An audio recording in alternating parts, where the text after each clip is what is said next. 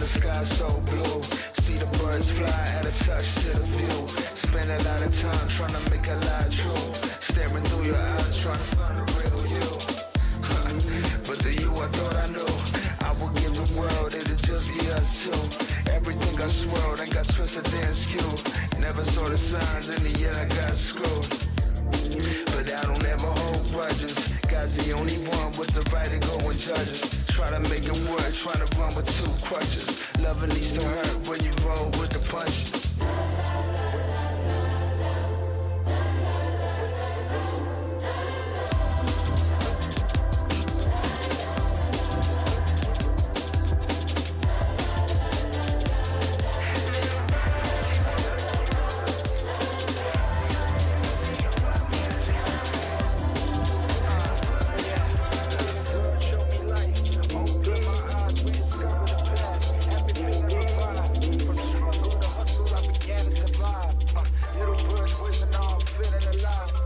Lost, now found, little bird set me free. Taught me the game, now I'm chasing victory. From the concrete jungle, fighting to break the chains. Little bird's guidance, help me conquer the pain. From the darkness to light, little bird show me the way. Shunned down to fears, it's a brand new day. I spread my wings, soaring high above the rest. Forever grateful, little bird, my true zest. Little bird, you taught me how to dream. Ain't no cage that can hold my inner steam. I'm feeling stronger with every single scheme. I'ma seize the day, this moment gotta redeem. Through your song I found the rhythm of life. Feeling alive, got no room for strife. Little bird, you're the one that set me right. Guided by your wings, I'm ready to take flight.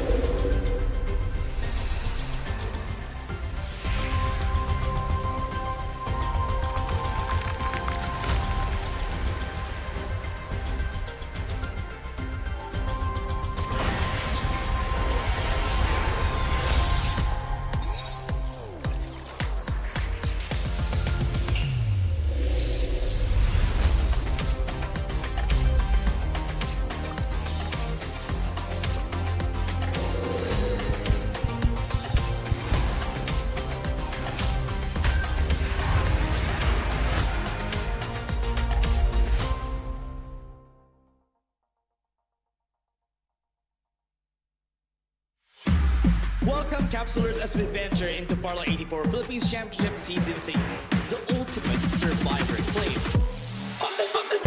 Fights against one more squad, he's eliminating everybody single-handedly, he does! And L4 falls down one more! Run away, he's up in the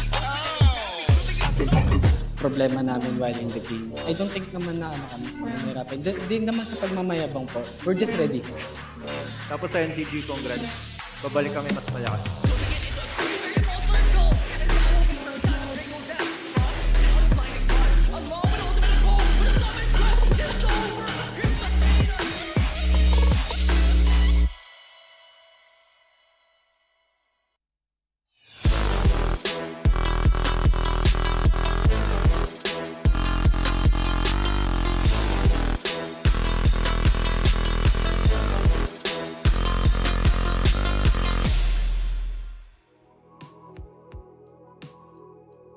How's it going, Isle City Survivors? We welcome you back to the final day of the knockout stage for Farlight 84 Philippines Championship Season 3. It's Cali down here along with my first partner in Farlight 84 casting scene. And we don't lose here today, guys. Yeah, we used to be mentor and mentee, but after a long while, you have made it to the top of the English broadcast. So I really wish to have fun with you today. And speaking of having fun, I know for a fact that it's not just us that will be having fun today, Callie, because the Set C teams and Set D teams for the mobile division is raring to go at it. Yeah, we've seen the first two groups yesterday, right? We saw Execration and NCG pull up with amazing victories yesterday. Now we get to see those teams that are going in at the third and fourth place, and all the other teams that are looking to qualify at the knockout stage strive to vie for a spot. And we got a lot of amazing gameplays, not just for the mobile division today. We got also the PC division coming right after our two groups for the mobile division. So don't you go anywhere. Sit back and relax, because we got a lot of action going here for the day, right? But heading into this day, we saw so much Sianas yesterday at the PC division, right? Do you think that would translate to the mobile division after what we just saw last night? Nah, I don't think so, right? Like, there's main big difference between the two meta, right? Like, we have been so blessed that all those Ianas are not invading the mobile metas as of yet, because one thing is for certain, that needs a little bit of fixing, right? Because just the fact that you can out-sustain your opponent and basically just avoid team fights come late game is really putting Siana over the top. But I would just like to use this opportunity, of course, to thank, of course, or to pay a homage to all of our social media channels. I'm so not used to this, because oftentimes, you know, when we go for the social media plugs, it has Farlight 84PH, but because we are on the main broadcast, Farlight 84 everybody on all platforms. Yeah, also we do got our Discord server down there in our description box, just for you guys want to talk with our community and submit some requests or complaints. Our Farlight 84 CS will be there for you guys to be accutane, right? But of course, for this Farlight 84 Philippine Championship Season 3, this will not be possible without our amazing sponsors. And we started here with Tecno. Upgrade your gaming experience with the Tecno Pova 6 Pro and the Tecno Pova 6, 12GB, 12GB RAM, 256 ROM. So that's a lot of, you know, storage space for you guys to download all your amazing games, and for you to have a chance to own a box that has Maggie in it, right? Very surprising. Exactly. I believe that there was a public live LAN event that happened just a couple of weeks ago, spearheaded, of course, by our official mobile phone partner in Tecno. So Tecno has been very loyal to our Farlight 84 players out there.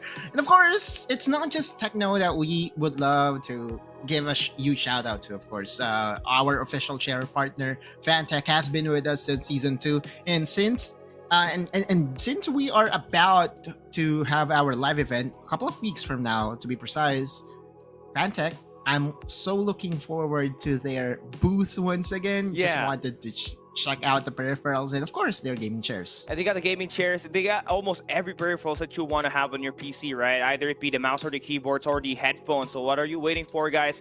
Make sure that you browse in to fantech.com or on their official website to browse more of their items, and also do head into our mobile LAN finals, which is going to be happening in a couple of weeks, and a chance to actually get man. some giveaways from our FanTech booth, right? But of course, for today, we have thanked our sponsors. Let's take a look at what's going to be happening here for today, right? Because a lot of things are going to be it's about to go haywire here, not just for the mobile, but for the PC group stages, right?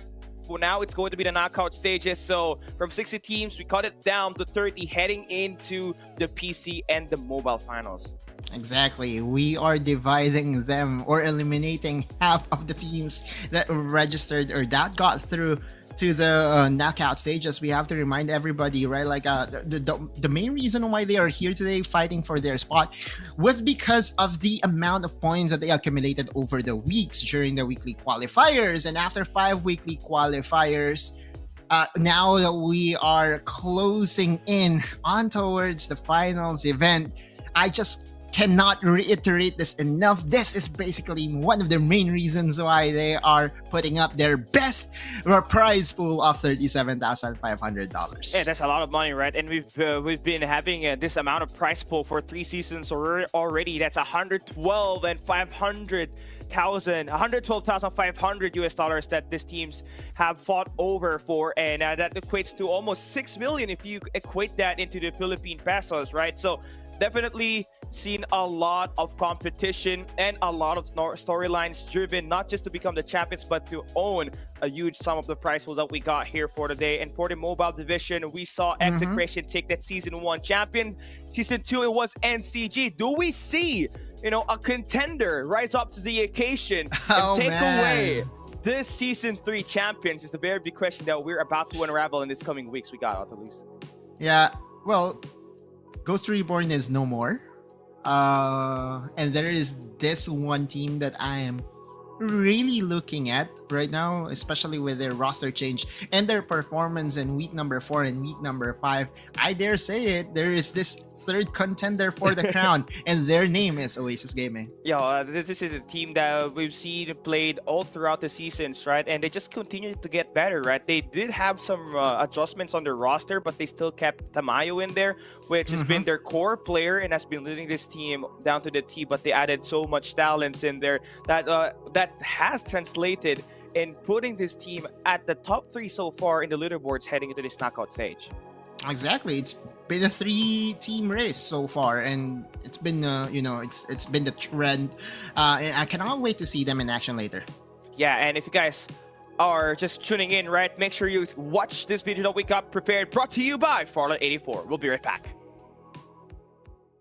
The circle is closing in. NCG, they're just gonna... The knockout stage is on. In this stage, all the stakes are higher than ever before. All the teams must survive the battle, whatever it takes. The team that doesn't have great communication will lose. The team that does not have outstanding teamwork will perish. Get their shields back up. Is he gonna see it? He's gonna see it! Somebody inside! This is the armor! And that could be an advantage for them. They don't have HP. If I remembered it again, the regular season of FPC Season 3 was a quite tough round. There are many challenges that we have to face, both external and internal challenges. To become champions in the FPC this season, we realized that we have to train extra hard. Who's just trying to run away? He's out in the open.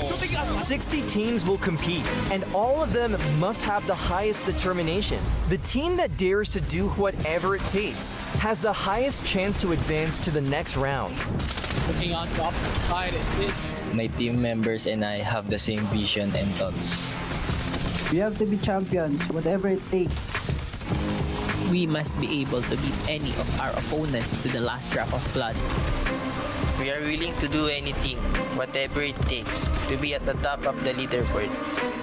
Because we believe we are the real #1 team. trade back is happening left and right. It's a 2-for-1. Goes down to the BBLK. They're losing every single I'm taking in that spot. Because as we all know, with great sacrifices comes ultimate victory. Now, are you ready to risk everything to become a team champion? The turnaround is Eleanor. The greatest team fight. 3 squads remaining. Crimson Beta falling down one by one, and they're the victory.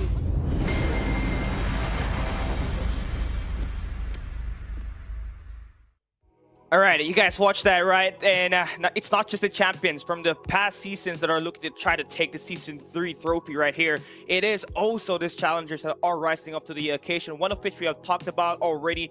And we have Tees, which is going to be Oasis, that are slowly on the rise. But of course, there's still a lot of teams right there like Built Different, Mobile, and Blackfire, and all the underdog squads that are just vying at the bottom here so far, waiting for them to strike, maybe at the LAN finals.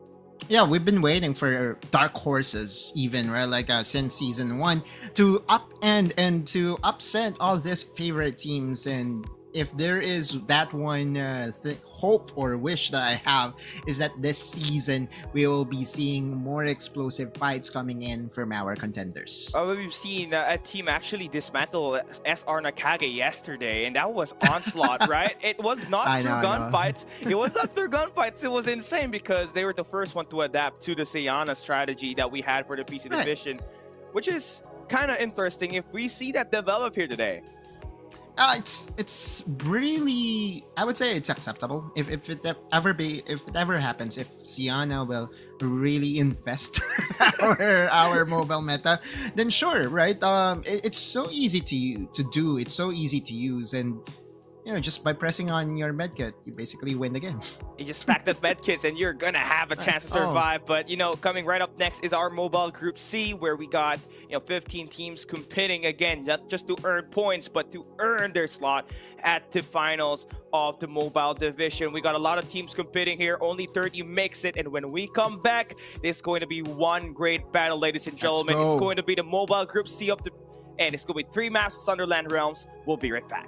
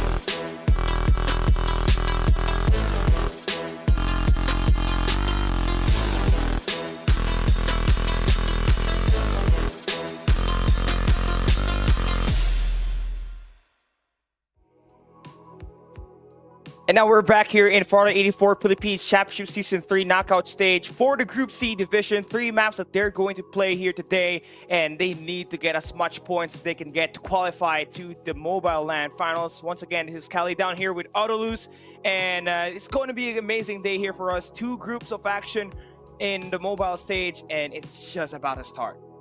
Yeah. Also, before I forget, Callie, I just would love to greet everyone Happy Easter. It's here in the Philippines, it's already Easter Sunday. So have you found your what do you call it again? Like hidden eggs or Easter eggs, right? Yeah, like those are the exactly. That's what I'm talking about. Oh. Well, I hope the people here from our group have already found their Easter eggs, because they wanna use that here just to boost up their power in terms of getting a lot of eliminations and placement points. We got a lot of talented teams here: Oasis, Powerhouse, SRS, and G. Then we got NRX, Proverbs, TI6 down here, and we got this underdog squads that are looking to try to buy a spot on the PC LAN, on the Mobile LAN Finals. Who are you? Which teams do we want to look forward to heading into this one? I really love to see Secrecy, either Saint Sarah or Secrecy Flame.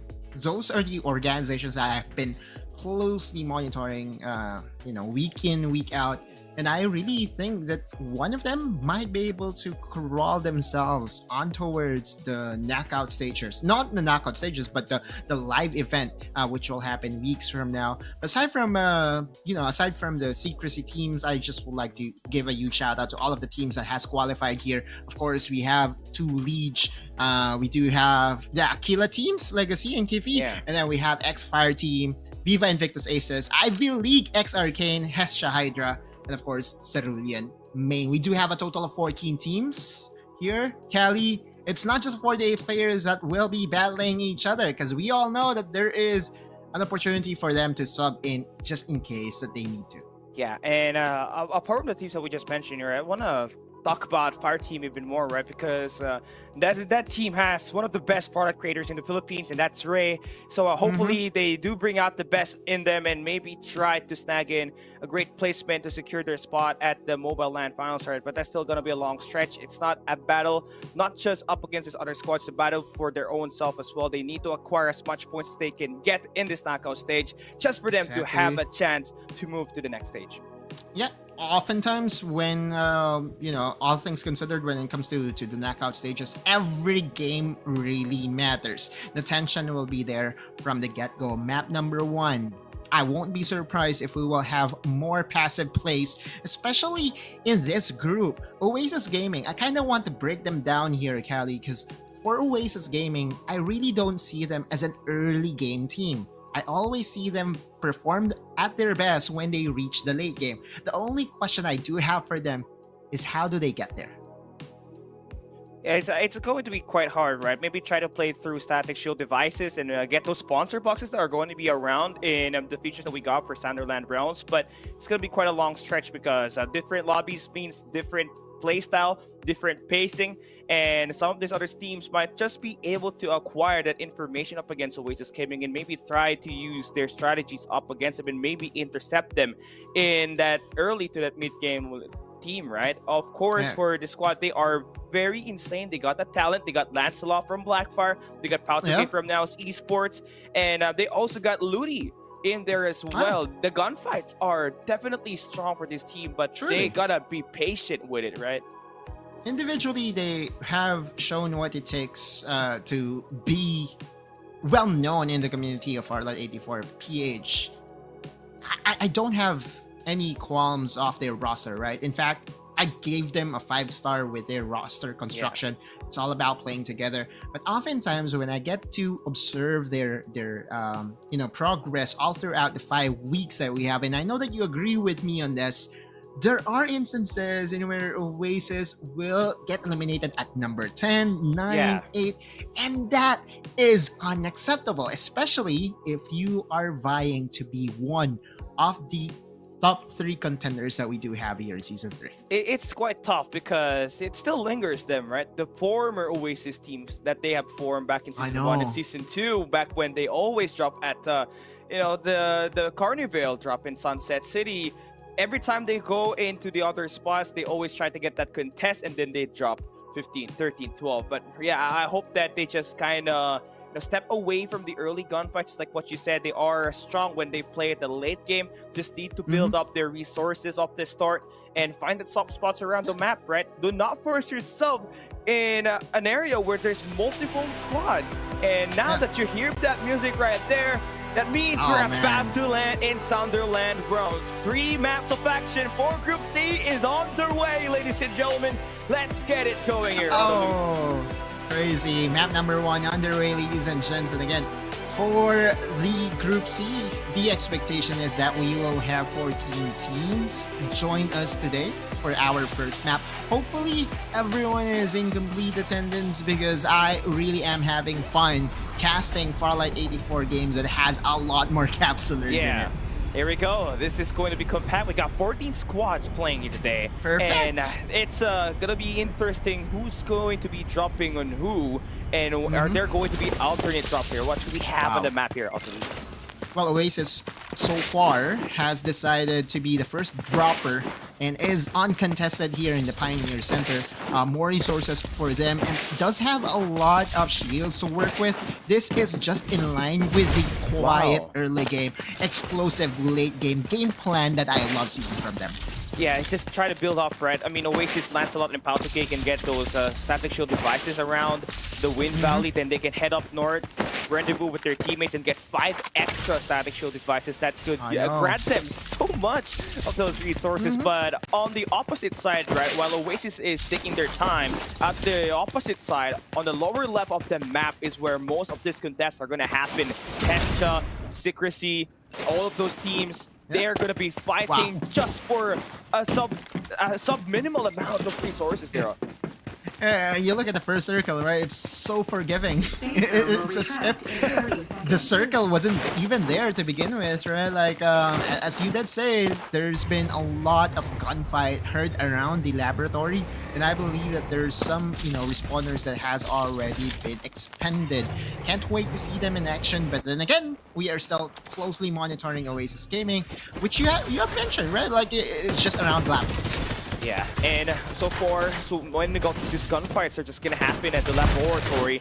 Sale 1 at the markets, usually a spot for Blackfire, but they're not going to be playing in this lobby, right? But obviously securing so much of these shots, able to stop one squad off the start and get all of their resources. You can already see Primo getting himself a level 4 armor, and they've already wasted the 1 squad, so respawn pods. Yeah. Imagine having 4 early kills for Cerulean main squad.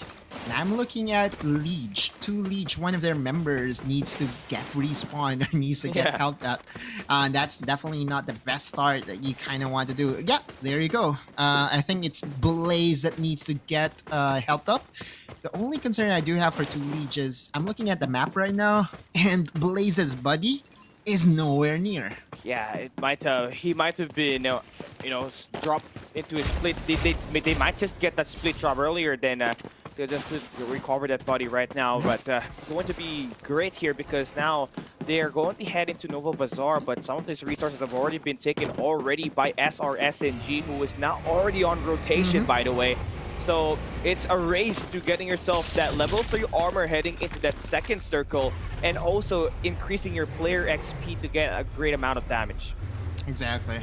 As we see a lot more gunfighting around NRX Proverbs, and we're seeing some development on the scoreboard on the right-hand side. A very good development that we have so far to closely monitor all those teams that are vying and fighting at the early stages of our game. Meanwhile, we have F-Sera still continuing their skirmish against Powerhouse. Yeah, this is a Powerhouse team that always got to play replacement, but they're going in for the aggression here off the start, finding themselves 3 kills. So definitely different in terms of their personality heading into the knockouts, round number 1 for Group C. They did have a new player though, and that's going to be Lim. That's been playing for them ever since, right? That allowed them to play more aggressive if they need be. Yeah, Powerhouse has been a mainstay since Season 1. I've been casting Powerhouse as a squad, and now having the luxury of an additional member really would flip the tide if needed, right? That's the beauty of the knockout stages. We also have to inform everyone that we are already on our roster lock stage, so no one will be able to change their rosters moving forward. Yeah, so you gotta work with what you have, right? Build up those chemistry for 5 weeks, and this is your best squad that you're gonna bring out, not just for the knockout stage, but if you qualify to the Mobile Land Finals. Now for Seiya 1, they're gonna be caught into the danger zone, but it's gonna take a minimal damage, so they can take their time in there, and the circle's very close. I know. Like this first circle, this is what I love to call fake circle, right? Like it's not really that menacing, to be precise. I also looked at the situation of Bogart. Bogart has like orange extensions, 3 orange extensions on towards his AK. As we look at Squall, getting engaged on, and I think that's it. He has no chance to really survive all this onslaught coming in from SR Pricing. Yeah, they also got this sponsor box nearby, so that's gonna give them a lot more shield XPs and player experience points. That's gonna grant them a lot more damage and better resources apart from everybody else. And they also took 4 kills off of that, right? This is a squad that dropped by the Nova Bazaar and now is on their way to build quite an arsenal. Yeah, and now they have allowed themselves to just shoo away squad number 5. Squall and company needs to reset, needs to find some other resources elsewhere in the map, because there's just absolutely no way that SR Uprising will let go of their comrade here. Another elimination, but still so far in the early skirmishes, this kind of expected, right? Like this is what I would say the knockout stigma, right? Like, teams will be very cautious of their movements. Yeah, so far, we haven't even seen Oasis Gaming take any challenge yet, right? They're just taking their time, get those level 5 armors prepared into that late game. But so far, there's still going to be another sponsor box nearby. And we got some engagements from Powerhouse and Seiya 1. This is going to be a long battle. I gotta utilize those long-range weapons just to inflict those damages. Yeah, also check for information. And this is oftentimes, you know, the bridge that leads to death. A very narrow choke point that you can really use all your arsenals and ultimates to make sure that no one gets to come close. Seiya 1 does have the opportunity though to go for a roundabout, and that is what they will be doing. And that's very smart, because you don't want to go up against a team early in the game, and that's a squad fight, right? Waste away your respawn pods, you lose the chance to keep yourself respawning from that mid game. And yeah, the Powerhouse is just gonna clear up house. No players nearby here, but Squad 13 is kind of spread around the map. If you try to take a look at it right now, you don't want to be, you know, spreading out that much, because no trades are gonna be made if ever a team engages. You also don't want to give, you know, information where you are at the moment, especially if you are not sticked together. Now we look into Ivy League, and Ivy League Arcane is now manning the, you know, center point of our circle, which means that I'm not 100% sure as to what they're going for here. I feel that they are trying to scout where the opponents are. It's kind of risky. They need to find one stronghold or one base just to make sure that no, I would say, unfortunate incident happened to them. It's such a double-edged sword for them to stay at the middle, right? Because that's 360 degrees of view being spotted around. And not to mention, when you have the high ground, you're easy to be spotted by every other members. But now, with that circle defined, it's actually a great spot for them, right? To allow them that gatekeeping situation. But now we got some gunfights going here.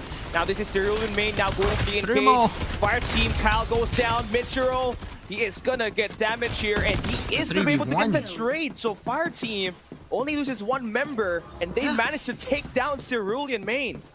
And that's a big development. We have to remember that Cerulean main has been racking a lot of points.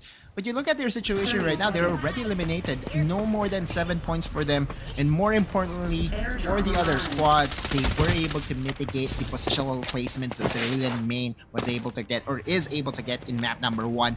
What a turn of events. Yeah, you mentioned Oasis Gaming as a late game team, right? Here they are. Look at that. Look at that resources, right? Level 6 Then they got level 6 armor for Ludi. Then they got level 6 player XP. So the damage are already there. All it takes is to get them that information. But on the other side of the map we go. It's Fire Team once again about to meet another team. This time it's going to be Powerhouse, a stronger opponent.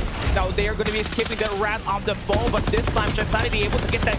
Slick! Slick will be going down, and Powerhouse able to take one player from Fire Team, and they're gonna evade that situation. They don't want some of that heat, so they are gonna escape and get inside the circle.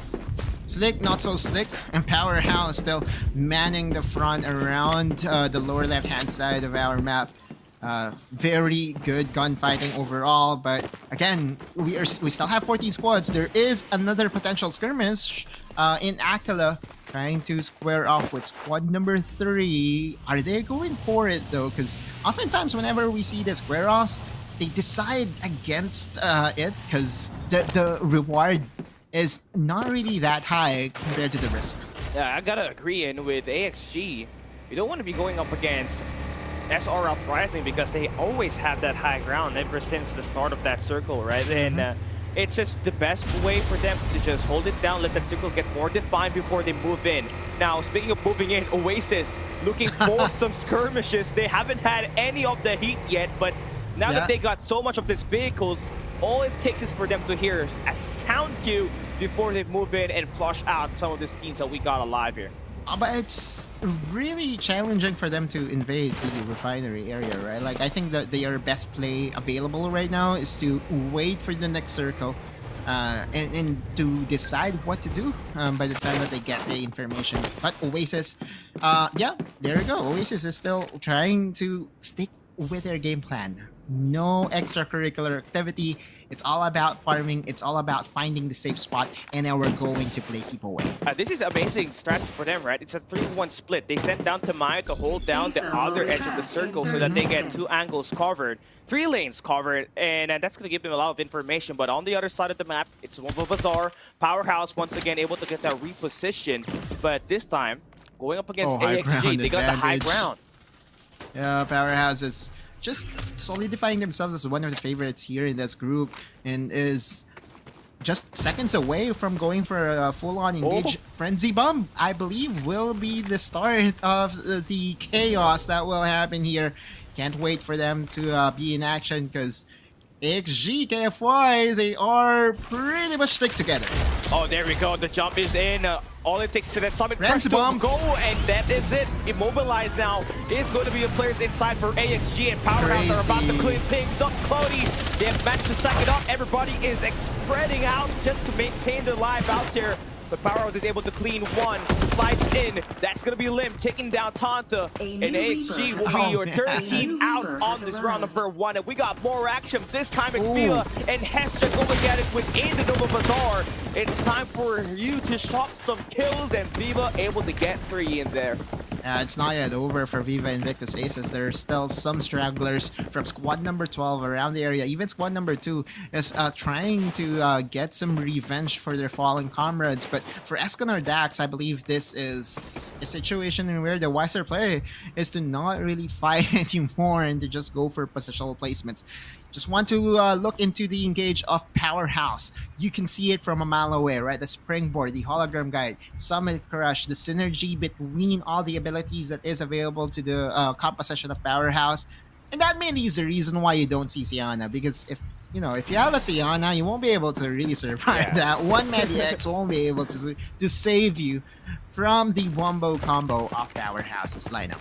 Yeah, that was an insane strat, right? I mean, everything just fell into places. There was a great timing for Powerhouse to give themselves 8 kills. And they did also hear those gunshots inside of the Nova Bazaar, so they kind of positioned themselves in a position where they can really spot down the players rotating inside of this circle. Exactly, and plus they do have a huge amount of cover if need be, right? Like that's 2 sides of the wall that they are closely trying to guard, and I believe that if they continue on and get to eliminate all the struggling members outside of the circle, this could be a 1v1 or squad versus squad scenario between Powerhouse and Oasis Gaming. And Oasis Gaming, as expected, is still very quiet. has the mid game of this map number 1. Yeah, but this time though, they're gonna move in at the edge of the zone. Applicant CI6 this time, if they ever do want to create that rotation. So it's going to be a quite fight for them, right? But Fire Team going up against squad number 5 in AXG Legacy. And yeah, players just keeps on falling for this other side. Ichiro and Densetsu, 2 players remaining now for Fire Team, and they've already been scanned. Yeah. Meanwhile, the other Akala still trying to find their real estate. Ichiro trying to withstand the damage of the danger zone, and I believe that he needs to find another angle to go inside the safe zone, because Akala Legacy basically have their imprints all over, and it's just so hard to challenge them, especially with their position. Okay, so the circle just develops. It's going to be open right beside Noble Bazaar. Oasis Gaming, should they want to create that rotation? They have not yet for now. They have to fight up against TI6 at the mountainside just for them to be able to move in safely. I think it's okay. So correct me if I'm wrong, but they are squad number 1, right? And squad number 1 is just so very close to it. So there is a potential for Oasis Gaming to actually not just not fight this at all. They will be the first one to go inside the circle. The only concern, as you did say, is that this is an open area. Open area is not the best spot to be in if you want to be the first one to enter the zone. Meanwhile, squad number 2 or Powerhouse still trying to cover their ground. The only concern I do have is that there's like 3-4 squads that will be coming for their heads. Oh my god, the circle has 10 squads here, right? And yeah, just to touch up on it again, it was Oasis Gaming that they decided to move into the other side of the mountain, so that evades them a lot of this altercation, right? But Powerhouse going to be eliminated from their high ground. They take a spot inside one of the buildings, and that's great because they still got their dog side in. Just in case a team pushes, they still got that Summit Crush as the safety net. Yeah, exactly. Hologram Guide also available just to make sure that they have some boost of move speed in it. Oasis Gaming, 0 kills so far, but this is where the party starts. So we are now seeing 9 squads remaining in this little zone of congestion.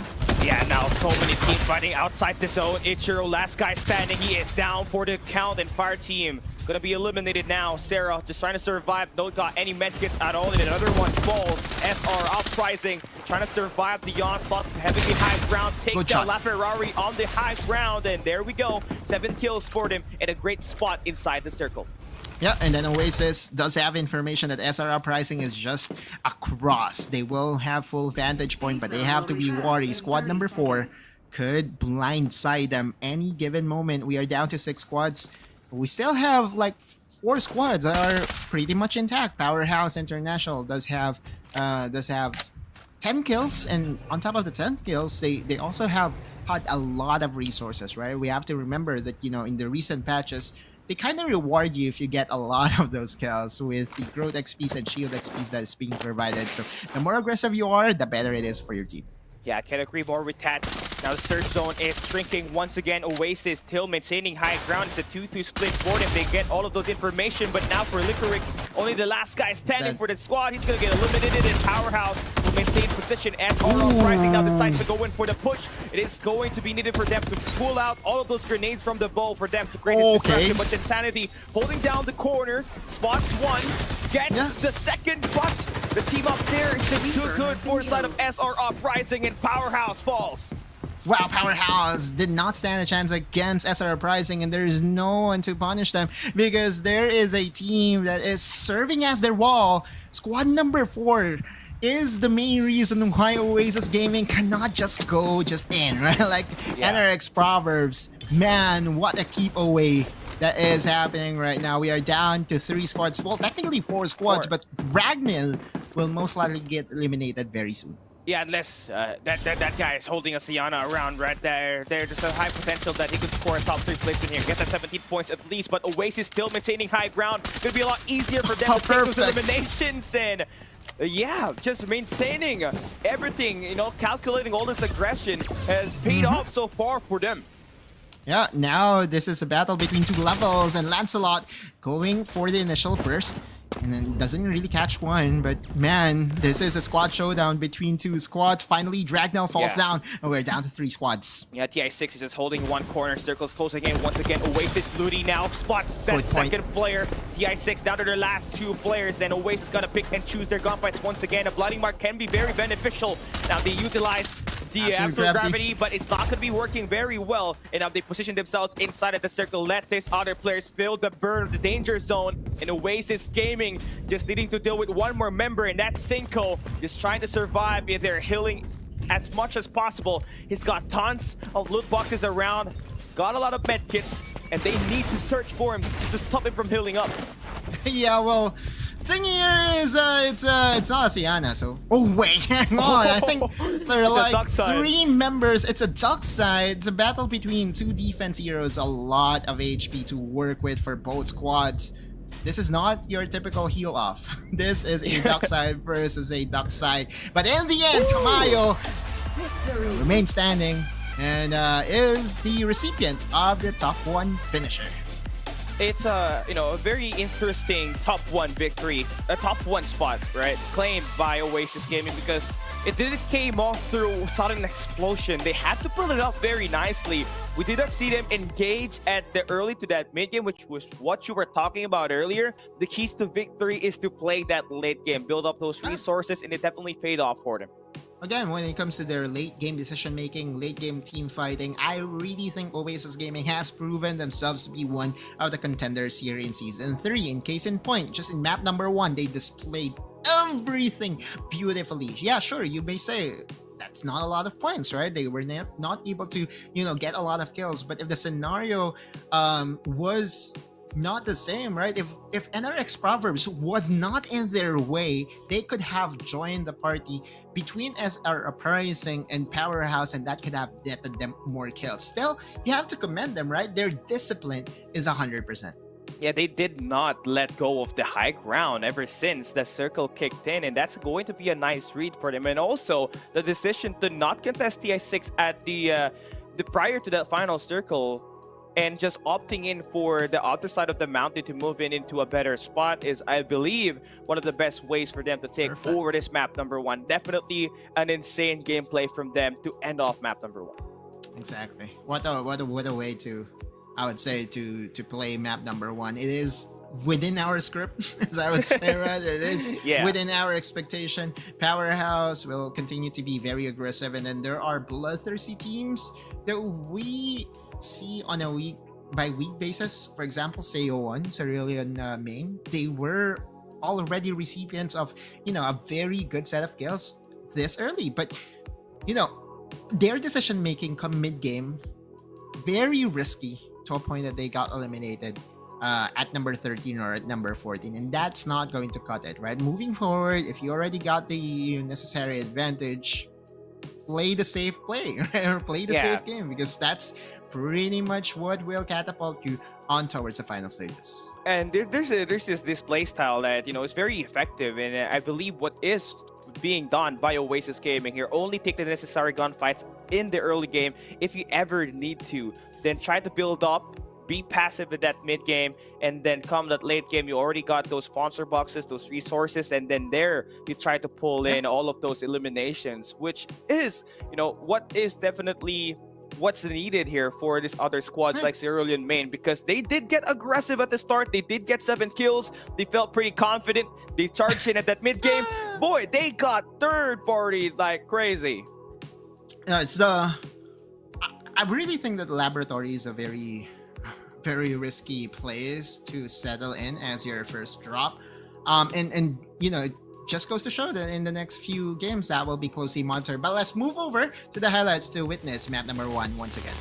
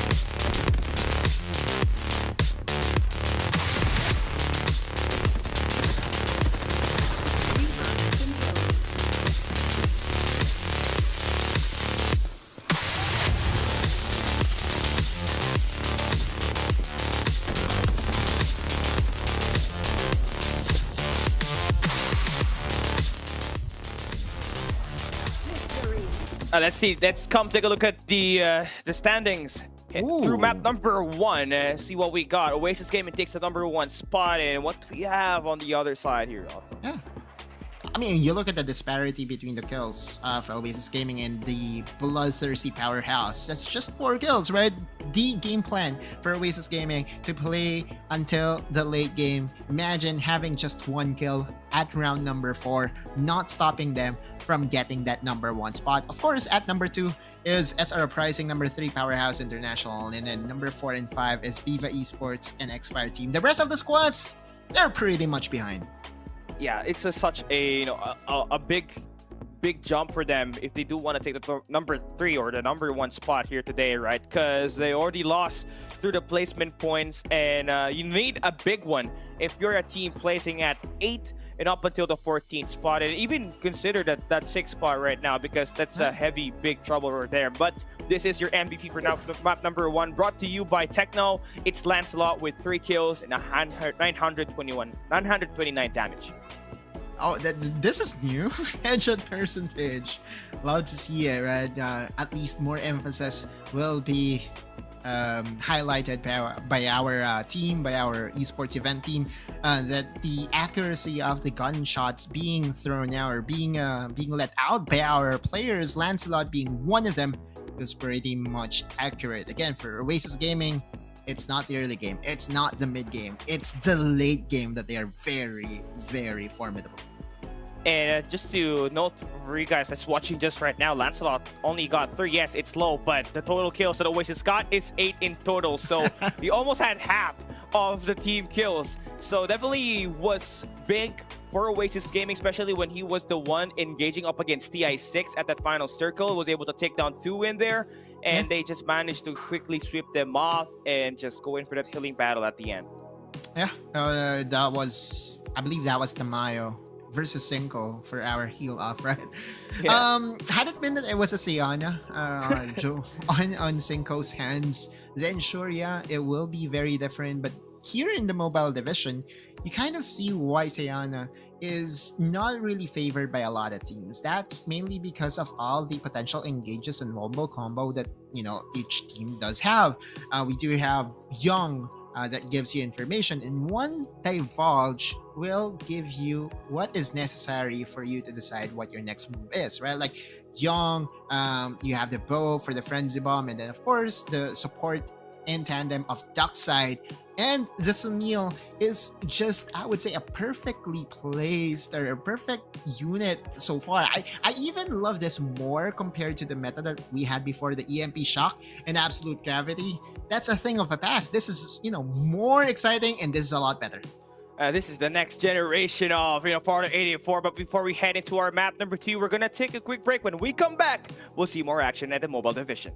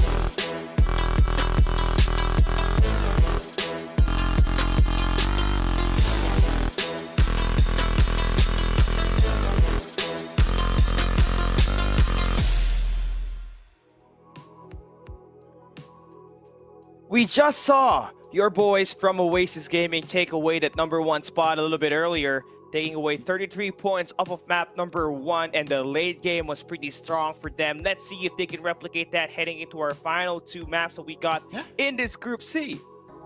Perfect. Perfect way to start everything.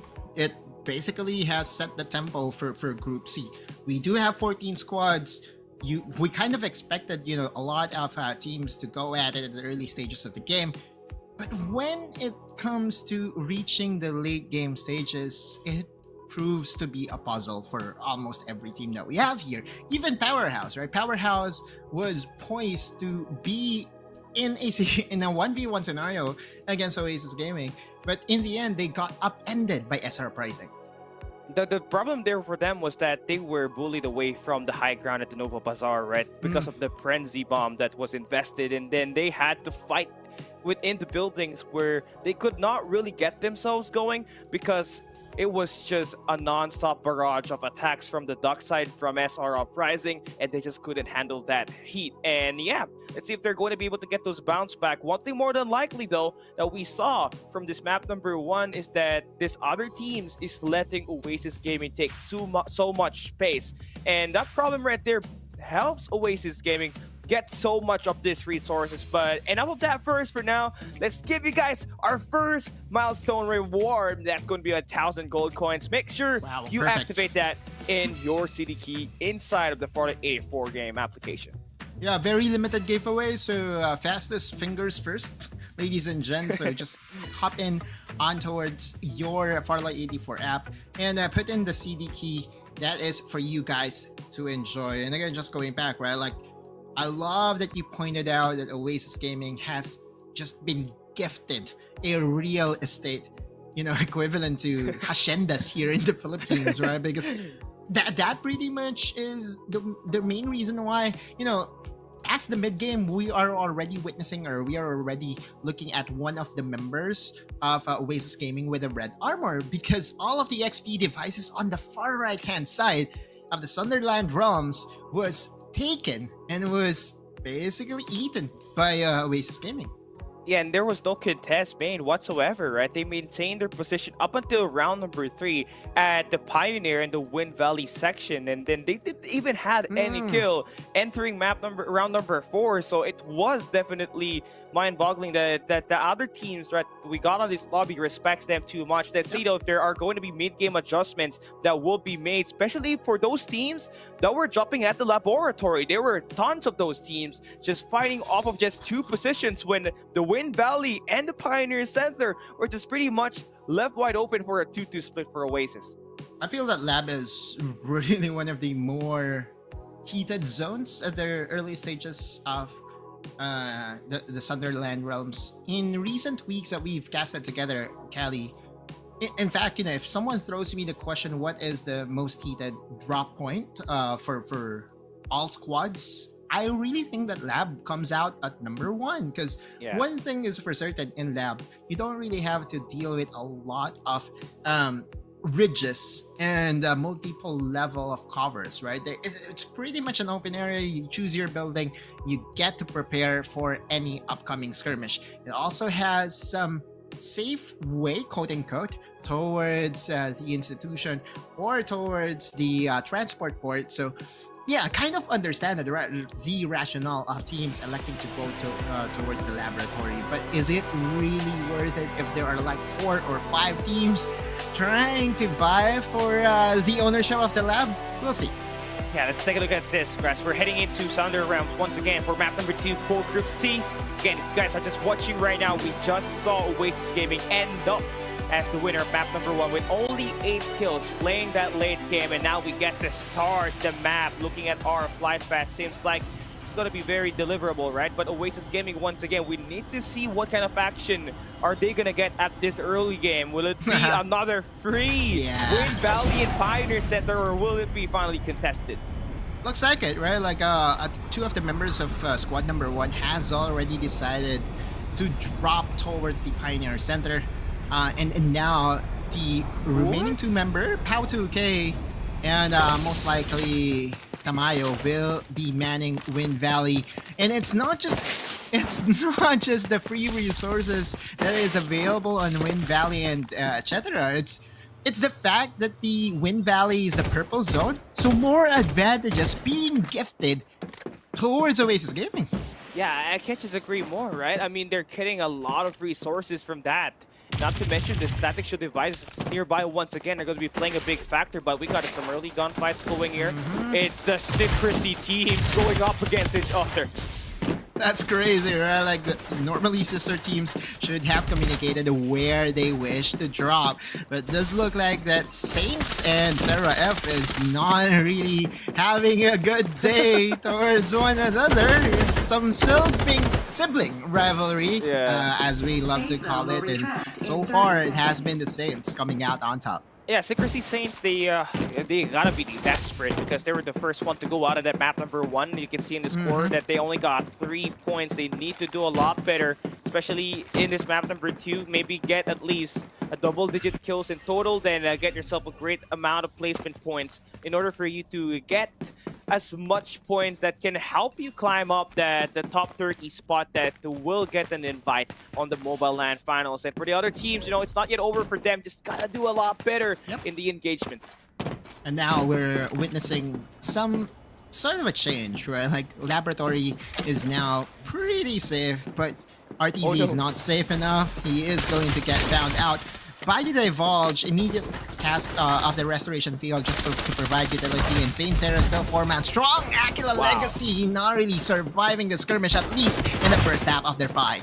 Yeah, something needs to find something, and he finds 6. Now his teammates still are at the revival flight, waiting for, you know, this moment to get a good scout on where exactly AXG Legacy will be at the moment. It seems like it's gonna disengage, and the Saint Sarahs will be utilizing their respawn pods to go away from the transport port. They were forced away. Oh, okay. Interesting development, by the way. 2Leech only has 3 members joining us for round number 2. That's not the way you kind of want to join this Bloodfest. And speaking of Bloodfest, Serial and Main once again is going at it. And so far, they're doing a very good job against Escha. Yeah, finding 2 there is going to be your boy, Primo. One of the best dogs that we got, honestly. And this lobby so far, always been able to find those engage. Finds himself a triple on that engage. And right up next is going to be squad number 2. And another squad coming from the institution. So it's going to be quite a very active spot once again, Autolus. Laboratory, similar to game number 1, is pretty much going to be a graveyard to a lot of squads here. Man, squad number 2, 12, 6, and 14 respectively, as we look at a very good Summit Crush to start things off. Starboy not really getting the kill, but Viva Invictus Aces is really doing a huge amount of damage, pressuring Powerhouse right now. As we speak, Maxi will go down from the ongoing show, and what a shot, Claudie is there. Yeah, Claudie, no more meatballs for him. 2 more players for Powerhouse to deal with if you are Viva. Starboy, so this is going to be waiting around, but you do not want to expose yourself out in the open, because right now squad number 6 is just about to hit that rotation, and they might just be eyeing for some blood, right? And they did hear those sound cues, waiting for a moment where they could go for that third party, but right now, not the best chance. Powerhouse, those 2 players that got knocked down are going to be sent back, and that's a nice shot from Lim, taking down Maxi from the ongoing show, but just only to be taken down by Starboy, who had an eye at the bridge. Yeah, the redroppers really pushed him away off his, what I would say, safe zone. Starboy and company, very good initiation once again. I believe this is 2Leech that they're fighting against. No, it's still Powerhouse, and Chibs is going to go down. Respawners already expended. Powerhouse in trouble. Yeah, they need to survive here. Simply can't be said for Viva, who's just eyeing out for some of his gunfights. But Sanity able to find a quick clean off of that. Now needs to resurface, get some more information where these other players are at. Now he gets shot on. He's about to get that attack through, but just finding a better angle. There's just so many players. AXG, and also another squad right around, so there's no safe space for him at the moment. There's gonna be engages going through once again. Legacy this time going in for the challenge. Yeah, And again, for Powerhouse, it's waiting for the storm to pass. They don't want to join, especially with their current predicament right now. You look at squad number 2, they are scattered all around the map, just making sure that they secure, a little bit of positional placement points if possible, because we already have our first eliminated squad. Secrecy Flame has just flamed out. Yeah, no points for them in terms of placement there. Only have to rely on their kills. Now this time, Arcane coming in from the storage base are eyeing out for some kills. I know that their AXG legacy have already been beaten down. All of their utilities have been spent down already. But they're not going to maintain the spot for long. They want to move out the way. They know that that's a hot spot right now. It's a smart way for them to survive and not lose off of placement. I love it, right? Like that's the development that I really want to see from all those early aggressive teams. Meanwhile, we have Hestia Drag down to 2 members remaining, and what a combo going in from just some explosions from Bowmain. Yeah, that takes a lot of skill for you to be able to climb up the Noya statue. By the way, he did have a help from Issei's springboard. But you still need to time those bombs correctly in order for you to get up there. And yeah, just expect it from SR Uprising. Yeah, it's not like you have a War Falcon to play with, right? I don't think that we do have a War Falcon available today here in our knockouts for Group C. Then again, that's a very good play coming in from SR Uprising, and they will be continuing their adventure just around Nova Bazaar. Meanwhile, our 3-man squad, I'm rooting for them, Callie, right? Like, I always root for the underdogs and the 3-man squad. Very interesting to see as to how far they will go. Yeah, Leech, Devon, Rex just need to find a soft spot around the map and just hold, right? Wait for that storm to pass, just like what we saw from Powerhouse International at the laboratory, which was not a great spot for them, but they're about to get chased here. Oh, man. Get away because that's going to be XG, if I'm not mistaken, that's about to hunt them. Just keep on going. Never stop running, Forrest Gump. Don't stop running.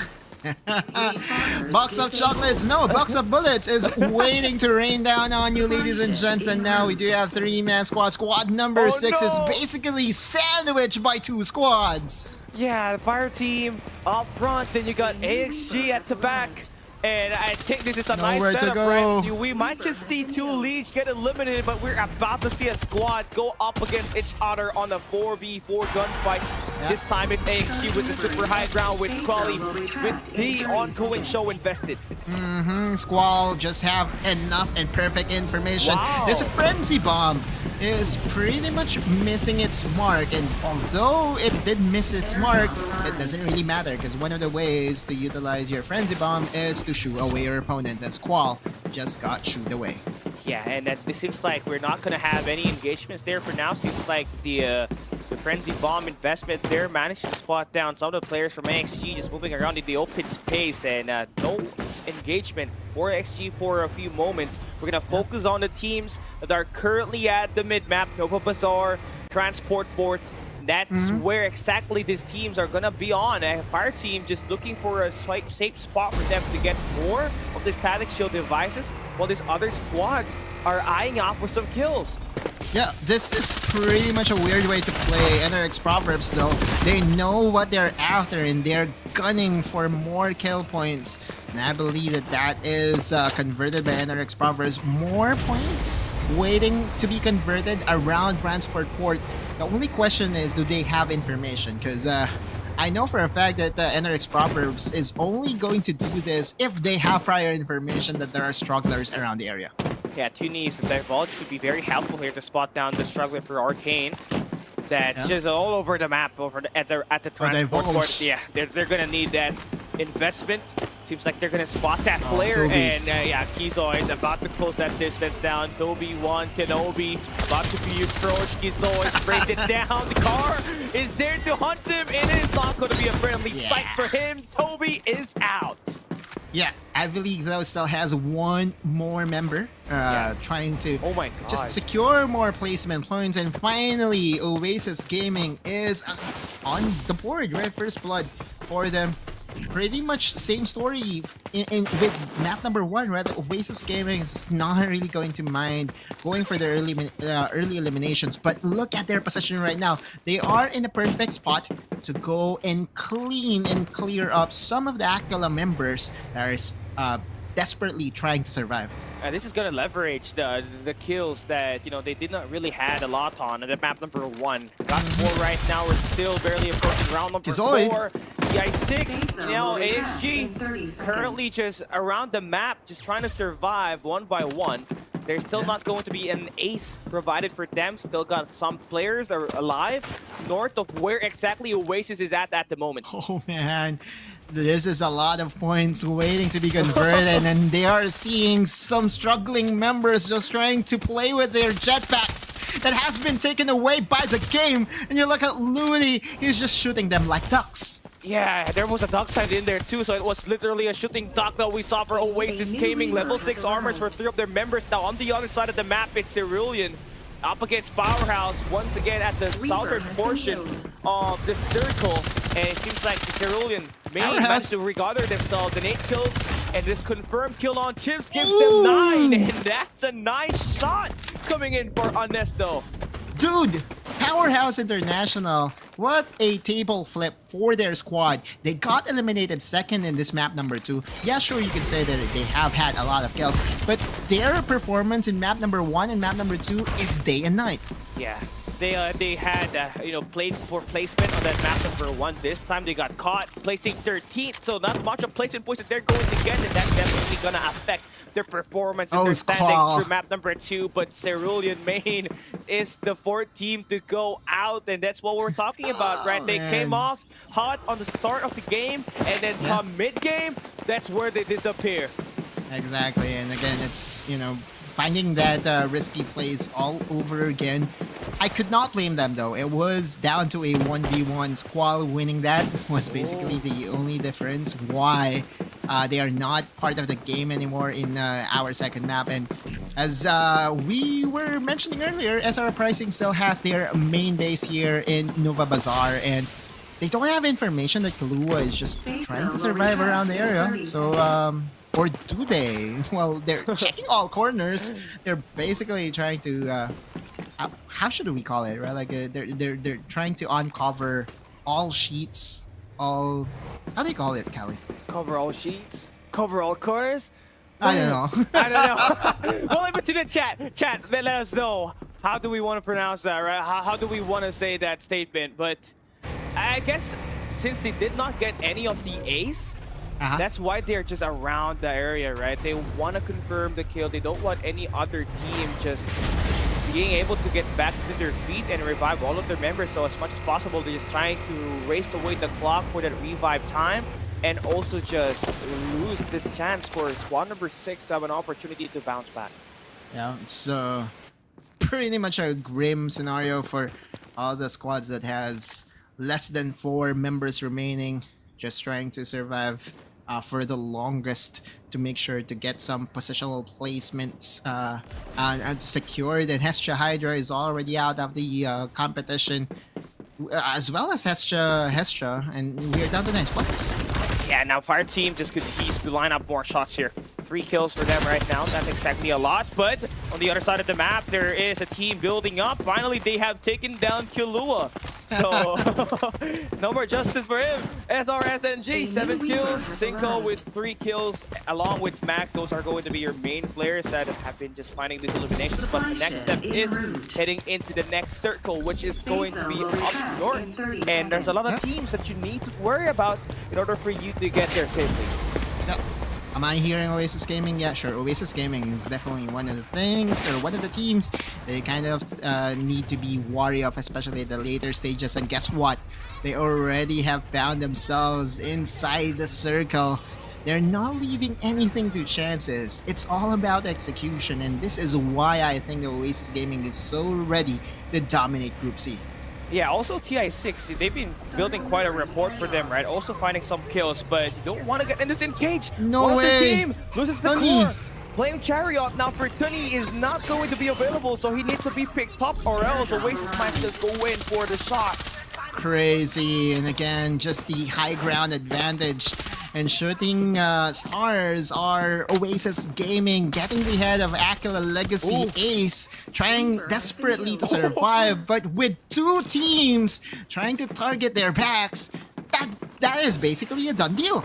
Yeah, one more squad eliminated. Now this time, take a look at where exactly Oasis Gaming is positioning themselves. They are covering a lot of lanes with this kind of position and a lot of pressure that they can utilize and a lot of information too that they're gonna have heading into the final circle. Still gonna have 5 squads remaining, 2 of which only have 1 member. So Oasis, SR Uprising, and Viva, all of these 3 squads that are complete in order for them to get that #1 spot. Wait, so the Rhino is down to 1 bullet and Lancelot just wants to expend it and then flip back onto his main guns. Oasis Gaming still intact. Tamayo is far away from his team.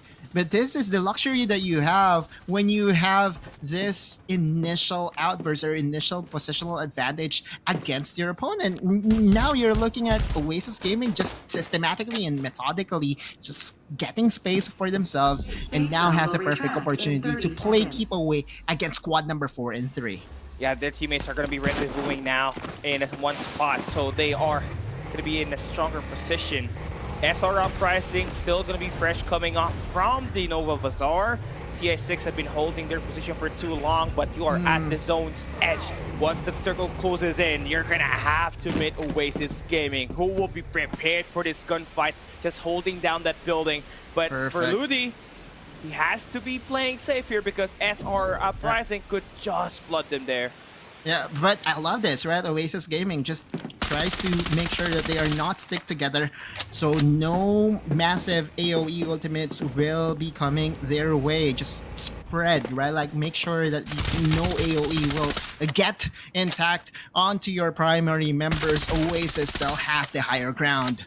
Yeah, Oasis just continuing up the pace. Ace already has his armor shattered. He is gonna get invaded there by Mac with the defender, so he's gonna be falling down. And TI6 down to their last 3 members. Scans are gonna be working now. Divulge invested by Oasis Gaming. They know where exactly SR Uprising is currently It's go time. Kizoi, and Sunny is most likely going down here. Yeah, and Oasis Gaming still maintaining the high ground, best position around the map. SR Uprising now on the rise to make this play work. It is going to be 3 squads remaining in SR, just trying to locate where Oasis is located at the moment. They got all of their members at least with a level 5 armor, and they can be ready for the strike here. Oasis already lost one of their members.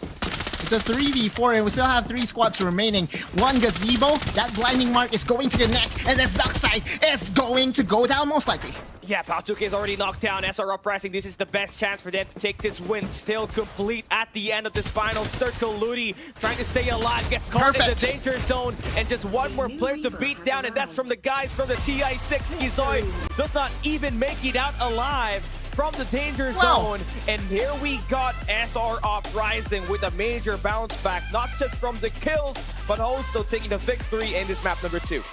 Yeah, I felt that Oasis Gaming all have everything in their element to again secure a top 1 finish. But here is SR Uprising wanting to play spoilers, and they did everything beautifully, right? Like they remain patient.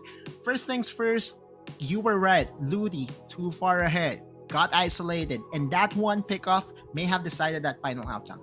Yeah, it's such a heavy battle for you to take if you are the ones at the numbers disadvantage at the final circle, right? Especially when the circle's closing. The skills, it is easily stackable, and we saw the Summit Crush just fully invested there by SR Uprising, and then another one fell for Oasis Gaming, so that makes it 2. And the last 2 members that were alive for Oasis could not really handle the heat because not just they were pressured up front, but the danger zone was actually acting upon against them as well. So 2 things that they could not handle pretty well. Yeah, the advantage of the ridge, of course, the blind spot, and just the fact that there are bullets coming from different angles really made it hard for Oasis Gaming to convert that into another top 1 finish. But let me end that map number 2 analysis with this. if they had the opportunity to replay the same scenario, I'm 100% certain that Oasis Gaming will not commit the same mistake that happened there, because they definitely, in my eyes, had the higher ground. They had the advantage. It's all about executing, and this is what they really love to be in, right? Like the late game team fights, we kind of commended them, we kind of lauded them, but SR Uprising still was able to beat them with the necessary adjustments. Yeah, this squad that won this map number 2 had to go from the Nova Bazaar, right? They were the ones that had to walk the long distances to make it into that last circle that we had, and still managed to really take down 2 amazing squads. They initially took down TI6 with a defender, right? Mac being able to be knocked down. It was pretty hard for TI6 to be able to handle those heat. Then they managed to just pull it through, take down Ludi up for the Oasis squads, and they managed to take this map number 2 win. So if you guys missed the action, come take a look at this highlights that we prepared for you guys. We'll be right back.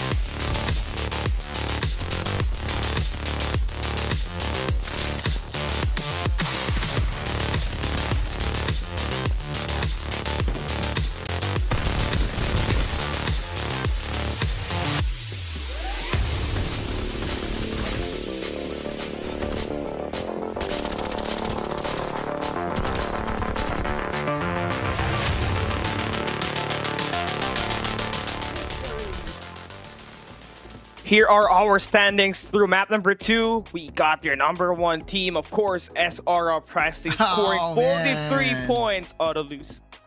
Stream Raiders Uprising, and you guys are right if you're thinking, are they in cahoots with SR Nakage?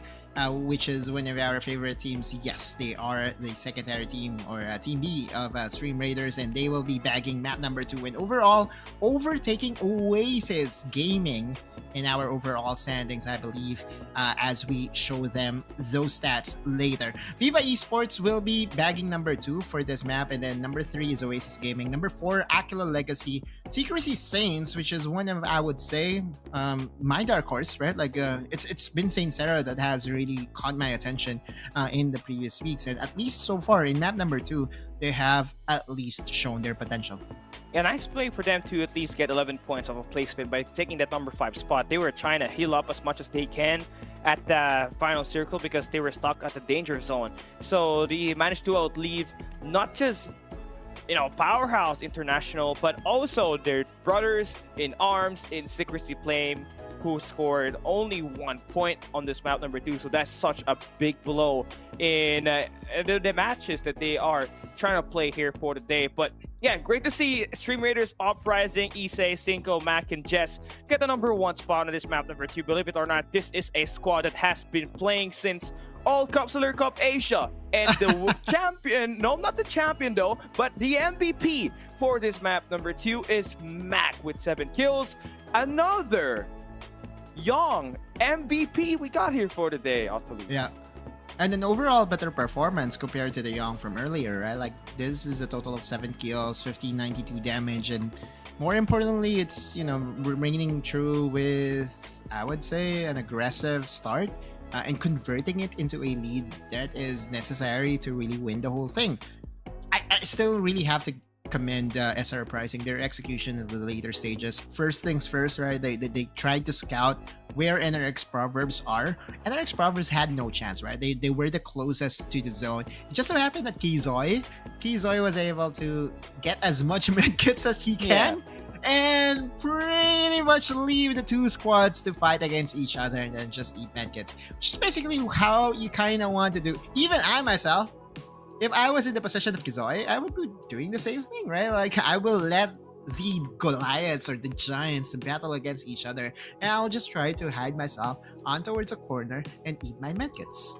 Yeah, eat those medkits, then get yourself 20 points off of placement because you placed number 2 on that. Also giving Oasis Gaming 17 in map number 2. So that's a lot of difference in terms of points, right? And also do factor in there was not a lot of kills that we got from Oasis Gaming. So yeah, definitely better performance that we got here for TI6. The survivability is definitely in there. Decision making is a lot smarter, but still SR Uprising taking this home and just plotting those 2 squads at the final circle was definitely insane. In fact, the thing that they did in Nova Bazaar, clearing everything, checking all corner, and I did check the chat. They're saying they're leaving no trace. Huge shout out to Karan from the YouTube stream. He's saying, yeah, that's the thing that they did, right? Like, they left no trace. They basically uncovered every stone. No stone gets left unturned. That's what they did, right? SR Pricing, after securing all the necessary advantage, their journey from Nova Bazaar on towards the final circle wasn't really that far, right? Like, the only thing that they did was to walk a few miles and make sure that they get the guns in on towards their opponent that is trying to survive from that point on. Yeah, I gotta agree. And also, not leaving this traces behind also does help your team. You just eliminate another squad, right? I mean, also for them at the Nova Bazaar, they were waiting for the circle to close in and also just trying to get that ace just to get a little bit more points in there. And I believe with them just waiting for that, managed to help them evade some of those other squads that were trying to play that rotation heading into the final circle, right? And that will wrap things up for map number 2. SR Uprising takes it. What happens next is map number 3 right after this break.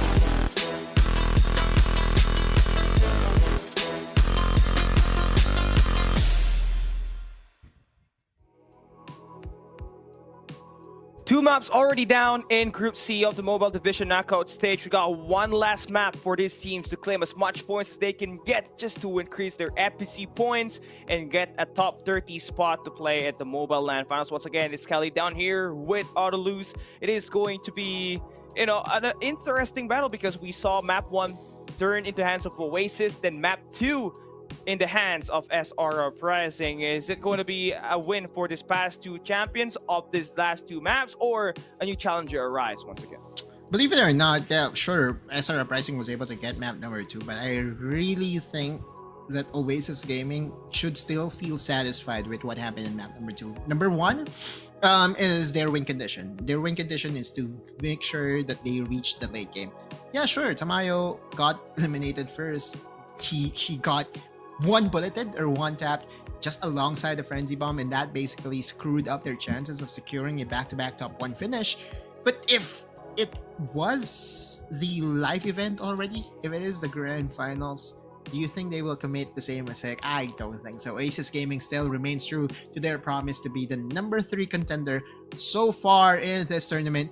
Although, and this is the big although, this is a big eye-opener as well for all the fans of SR Uprising. Hey, you know what? Maybe they came in prepared. Maybe in map number 3, if they end up winning once again convincingly against Oasis Gaming, then maybe, just maybe, they are the true dark horse. Yeah, momentum can be a great factor here, especially if you're trying to chain those victories back to back. And for SR Uprising, already won the map number 2. Now we're entering our last map for Group C, and we got a lot more action awaiting us at Sunderland Realms. And again, this will be our last map for this knockout stage, Group C action, and last chance for them to claim FPC points and get a top 30 spot to get invited into the LAN Finals, which was going to happen in a couple of weeks from now. Yeah, exactly. I believe we already have announced our schedule. It will happen on the 27th and 28th of April, and that's pretty much a month from now, right? So there's still a lot of preparation to happen. Is there any scheduled patches in the next few weeks, Kelly, that you know of that may change our meta? I'm not so sure about the patches. Has not been aware fully at the moment, but one thing for sure though, I hope that Sienna is nerfed in the next patch. Bro, I have been playing so much Farlight 84. Yeah. My victory has been amazing, but since Sienna has been around, I have been placing second every time. Yeah, I'm okay with Sienna, to be honest. In my pubs, right? But not in competitive. I feel that, you know, they should at least mitigate the damage of the danger zone. That it exponentiates, or the longer that you stay outside the zone, the harder it hits. At least that way, there's just absolutely no way that Sienna's can out-sustain the damage coming in from the zone. But outside of that fact, I really think that Sienna is a very interesting character here in Farlight 84, right? Yeah, she has a purpose, and that is to heal her teammates. It's the only thing that I really feel bad about her is that she can out-sustain the danger zone. That's it. Yeah, and hopefully, you know, the patch actually does work, and Sienna actually gets nerf at least. But one thing for sure, though, I think the damage at the danger zone could be more prioritized, right? Just to keep the purpose of Sienna. And yeah, I think that was one way to look at it as well. I think that's an absolute idea. The damage outside the zone needs to be buffed more in terms of the round 4 and that round number 5, just to not let that healing drones and those Medi-X fields just be able to outlast the teams that have worked hard from start to finish and maintain their spot at the final circle. Yeah. I am absolutely flabbergasted with what happened here. Looks like that in map number 3, a team just got eliminated after 1 round. Hestia Hydra is already out of the competition. What a turn of events! There has to be a record that cannot be broken, right? That's crazy. Maybe they lack members, or maybe they just decided to redrop in a very heated zone, which I would guess to be here, right around transport port. So I guess we are past the point of laboratory being the favorite spot of our capsulers. Now transport port is being closely contested, and we are still seeing in our Q feed, lots of gunfights happening with IV Arcane getting some points in. And this is important for them, or for all the teams that are kind of behind right now. This is their last opportunity to get more points for themselves. Oh my god, another team just went down once again. This time it's Leech, Devon, Rex. That was the team that we saw earlier. Just managed to have only 3 members at map number 2. They didn't have a lot of placement points. So yeah, I think they're back right now. I think it was just a kind of a hiccup on the rankings that we got on the right side of the screen. But yeah, they're back here. I just hope that they maintain their live out there. 14 points at the moment. I think they can improve that, but maybe take top 7 here just by playing off of placement. Yeah, surely. It is more so that their respawners has been expended. That is for sure, right? Like, that I think is the only reason why we saw a sudden gray out on their team name, but they got revived back into relevancy. As is the story that we have every single time that we celebrate the Easter Sunday. Anyway, goes squad number 5, namely Aquila Legacy, is trying to contest this spot. The sponsor box has already been opened, and it looks like that the engage is going to come soon. Yeah, here we go. The siege has already begun. There's a Mediax field that will be invested here by Saint Sarah. Imperial, Wayne, and Kaizen able to team up, take down 6. Dragon the God will be knocked down in there as well. Saint Sarah, they were the ones on the aggression. Now this time they're the ones falling down, but the action does not stop now for Saint Sarah, because this time it's their sister team that they're gonna have to fight this time. It's Secrecy Flames that will be going in for that push. And Aquila Legacy, their respawners basically has been zeroed out here by F-Zero, and that's one way to do. Was it F-Zero or was it Saint Sarah? Saint Sarah. It was Saint Sarah, right? Like F-Zero right now, so is now trying to challenge once again their siblings, and Hershey is going to get collapsed on here. Luckily for him, he was able to at least find some safe zone, but Thunny from NRX Proverbs, they want some more points for themselves. Yeah, TI6 Thunny is currently in a great spot, right, along with his teammate.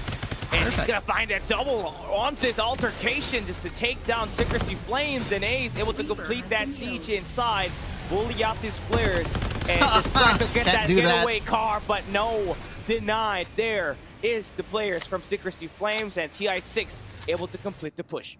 NRX Proverbs playing the third-party role beautifully, no casualty whatsoever, and getting themselves enough points. Now we do have 2 squads fully eliminated, down to 12 squads. And so far, one of the teams that has been on the heated zone from earlier. Oh, by the way, we have a new information. Dockside Primo from Seiya is actually our Reaper. So Primo is our most promising counselor in this group. It just so happened that we don't get to see him in the later stages because their team get eliminated in the mid game.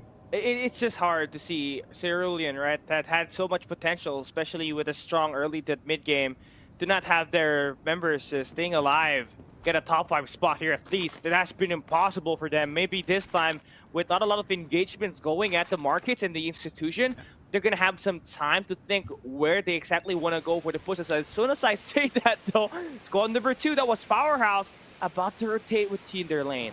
Yeah, information has been provided to their comrades for sure, but SR Pricing is in a bit of a pickle here. As you look into their current predicament, they are lacking 1 member. That's not how you want to continue your rise to fame.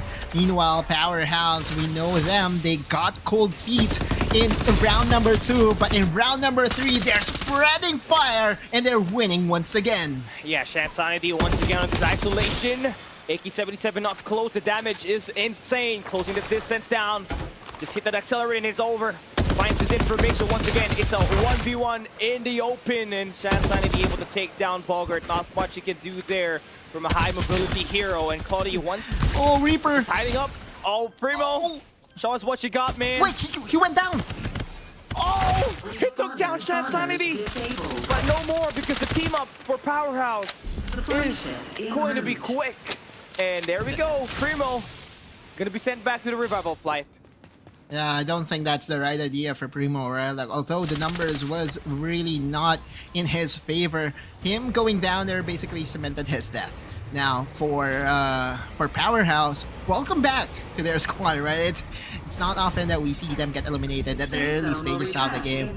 And with what is happening in map number 3, looks like that they kind of want to correct what happened in map number 2, where they got eliminated early. And speaking of early elimination, Kizoi from NRX Proverbs finds Ace and eliminates their squad in the process. Yeah, that's just a lot tougher now for AXG. Because they only got a couple of more players alive around the map.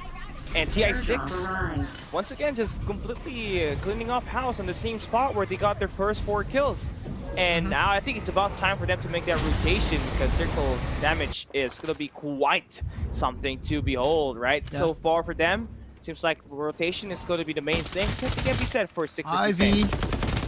Oh, Ivy Arcane is getting a shoot out here by Secrecy Saints. And they're going all in. The Sienna is now really providing some offensive utility for your squads. Summit Crush coming in from above. And Imperial Wing needs to rescatter himself away from the gunfight. Something, just cleaning things up. And I think that should be it. Secrecy Saints should have this in the bag. Yeah, something just adds up, practice. That good kill outside just to maintain that numbers advantage. They did lose one of their members, but they're gonna get that revive quickly. Oasis finally get themselves 5 kills heading into the next circle, so definitely a lot more involved in the gunfights, but still kind of spread out at the moment. Yes, they got a couple of vehicles around being utilized, but you don't want to be wandering around for too long here, because Saint Sarah, they got themselves a lot of numbers once they move in. Yeah, but the primary goal for Oasis, I believe, is the airdrop that is around the area. And now that they already have secured that, the additional prize is for them to play keep away against Saint Sarah. And Saint Sarah has decided to take the long route. Now, looks like the Oasis is most likely going to be content in staying in this particular position, because I don't see the reason for them to even go further, right? They're still within the safe zone. And this also secures that they won't be blindsided by other squads, because they know where to look at. This time, though, they're the ones that might just flank SR Uprising, since they're going to be at Nova Bazaar yet again. Seems like they're still eyeing an eye for Secrecy Saints, because they're the ones that have been, going at it for a couple of minutes now. Yeah. It feels like that they have a tracking device on Saint Sarah. No matter where they go, Oasis Gaming will try to find them. And well, it's great that Saint Sarah does help that rotation over. Also finds a couple of kills to reach the Von Rex. Yamas is down. I believe we got some members still alive for that squad, but one less member is going to be quite hard for them. Yeah, imagine being Saint Sarah. Saint Sarah is being chased on, and then all of a sudden you get into an area in where you will be gifted off a kill and additional resources. Yeah. So I guess it's safe to say that God is with Saint Sarah. Again, this time on the other side, TI6. Man, nice dunk, and nice elimination now for Kizoi. Tanta eliminated. Again, AXG still alive, but they are just kind of spread out around the map and just trying to get as much placement points as they can get. Yeah, just being methodical, right? Like one step at a time, no overstepping their boundaries, and now they're being gifted of additional resources. Sponsor box ready to be eaten by the squad of NRX Proverbs. They need to be careful of other teams that might just be looking at their way, because oftentimes when you see sponsor box, it's kind of safe to assume that there is a team inside there, especially if it's color orange. Yeah, I mean, it's a beacon, right? It's a walking UAV for some of these players, and for them, I think they can just open that sponsor box, wait for it to mature, and then just get it if there's not going to be any contest, right? I mean, on the other side of the map, it's going to be Powerhouse, but Saint Sarah now and Viva is going at it here. This time, Imperial Wayne takes one down. Carboy eliminated something, able to find another one. Delicious is not going to stay alive for long, but still one more player alive for Viva, and that's going to be Maxi. The hunt for that last player is going to be insane, but now Powerhouse continues to join the fray, and they're gonna get their 14th kill. Looks like Oasis Gaming now is trying to decide to join the fight, and Oasis going against Powerhouse. Who will be the true contender in map number 3? Shansanity trying his best to survive, and he will still be able to do so. Perfect. Yeah, Powerhouse, they had an underwhelming map number 2. They need this map number 3 just to get a great amount of FPC points. They've already done a lot of kills. This map number 3, tons of aggression that they got, but they gotta be aware of the position that they're currently located at, right? North of their position, it is #1 team in Oasis in this lobby. Then you still got 2 more squads down south. Wait, they're going to try to disengage, but they got detected by the Divulge, and I believe that is Oasis just trying to scout where their opponents are. Knowing Oasis, no overextensions, remaining disciplined is their way to go. So instead of going all in and pushing Powerhouse for their heads, they have decided to take cover and get a siege mode for themselves on the right side of the circle. All right, we got 6 more squads here. And AXG and Cerulean Main actually finds themselves at the top 6, so that is going to be nice. Just need to stay hidden away from all of these squads that are complete at the moment. And you know, displacement points are going to play a huge factor. You may not have a lot of kills, but if you place top 5, that's automatically 11 points. And yeah, looking at our circle, what do we have here? We do have 5 squads scattered around the area, and it looks like that no one is going to get favored by that final circle. No one is inside of the final circle except for squad number 7. But mind you, that squad number 7, that's a lone survivor. That is just someone or a tag team just trying to secure more positional placements. For Oasis though, this is going to be a long drive to safety. They need to defeat squad number 3 that is fighting against them right now in order for them to join the final circle. That will happen and commence in a couple of seconds. Yeah, just 5 seconds before it closes in. They have to fight for contact, but they can't afford to take too long because there's a high chance that another team joins and a third party will consume this moment that they got, right? And NRX TI6 are going to have themselves pushing at the middle of the map. They got a great building within the zone, and this is the spot where you want to be at. The Shred almost took down Jess there. Pow 2K, nice shots coming through for them. They finally got a spot, but it is not safe as it's going to be quiet in the open. Yeah, SR Uprising against Oasis Gaming, similar to what happened in map number 2. It's all about playing for the top 1 here, and looks like that the first bullet has been fired. Divulge going to give information on towards the members of the opponents of Oasis Gaming.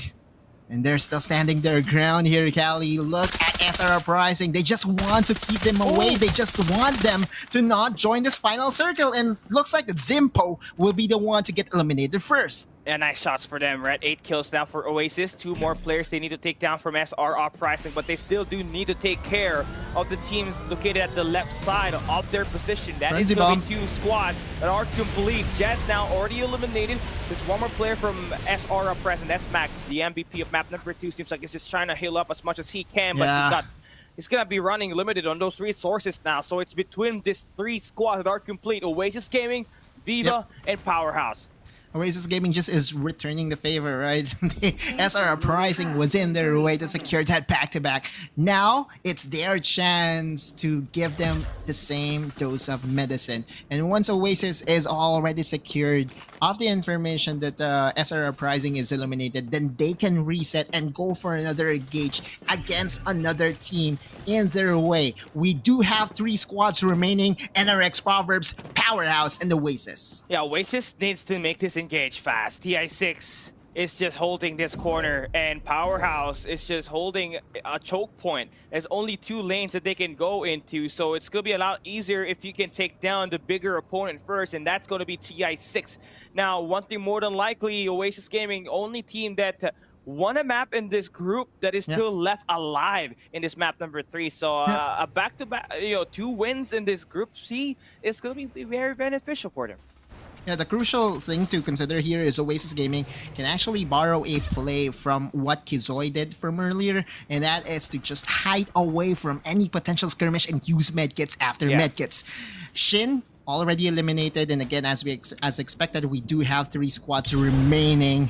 Divulge going to give information on towards the opponent of Oasis, and looks like that the final skirmish is about to happen soon, Cali. Yeah, back-to-back Divulges just being invested from the Yongs, and Powerhouse decides to join the fray now, pushing in nicely. They need those frenzy bomb to be invested just in time for them to actually close the distance down, but Oasis decides to push and corner TI6 first. Now Ludi is in a very, very weird spot. His position has been compromised and he needs to keep away. It's just about mitigating all the mistakes that did happen in map number 2. And now, looks like the Frenzy Bomb is going to start everything. Yeah, whoever is in third party on this altercation is going to win it, right? Oasis Gaming is still maintaining the high ground. TI6 and Powerhouse are going up against each other. Now, this is the best time for you to join the fight. Oasis with 10 kills finds 2 on this last 2 members. From the side of Powerhouse, TI6 still maintaining the area on the building. Ludi needs to make the play. He flushed out Kizoi, takes him out. There's one more player to take down from the side of Powerhouse. And for the players from TI6, Oasis cleaning up house. 1 squad eliminated. We're down to our last member from the side of TI6 from our Powerhouse. It's Insanity still standing his ground, but no more of that because the danger zone inflicted so much damage, and Oasis gets 2 victories in Group C, 50 points in total for this overall placement, and that excludes the map 2 performance that they just got auto lose. Dude, that's a 10 out of 10. That's a perfectly executed late game team fighting from Oasis Gaming once again. First things first, Ludi just trying to, maximize whatever he can, just trying to play the outside of the compound, and just make sure that he doesn't get trapped by their opponent. And his wrap around to get that duck side kill was, I believe, the reason why Oasis Gaming really enjoyed that last team fight without a sweat. Yeah, because the Kizoi was holding a great position, right? Could be a head glitch there, and also a high ground since there's a more flatter area on the map at that final circle. And just finding that right read at the right time just made it so much easier for them to clean up TI6 and just consume Shansanity from Powerhouse at the danger zone. And I think it starts off with them just maintaining that high ground, going in there as the third party and just letting those two squads just fighting for their life. And once one of their members falls, that's where Oasis decided to strike. They also know that even if the Divulge gives information on towards their opponent, no one will dare to really challenge them at that point in time, because if you decide to go extra hot and go in and engage just because you have information coming in from the Divulge, you open yourself to the retaliation of the other squad. So their mindset there was, okay, so Divulge was used. Yeah, sure, they know our position. It doesn't matter. We are going to stand our ground and we are going to wait them to battle each other. Then we join the party, then we clean everything. Yeah, and for Powerhouse, right, it started with the Divulge, then they invested the Frenzy Bomb, then they closed the distance down with the Springboard. And again, that was a great utilization of skills to take down only the players from TI6, because they still had to worry about Oasis Gaming, who was just waiting around the corner. So it's a massive, great decision now for Oasis Gaming to let that happen, just finally end things at Group C and score a lot of momentum. 2 victories out of 3 here. Yeah, for sure, they will be overtaking SR Uprising as our #1 squad. Have to remember that SR Uprising got eliminated by Oasis Gaming's keep away strategy, right? They wanted to make sure that they get their tracking sensors on towards SR Uprising, and they basically have given them no real estate to work with. What a map #3 and what a performance from Oasis Gaming. Let's look at the highlights so that we get a recap.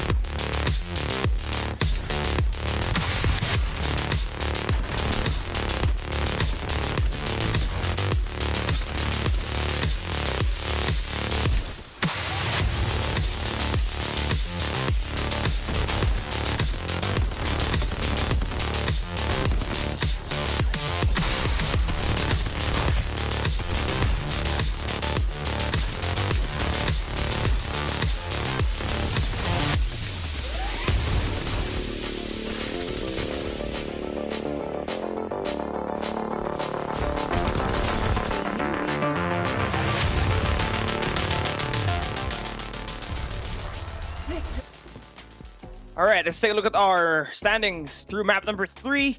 Of course, with the number 1 taken over by Powerhouse.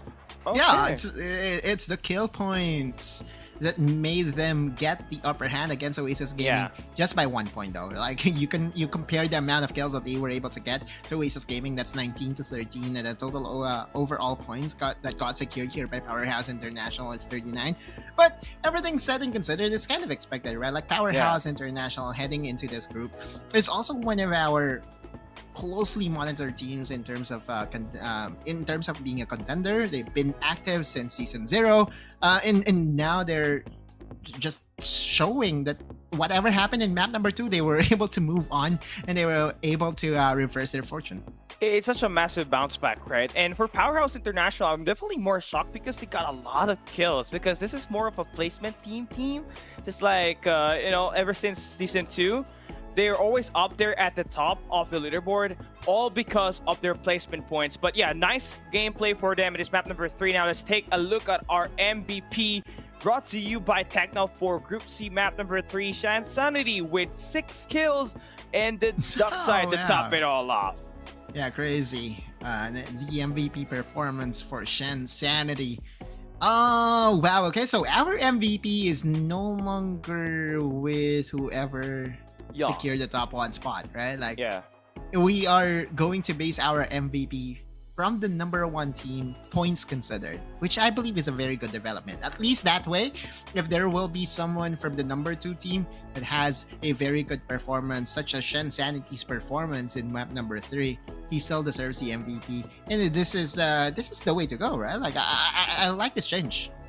Yeah, and it just feels like every time a broadcast starts, the production value of Farlight just continues to get better, right? And it just continues to showcase a lot of these talents that we got going on in Farlight 84 and Powerhouse. They don't always take the spotlight, and it's nice to have Shansanity in there, get involved in those gunfights, especially playing a crucial dockside role in the team and able to finish up that map number 3.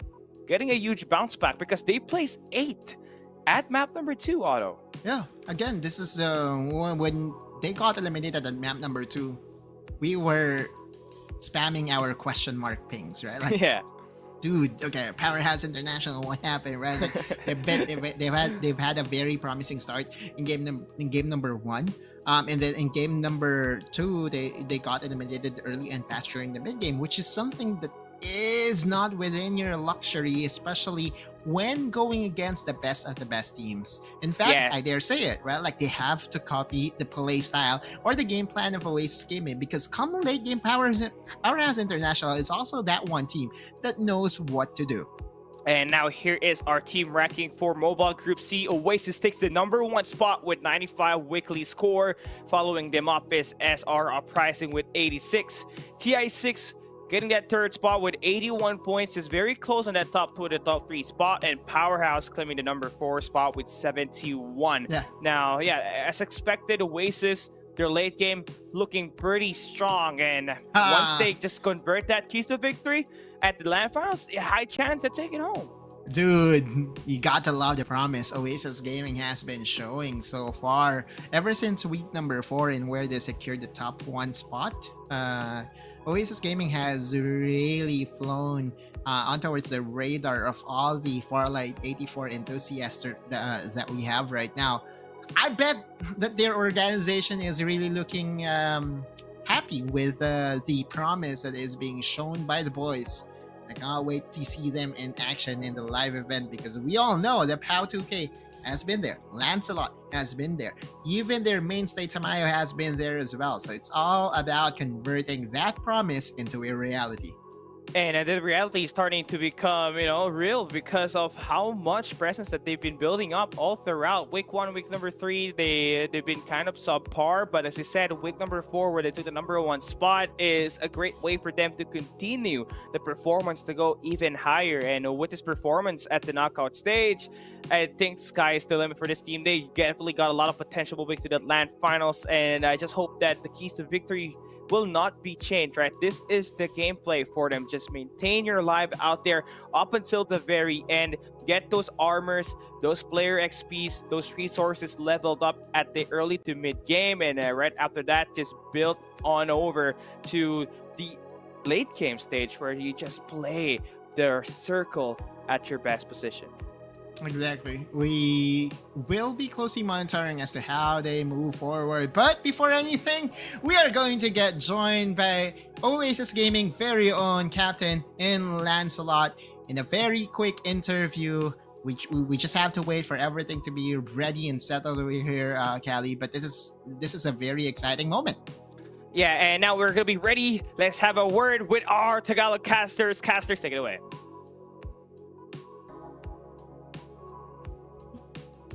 Hello po. Magandang umaga sa iyo, kaibigan Lancelot. Kamusta ka? Okay naman po. Ayan, congratulations sa iyong pagkapanalo. Nakadalawa kayo sa ngayon. At matanong ko lang, Kuya Lancelot, no, sa dami ng teams na paglaruan mo, anong pinagkaiba nitong Oasis? Bakit bigla kayong nag-explode na parang pangatlong linggo nyo na yata ito na naglalagay ng inyong mga pangalan sa top spot compared dati? Sa mga teams po na nasalihan ko, is yung Oasis po yung hindi na yung kailangan pang sabihan na pagtapos ng laban, reset, na ganun. Sa kanila, kusa silang gumagalaw, ganun. Alam na lahat kung ano yung gagawin. So, ikaw pa rin ba yung kapitan dito? O kasi sa beta yata or Blackfire, ikaw yata yung captain noon eh. So, dito ba sa Oasis, ikaw pa rin ba yung nagko-call ng shot o iba na? Most of the time po si Ludi po yung nagko-call sa amin. Tapos support na lang po amin tatlo. Ayaw. Ikaw, Kuya Berting, anong tatanong mo kay Idolo Lancelot? Gusto ko lang itanong, Kuya Lancelot, kasi ang tagal mo na sa liga eh. Eto, medyo spicy to. Tingin mo ba eto na yung season para sa inyo? Ayun, or para yun ang magandang tanong. Makakakuha ka ba ng titulo, tingin mo? Pagdasal na lang po natin. Ayun. Shoutout mo na yung mga sumusuporta dyan, Kuya Lancelot. At ayun. Shoutout po sa management ng Oasis, sila Boss Ara, kala Boss Steven, kala Boss Roms, sa ibang management, si Ate Trisha, tsaka sa mga jowa po namin.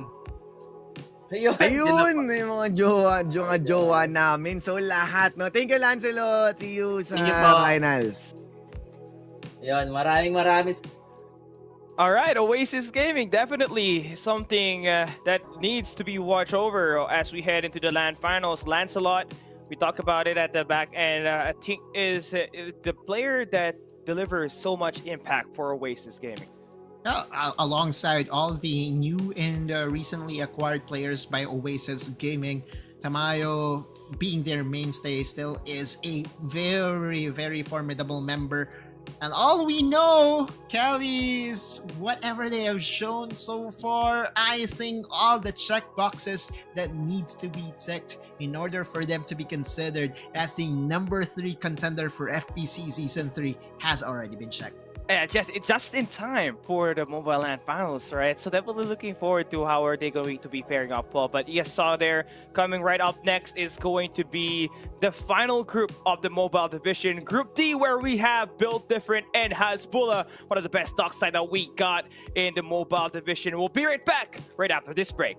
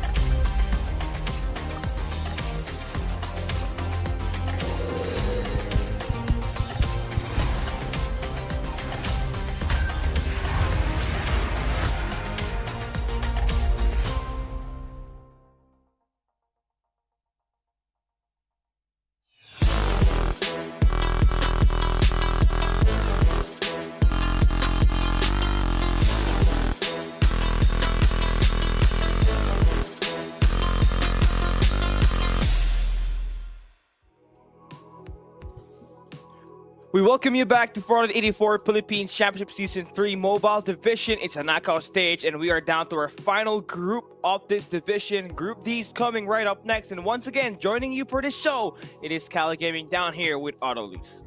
Yep, perfect way to summarize everything, since this is going to be the last group. This will be the last opportunity for our remaining squads to add up to their points in order for them to be qualified for the grandeur, the grand finals, which will happen a month from now in the LAN event. It's crazy because, you know, the season just went by so fast, right? It almost felt like we're still in Season 1, but it's already in Season 3. But before we even take a look at the maps at Sunderland Realms, let's take a look at the teams participating in this group itself. We got Built Different Mobile, SR717, Miracle Esports, and Latest as your top 4 teams. Then you also got your underdogs in there down below. Elevate Phase, Extreme Elite Asia, Hestia, Prime is pretty much their main team. Then we do have the Newborn Esports, Horror 411, Viva Express, Onslaught 181, Just Enjoy the Game, Victorious Plays, and Aquila Leviathan to round up our 14 squads that will be playing for Group D. Interesting how we got a lot of Viva, AXG teams, and you know, JEDG starting to form something here, right? We've seen them have at least a platform for their PC and their mobile division. So it's great that we got a lot of these community organizations that is providing, you know, a home for these amazing pro players that we got in the mobile division. They kind of remind me of the Master Squad, right? In where you see them everywhere. In every pop game, there should at least be one Master Squad representing the crew or the group. Just Enjoy the Game is pretty much a community-centric organization, once again, that I believe has a lot of following as well. Whenever I cast for Just Enjoy the Game, they are so loud in the comment section, and I just love their energy and their support for their squad. You see that, right? It definitely reminds you so much of the Master X clan that we had back in Season 1 and Season 2. And yeah, it's great to have something like that, because if you guys don't know, these Master X squads before are now top contender players. And more notably, that TI6 squad that we saw play earlier in Group C, those players came from and are from Master X. So definitely interesting that they are making a lot of difference, right? For Just Enjoy the Game, it may not be as impactful as right now, but they're definitely building up, you know, the stories for their players.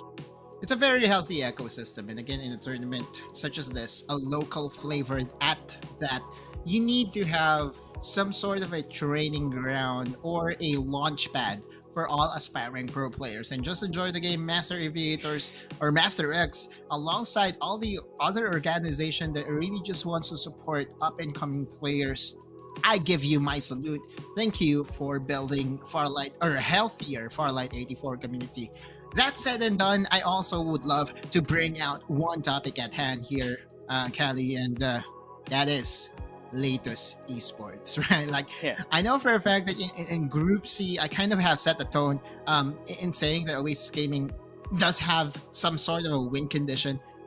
Surprisingly, in this group, I will be presenting a win condition for an underdog, and that is Latest Esports. Latest Esports, they need to start firing on all cylinders for minute number 1, because whenever they get the advantages early, they can really snowball it into a big avalanche to really overthrow their opponent. So, are you in it, or are you out of mind? No, I actually am. I feel like this is an interesting key to victory, right? Because Latest was one of those teams back in Season 2 LAN Finals that decided to pop off out of nowhere. And they had those early engage happening. And I remember it clearly. Mango was spearheading the team, claiming all of those eliminations. So I kind of agree with what you said there, right? They need to start heating up, get those early engagements so that they can snowball everything in their control. Yeah. Well, it will be a very risky predicament for them, especially with their favored dropping point so far, I believe that their favorite dropping point is the Pioneer Center. When you look at the map right now, there is a scramble, a total of 3 or 4 squads on the upper right hand side. So in terms of racking in resources and points, Latas is well on their way. Yeah, and it's just all about finding those gold boxes within the Pioneer Center. There's 8 of them, and Carl J and Alatang is gonna have at least 4 of those already. So it's just about matter of building those resources. You also do have Mango TZ holding down somewhere south of where Just Enjoy the Game and Heshe is currently at the moment. So a potential pinch play is gonna be happening for that squad if ever an engage happens at the start. Did you see our first circle? It's similar to what happened in number 1 of Group C. It's what we call the fake circle. It's pretty much at the center of the map. It looks like that our first skirmish will happen around the transport port, and it will be between Horror 411 and Squad number 11. I wonder what squad number 11 is. It is indeed Onslaught, and this will be very interesting because in this early game skirmishes, there's really no inherent advantage. All your shields are blue, green, maybe purple at best, and it looks like that Horror 411, they just want to stand their ground, waiting for the opportunity to deal the counter blow against Onslaught. You're kind of at an even level, right? But what differentiates your odds of winning here is how well are you gonna stack those kills, but also what kind of weapons do you have, right? We saw one of their members from HRR only having 2 Mad Rapids, while some of their members having a VSS and a UMP 99. Not as much as complete as exactly what you want to have, right? A White Dwarf is more better compared to a UMP. Yeah, and now that Divulge has been gifting information on towards their opponent, looks like that we have to look elsewhere because the fight has yet to start on that part of the map. And so SR717 just trying to get themselves on towards the bridge. That there seems to be a party between squad number 6 and squad number 8. So for SR717, this is a perfect opportunity for them to play as the third party representatives here. Yeah, so it's not like a Miracle Esports deciding to go in for that pinch play. HRR did not have a higher chance of just taking any victory there because so many angles to cover and not a lot of bullets that you're gonna have to spray over, right? So Onslaught able to get at least 2 kills on that engage, but another team is gonna be joining here this time. That's AXG Leviathan. So 3 squads are within transport port once again. I feel for Horror 411, right? Like for Horror 411, I think that their better play there is to raid Onslaught.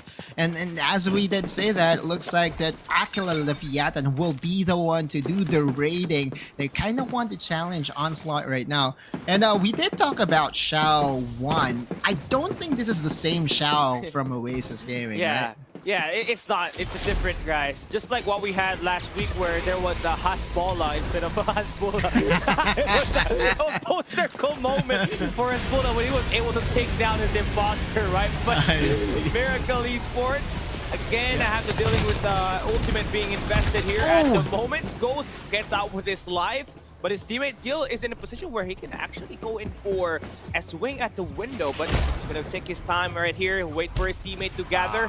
Oh, they're gonna go away. Getaway vehicle already there.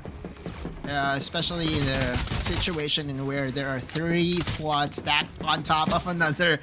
The one that gets to get away first has the upper hand for sure, because they could rejoin the fight at any given moment. You look at the position of Aquila Leviathan right now, still very much intact. 4-man strong, has the upper hand in terms of resources. So for Onslaught, it is going to be an uphill battle. You just need to get that scan first, right? Because you don't want to go in there without any information. Right now for Onslaught, just letting these players make a rotation is going to be difficult because the fake circle is within reach. They don't gotta move, man.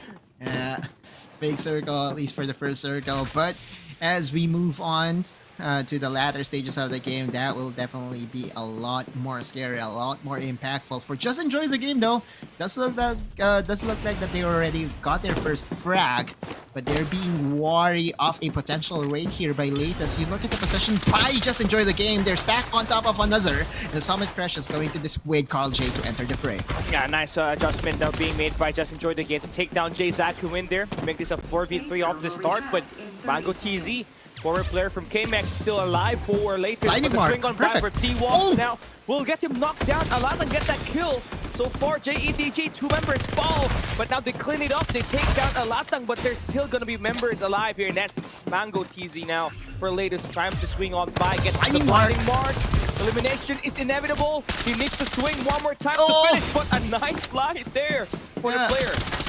One more, and that is going to be the last bullet in. Latest wins the 4v4 skirmish. There is another squad trying to approach the area. Squad number 7 wants to play the party spoiler, and looks like that they are ready to clean house. Yeah, they already heard that information, those sound cues. Didn't know that somewhere Latest is up there, and I decided to take that scout. Oh, they have spotted Carl J, and not just him, also Even his Mango. teammate. Yeah. Have to remember, only one member, I believe, has expended their respawner for the squad of Latest. And so now the action continues. Hestia just trying to scout the area and just trying to eliminate them one by one. Yeah, Latest Carl J right now is in a bad spot, right? Only player that is able to escape the wrath of Hestia, but is being closed down by 2 members. And Nathan able to get a good read off of that take. Carl J gonna duck ball his way out, and he is gonna still maintain his life out there. Yeah, and I think that is the horror scene that you don't want to be in if you are Carl J. Look at the chase.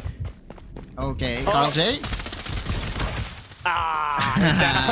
Nice try though. Nice try, but they're still not out. You still got their teammates out there alive.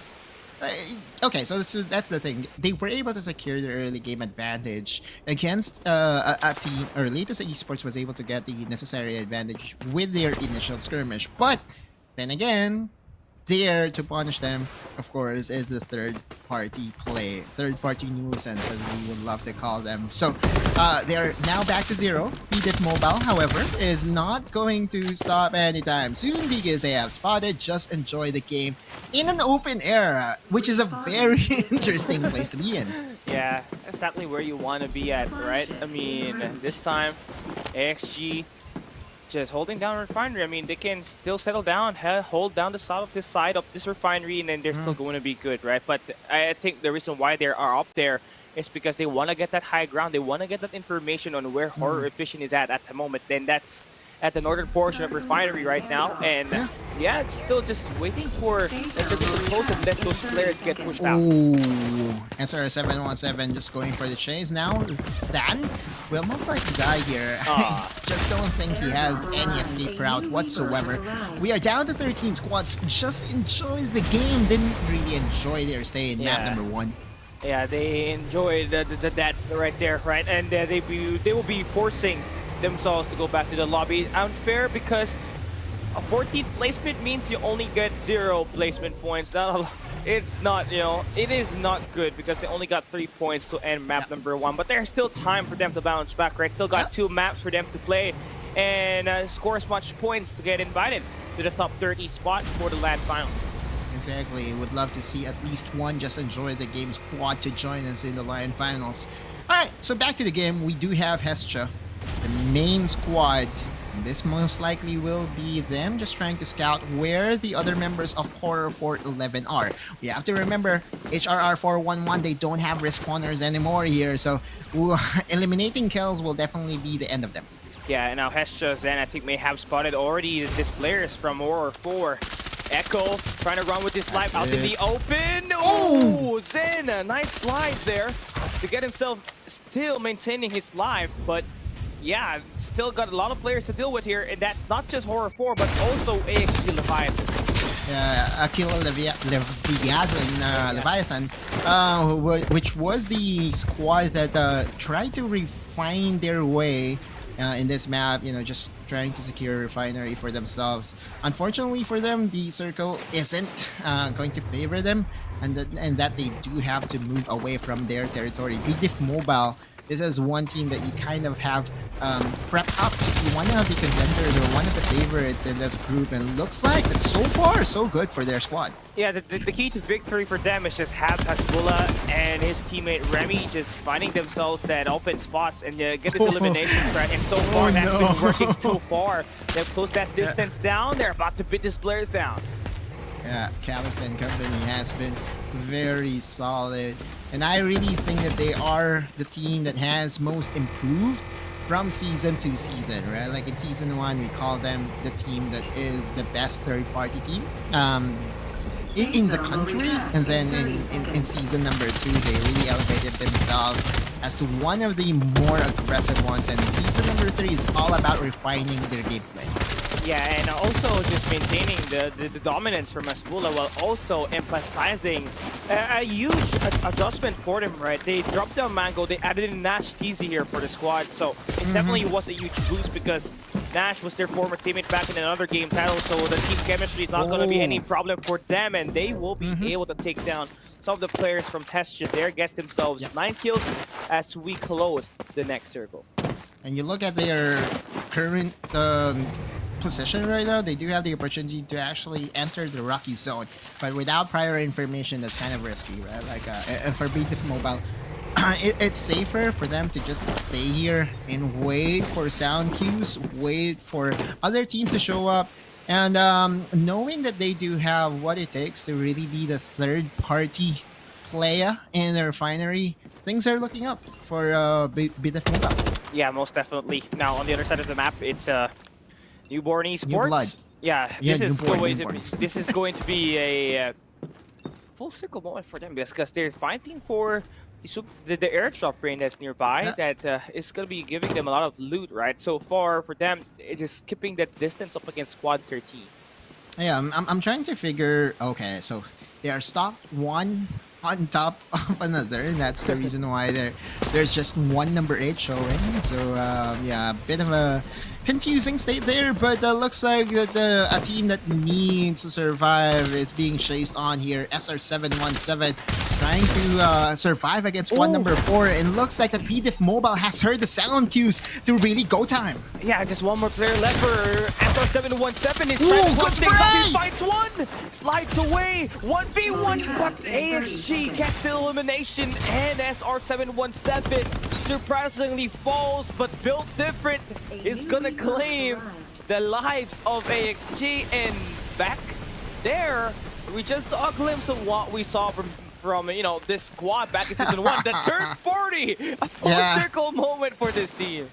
And that's why I really commend their decision making of not being enticed by the Rocky Zone sponsor box, and rather would just camp around the area of refinery.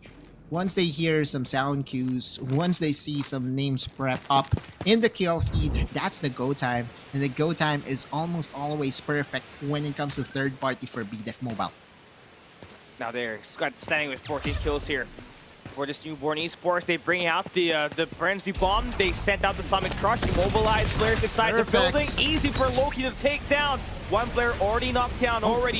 And NBE just finishing them off. One by one, and NBE with the successful clean. Yeah, Sangria being responsible in dealing a huge amount of damage on towards that skirmish. Looks like that we have to go on the other side of the map, and BTF Mobile with 14 kills, 2 fully armored members in Calyx and Hasbulla, the main two, I would say, or the main duo of BTF Mobile in Hasbulla and Calyx that has been with the team for the longest time now, is now just trying to cement whatever advantage that they do have. They will be the first one to enter the circle, which I believe is very risky, especially considering the amount of teams that are remaining right now. What say you, Callie? Yeah, for sure.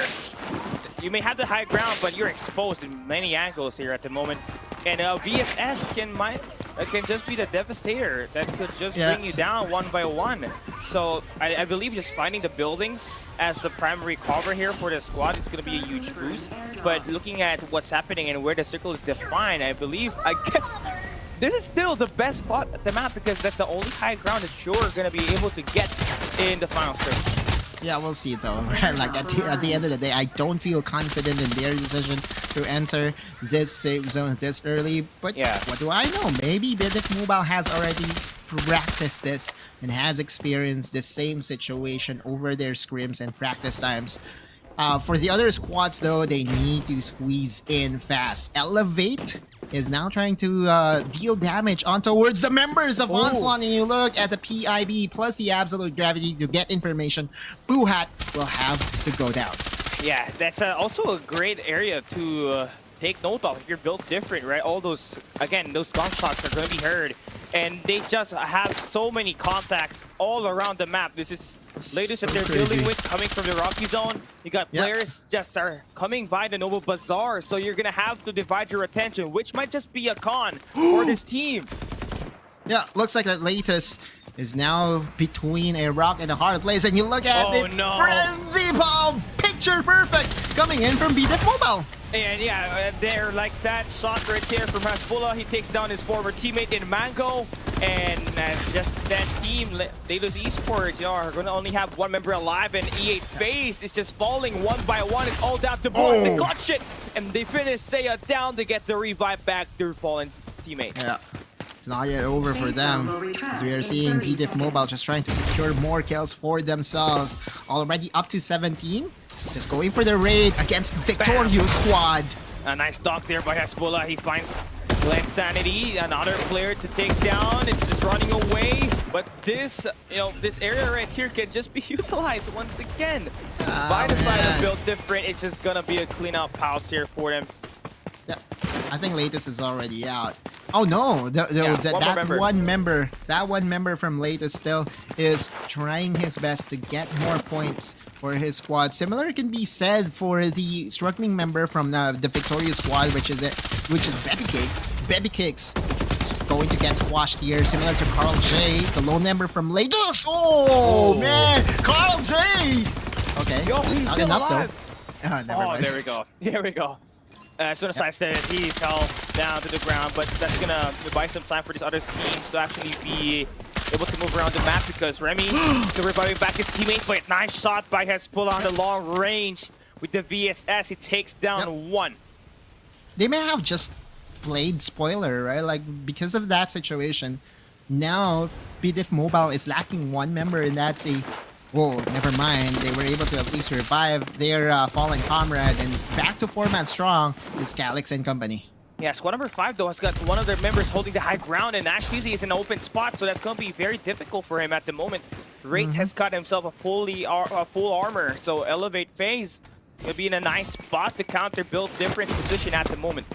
Yeah, now squad number 8 is at their backs. There is a potential spoiler in this three-way battle.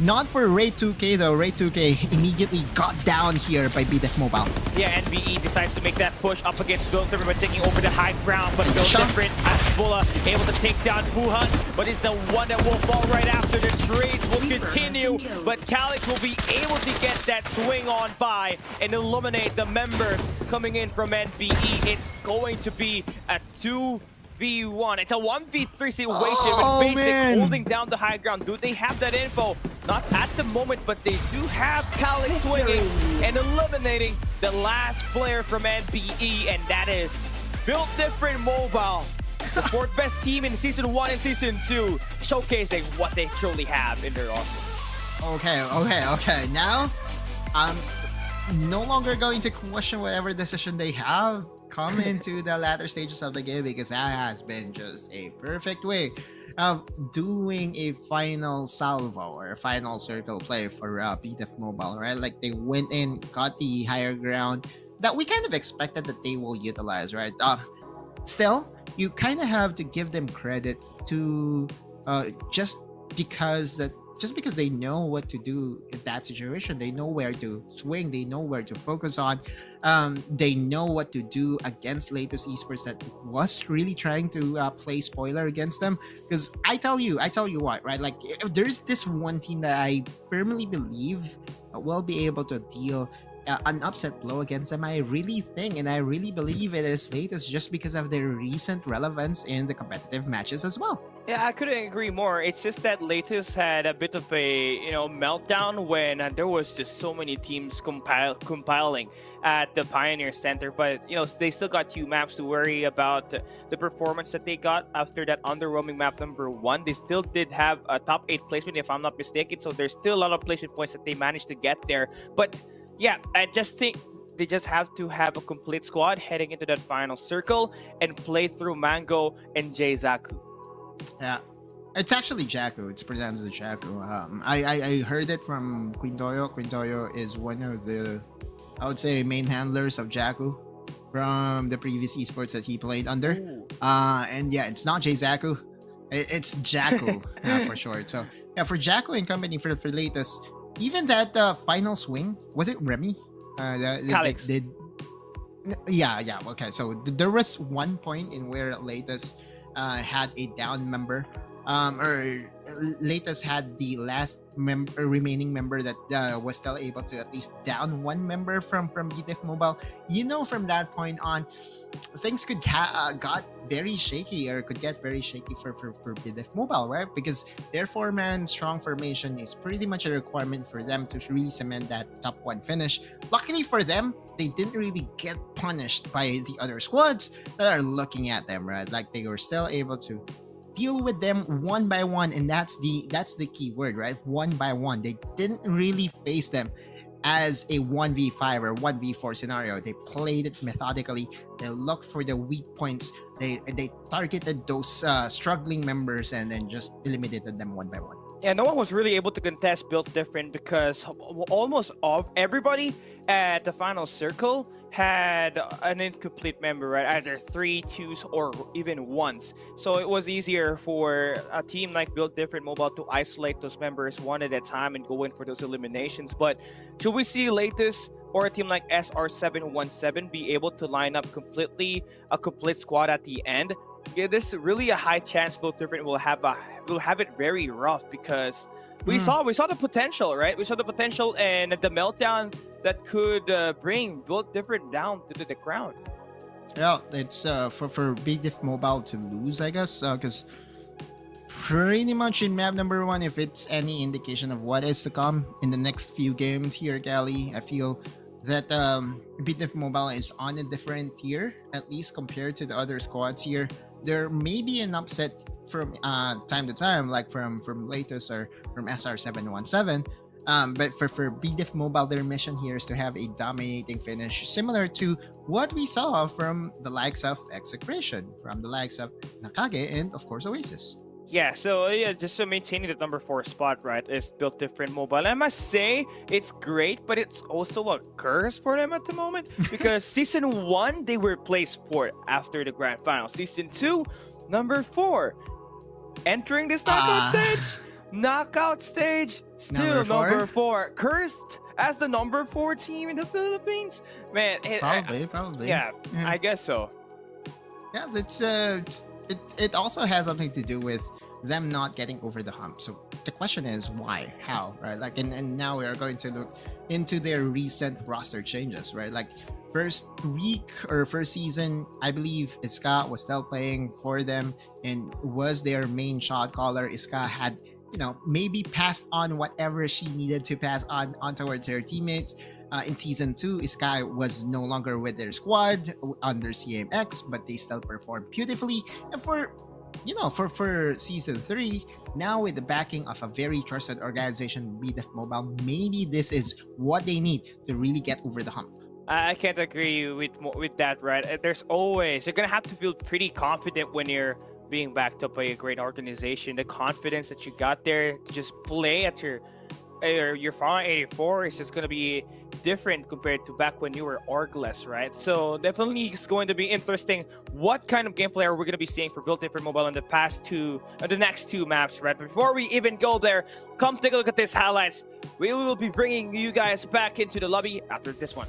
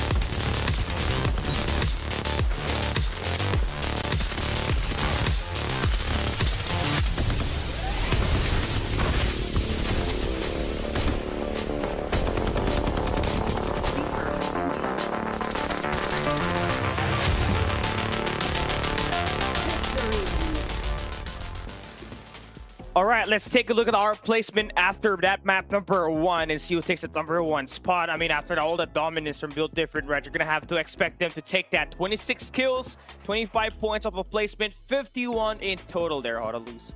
Yeah, that's a lot of points, man. That's leaving everyone in their burners, right? Like Newborn Esports being at number 2 at 27, almost half of the points of Build Different. That's just has maybe cemented Group C in a nutshell, right? Like if Build Different will be able to secure at least one more map, then surely it is safe to say that Build Different is really part of the top 4 that we'll be looking at heading into the mobile finals. But let's try to break down the total points that they were able to get. Elevate X Phase was able to get 23. Latest, our Dark Horse, is still at 20 points. So there are 4 squads that are above 20. Yeah, and of course, let's take a look at our MVP here as well. See who made all the difference for this game. This time, this MVP by Techno is Hezbollah. 10 kills, 2,473 damage, and a 19% headshot percentage. Ah, man. What's the highest headshot percentage that you were able to see? 49 on 49? PC. Yeah, well, that's PC. I think this is the highest that we got on mobile. On mobile? Yeah. For PC, though, because I think that for PC, you can use Defender still, right? Yeah. Like a Defender plus headshot. Will at least skew your numbers in your favor. Nonetheless, 19% is a very, very remarkable number.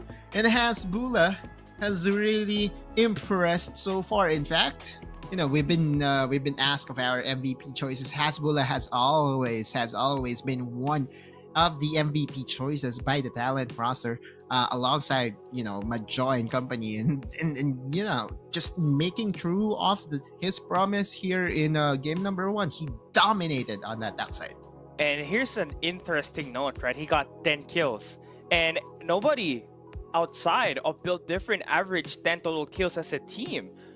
Only one was, I believe it was Latest with 9, but this team definitely was interesting. That dominance was just insane. And now we're going to see more action from them right after this break. When we come back, it's map number 2 for Group D.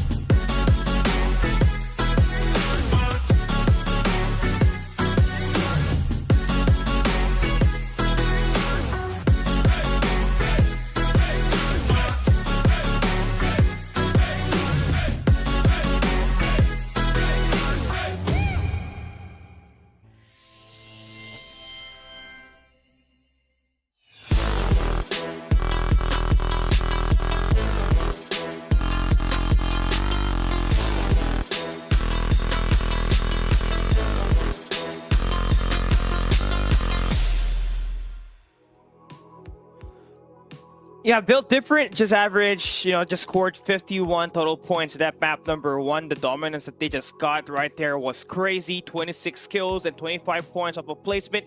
Now let's see if that dominance is going to continue on this map number 2 when all of these other teams have finally adjusted to the pacing of this game. Once again, we welcome you back to the Farlight 84 Philippines Championship Season 3. I'm Kali down here with Autoluz, and we're approaching our map number 2 for the final group of the mobile division. I'm not going to let go of my underdog here, Latest Esports still. I believe there is an opportunity for them to at least upset BDF Mobile. Is it going to be easy? Hell no. Dude, like BDF Mobile has maybe just cemented themselves as really one of the best teams, or as the best team here in this group. That's difference between their play and their confidence playing in this group and compared when they're playing against a stack lobby, you can feel it, right? Like they know that they have the upper hand. Every single decision that they have made has been fruitful, and although there were punishments, or although there were, I would say, slight overextensions, for example, that Carl J moment, and where Carl J was able to down a member of BDF Mobile, no one was really there to punish, and this is a playground or a playpen for BDF Mobile. Is it going to continue for map number 2 and map number 3? It's up to Latest. Yeah, it's up to Latest and all these other squads that are looking to try to fight them, right? I mean, Latest, we saw them had a great start earlier, the Pioneer Center. They were able to pick up their first 4 kills. It's just that they were overwhelmed by another squad that came from the refinery and managed to take them down when they had none of their skills available at that time, because they were fresh off of a victory up against another squad. I think that was in Pioneer Center, if I'm not mistaken, because the refinery was with another squad. For Latest, it was a situation where they had to crawl back into that game. But regardless of their situation, them being able to secure top 4 actually showcased their potential here, Cali. So I really think that given the scenario, or given the situation, that they could at least have a better start overall. Maybe, just maybe, we can see a true contender to the crown, at least in this group D. It's hard for Latest, right, to have so much dominance at that Pioneer Center, because there were other squads that were just dropping behind, right? So maybe this time a medium adjustment that might work pretty well is for them to find a soft spot, right? Find an angle and a POI that doesn't have as much as activity in order for you to build off your loot every time. I don't think they will be changing their drop points here, for the reason being that Latest really is known to dominate the Pioneer Center, or to choose Pioneer Center as their dropping point. We've been casting this set of guys for 5 weeks, so we kind of know what their tendencies are. So for Latest, at least the better news overall for map number 2, they are not in a fiesta scenario. And yeah, sure, Hestia is around the area, but that's just one squad. Yeah, one squad over, compared to the 4th squad. So we're there. On map number 1, it was not pleasant for you to take loot, because anytime there's a high chance that a team will decide to pounce on you, right? But looking at our other specific POIs on the map, seems like everybody's pretty much spread out. No initial contacts will be made at the start of the round number 1. Yeah, and even our first circle is still as forgiving as our map number 1. Also, would like to note that the HR411, or horror efficients, they had a split drop ongoing for themselves. A few of them was inside the refinery, while the others were maximizing their resources on the outskirts. We have to remember that HRR411 was the first one to skirmish with Latest in map number 1, so that can still be true in map number 2. So let's wait. It's just depending on when and where they would likely try to take the challenge head on. But Hestia decides to back away at the Pioneer Center. Yep, this is what we exactly expect for Latest to try to build up on. Now that that's there, they do have those XP devices available around the Pioneer Center. Not only that, those resources, the amount of chests that's available at that spot is a lot compared to the other POIs. Yeah, for the Latest, they do have 2 options. It's either to traverse on towards the refinery and try to skirmish or out skirmish Hestia, or they can path towards the south side and place themselves on towards the Wind Valley. You know, same amount of resources. If I'm not mistaken, it will all depend as to if they want to greet out any sponsor boxes that may open in the next couple of seconds. So that's also one consideration that we have to carefully look at as well. Now for Onslaught, actually for all across the board, it's been a very quiet start for round number 2. Yeah, super different to the map number 1 that we got, right? I mean, this time they're trying to play with more patience and trying to build up their resources. We were seeing non-stop barrages of attacks and eliminations even there. You know, they only had level 3 armors earlier. So this time, though, it's going to be squad number 13 able to spot down Elevate at the moment. So this might just be our first engage. Yeah, just using the War Falcon for scouting purposes. Tofani is wanting to start a gun exchange of fire here, but I don't think that they are in the perfect position, especially knowing that they are in an open area. Are they sure that they will try to out-skirmish Victorious? But it looks like that Victorious will still respect them. Yeah, so far, even though with that high amount of information that they got, right, they still decide to respect the drops, because I think they may have spotted the amount of resources that E8 FaZe had, right? Level 4 armors for everybody, but seems like with Victorious not able to take that challenge this time, it's the opposite. E8 FaZe wants to take the challenge head-on up against Victorious. Yeah, they know for a fact that Victorious decided not to engage against them, so they know that they have the upper hand in terms of mental. Now, here comes Engage. Yeah, 3 players only in this building. 1 member is just wide away from this position. Right, so it's all up to Rain to get this kill. It's going to be T9 that wins it. By the way, T9 survives that onslaught. He can help his teammate get right back to their feet. And one thing more than likely, Glen Sanity, they're able to stand their ground and eliminate E8 FaZe. They bait them inside the building and take them down one at a time. Okay, so it does look like the upper hand is on the other side, not on not on the chasers, but on the chased ones. Horror 411 though is trying to win the skirmish around a sponsor box which they want to own for themselves, and they will be successful in doing so without even expending a respawn pod here. And this is huge for them because now they get more experience, they get more resources, and they can shoo away squad number 7.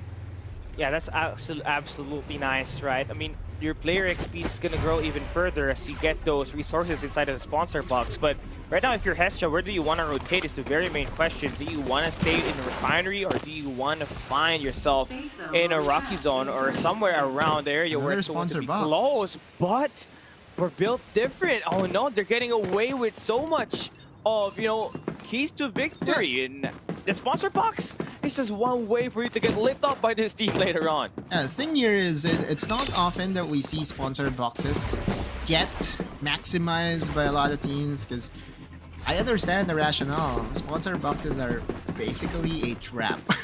Right? So it's a bait for other squads, but for BDF Mobile, their confidence is at an all-time high. That regardless of the situation, they will still try to secure more points and more resources for themselves. We're looking at Hasbulla right now, which I believe is our Reaper, a total of 10 kills. Nothing added as of yet because they have 0 kills, but that's going to change very soon. Yeah, SG now holding their ground. In the institution, they got that mental fortitude to maintain their life out there. Is JEDG is now going to be able to make that push. They have one player holding at the high ground. That's Whoops now able to get that elimination. Now, it seems like they're just going to hold their ground at the moment and let the AXG just heal. And this is going to give them off. But right now, kids getting that reverse card, and Leviathans are gonna be knocking down 2 members from this squad. Aquila Leviathan continues to ravage them single-handedly, and so now Aquila will have to face the wrath of Victorious Squad. Victorious Squad going for the cleanup. And this is what happens whenever you go for a third party. You will see a lot of members just kneeling, praying to the gods that they survive, but no, they cannot do a thing. Yeah, and also one fact, right? T9, the Dockside user of Victorious, This was the guy I was trying to chase in the leaderboard, by the way. Number 1 dockside user in the global. So Oh, really? definitely says a lot. Yeah, last time I checked, he was the number 1 player, right, in the dockside. Is that as a T9 hero. OG? Because I remember there's a T9 OG, or is it just T9? No, I think it's different. It's a different guy. Ah, really? Okay. Well, I guess that's one of the mini games that you also would need to consider, especially when it comes to the leaderboards. T9 standing their ground just outside the zone, but they're nearby, right? It's not really going to be a long travel on towards the safe zone. So I understand their rationale, or I would say their decision to not really rush it in. Yeah, so this time, on the other side, on rotation, Miracle Esports able to take down their first blood. Took them quite a while, but you take what you can get. Level 4 armor for everybody. Now, we got the airdrop running down. That's the best way for you to locate some of that, because, again, the best way for you to get a lot more player XPs and shields and those weapons. No. But built different. Almost a kill there for Hezbollah. Oh, yeah, there was another kill for our main Reaper, so up to 11 kills so far today. Ken T showed his head, and Tofu will not be able to convert that kill as of yet. Elevate just holding down the ground up against Just Enjoy the Game. Don't want to wander around for too long because Miracle Esports is already in there. Primo is waiting. Oh, it's actually from the same team. So now for Elevate, it's just about disengaging. They don't want to really be in the center of the attention right now here, and I think that's the wiser play. That's the better play. And I commend them for that. Built different though. It's going to be very close to Miracle Esports. I think they are just chasing that one guy that's got a vehicle for Miracle Esports, and it seems like this engage will be happening on the map. So yeah, teams are not going to be having a lot of fun in terms of killing each other at the moment. A lot of stalling gameplay that we are seeing heading into round number 3. Hestia, are they going to get spotted by BDF Mobile? Looks like that's going to be the case, because Mad Mars, or is it Madman? Madman, just Madman. Mad Mars is his brother. Really? No, I'm just kidding. I thought they were biologically related. Great 2K is going to face a Wrath of Jakku. Latus, orange armors, blue AK, has the extension. This is the checkboxes they need to perform in this map. Yeah, this is what you were saying, right? You were predicting all along. They got a lot of space and they managed to build up quite an arsenal. Now they are ready to take the battle up against squad number 5, who is holding down the Trident center. Now, it takes one scan from Remy from Built Different Mobile to actually spot down squad number 3, who's holding down the southern portions of this map. I believe that was a nice position from them, but Onslaught again at the refinery. Full squad in combat, and Xiao takes down Zen. Hes just not having it right now. First team to get eliminated. Very, very close, but Onslaught comes out on top. There is another squad just around the area, and that I believe that's squad number 9. It looks like the disengage call coming in from squad number 9 will commence, and Onslaught will be able to revive their lone member. SR717 though is in the middle of a pack here, and they're just being gunned down here by Newborn. Yeah, it's a 2v2 though.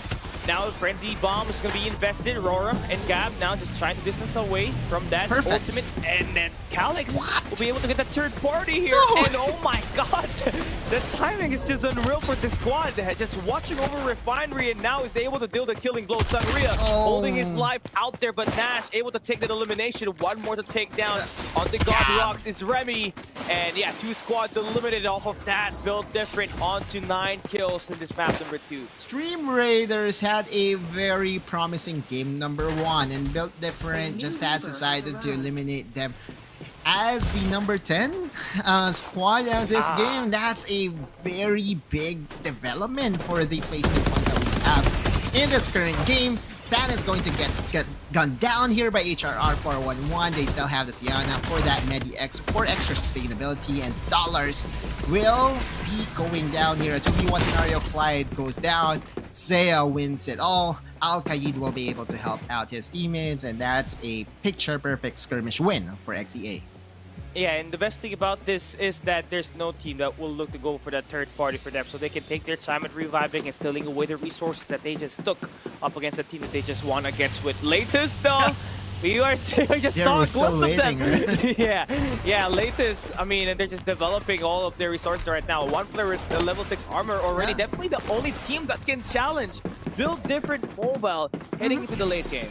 I think for latest, it's they haven't moved an inch, right? Like after farming all the resources, they decided to just stick around the area they are most comfortable in. And we have to remember, Pioneer Center is the place to be if you are latest. So it will just be a final chacha between latest and BDF Mobile. Are they going to preempt that final salvo and face against each other this early? Because we still have 8 squads remaining and still have one more round ahead of us.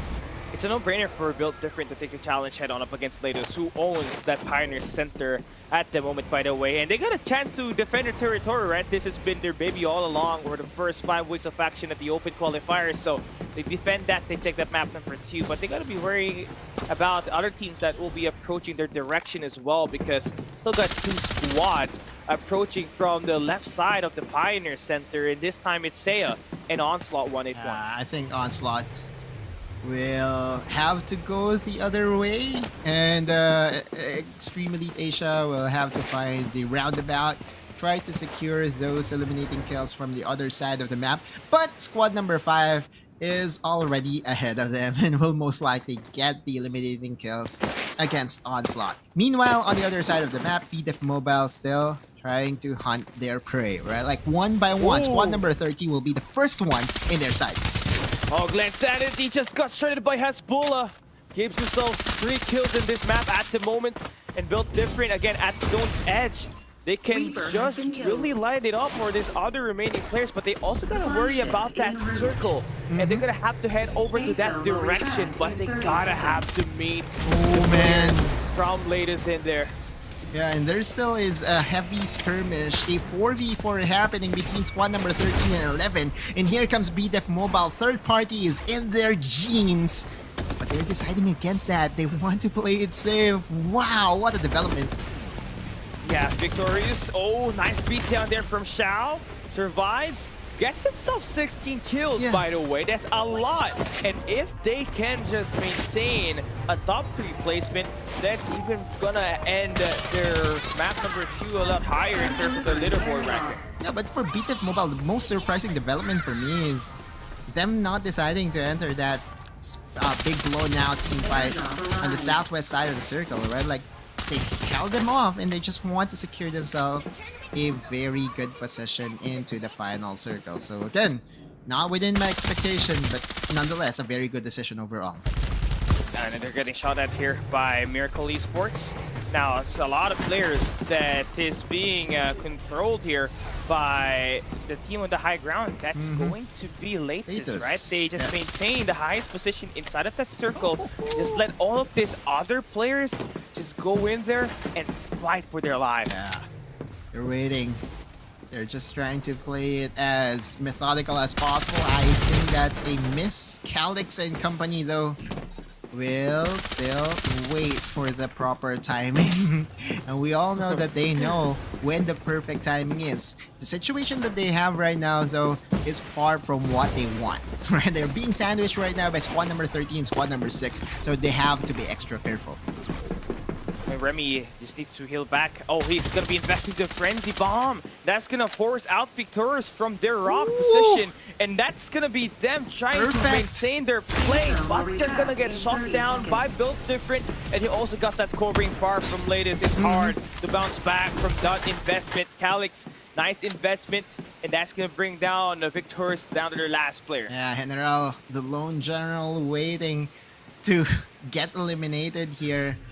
Just trying to pray to the gods that, hey, hopefully some form of miracle happens here. And speaking of miracle places on the other side of the map, guess what? Latest was able to spot them. And that's just going to make it easier for them right now. I mean, the only problem for Litus is that they got no kills, right? They only got 2, or I believe 3 in map number 2 so far. And if they want to amp up and get the number 1 spot at the end of this, they need to score a lot more kills. And right now, they're just going to try to beam every player from Miracle Esports, but cannot land any shots at the moment. Yeah, Sheena is going to burn to the fire of Jakku. And that's already the first kill needed by Latus to really cement their advantage against Emrock. Emrock desperately trying to survive, and Gil getting gunned down from multiple angles will still be able to survive. Meanwhile, BDF Mobile is on the chase. Yeah, Remy, his armor has already been shattered. Latus is just divided here. Who did they want to take down first? Has Bola finds 1, finds 2! And they're taking down the players, that's holding down the high ground. 15 kills now for Built Different Mobile, still 4 squads standing. I mean, Latus, I believe, has just been down to 2 members, with BDF Mobile already getting the upper hand. The prize point, Bert and company needs to be careful. The zone is eating them up alive. Yeah, now the frenzy bomb is invested. They gotta fly away, but that's a shooting machine. Hezbollah, Dollars will be taken down, and this is gonna be easy. Now for Built Different to finish everybody up. The dress up is there. Hezbollah takes down Al-Qaid. Dollars will now be eliminated, and another potential 20-point kill game now for Built Different. Should they take down the last 3 players standing along with them? And now Than being the lone member from Extreme Elite Asia. Finally, we have a squad showdown between BDF Mobile and Latus, but it's a 2v4. Yeah, Hezbollah now half top. Jakku get knocked down, but numbers favoring Built Different, and that's a 20-kill game for Built Different to take over map number 2 of the Group D knockout stage. But we did get what we want. A Latus versus Built Different there, Autolus. Yeah, still though, BDF Mobile, they know who their biggest threat was, and that was Latus, right? They pretty much have heard us casting their games, and they're reading into our minds saying, hey, look at this. Look at how we dissect them. And that initial push coming in from Azbula, just waiting for the attention of Latus to be divided, was their go time, right? Like they went in on towards the rooftop, and getting that double kill by Hezbollah may have just won them a back-to-back. It was very hard for Latus to bounce back from the attacks from Built Different, because two of the other 2 members were holding down the lower ground, right? So they could not just get that back up as fast as they can. And right when they went in there, Built Different just had so much of the advantage and was able to get those killing blows, taking down Miracle Esports and Latus at the end. Yeah, perfect. Again, for Latus, we kind of prepped them up as the real challenger to the onslaught that is being felt right now from the members of BDF Mobile. But even them, they stood no chance in that final skirmish. Just pristine decision making coming from BDF Mobile, helping them secure a back-to-back and potentially a 3-peat on the horizon. It still is out in the open, Cali, and with the way they're performing in map number 1 and map number 2, those back-to-back 20 kills scenario, back-to-back top 1 finish, there's really a very big chance that they will be our Grand Slam, at least for today. Yeah, high potential right now, right? I mean, the kills has just been consistent. 26 kills on map number 1, 20 kills on this map number 2. At this point, I don't think they even had to prove, that they are the best kilometer killers out here, right? Just play through placement and just go in for that big 3, create your own saga once again and get that 3-peat. I believe it's the first one on the mobile knockout stage for Season 3. Yeah, for knockouts, because for Group A, there was a 2-peat. Oh, for ABC, there's a 2-peat between the 3 challengers, right? The 3 contenders, Execration, Akage, and then Oasis. For BDF Mobile, they are in a position to actually not just secure a 2-peat, but have a 3-peat, so we'll never know.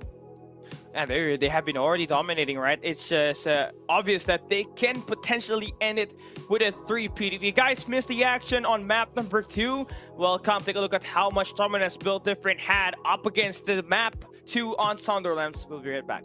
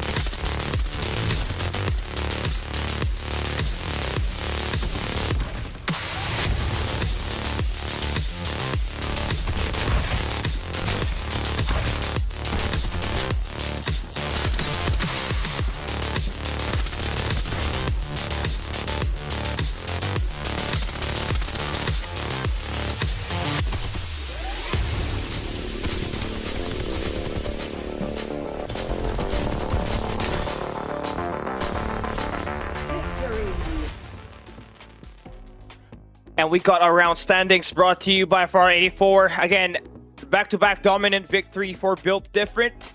And this time, 45 total points that they managed to accumulate, right? And the difference between the top 1 and top 2 is just huge once again. A sheeshable moment once again for Built Different, right? First things first.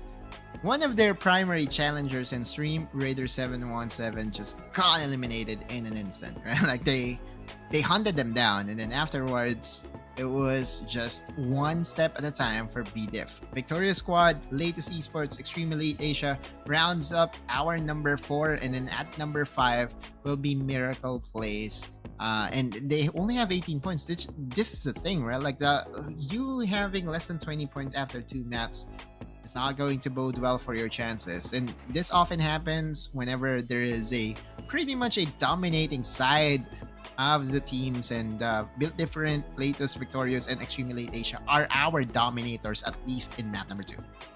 Yeah, most often, right? Built Different was the ones getting a lot of these eliminations, but Latest Esports, more surprisingly, getting 20 points of a placement, but only 6 kills. I feel like they've already had those information, but your MVP, brought to you by Techno, is going to be Hasbulla. Back-to-back MVPs for him, this time with 7 kills and 2,053 damage and a 10% headshot percentage.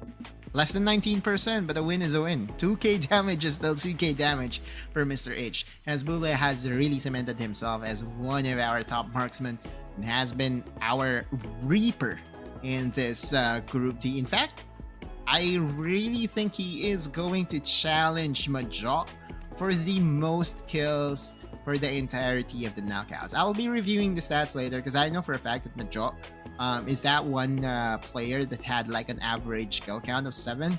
And so now if Hasbulla gets to at least retain or gets to at least have 7 kills in map number 3, then it's confirmed, right? Like Hasbulla will be our reaper of the knockout. Just only needing 5 more just to go ahead and take over the kill ranking up against Majo, who is the Season 2 Finals MVP and one of the players that the defending champions rely on the most to make those plays for them at the very end. And definitely Hasbulla has created so much noise, right? Especially at this group, and has been dominating every map that we have played so far. And I just hope that the consistency continues here for the squad, right? Allowing him to be that entry frogger and getting a lot of those kills. And the backup just needs to be stronger, though, just for them to be able to withstand the other contenders that we got. Yeah, for Hasbulla, it's just putting in that exclamation point. But we have to wait for a couple of minutes because we are just going to enter a break. By the time that we get back, we'll have round number 3.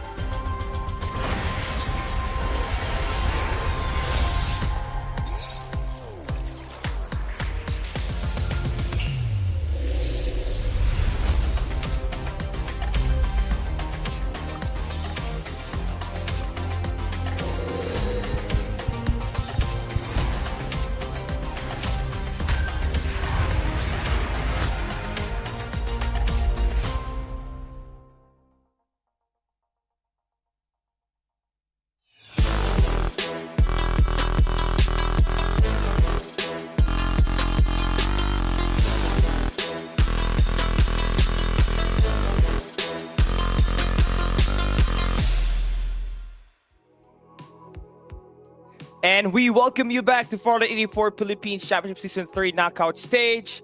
This is Group D's final map that is fast approaching, and we've seen Built Different Mobile won back-to-back maps. Once again, joining you for the final map, it is me, Cali Gaming, down here with Autoluz, and a potential three-peat can develop here if Built Different continues to keep up with their winning ways. They're unchallenged, dude. There's like a probability speaking, right? Like they have an 80% chance, and a rough estimate, right? Like to really secure a three-peat, not just because of their performance in map number 1 and map number 2, but mainly because one of our quote-unquote contenders that we kind of prepped up and we agreed on in latest esports didn't really challenge them in map number 2. Yeah, sure, latest was number 2, but in that split-second decision making of finding the opportunity or the advantage that is needed by Build It Mobile, it came at the expense of latest esports, and that just means to show that they might just be able to do it. They might just be able to end our knockout stages on a 3-peat fashion. And it starts with Desbula as the entry fragger for the team, right? He always comes in first and try to take as much damage and also deliver all those killing blows too.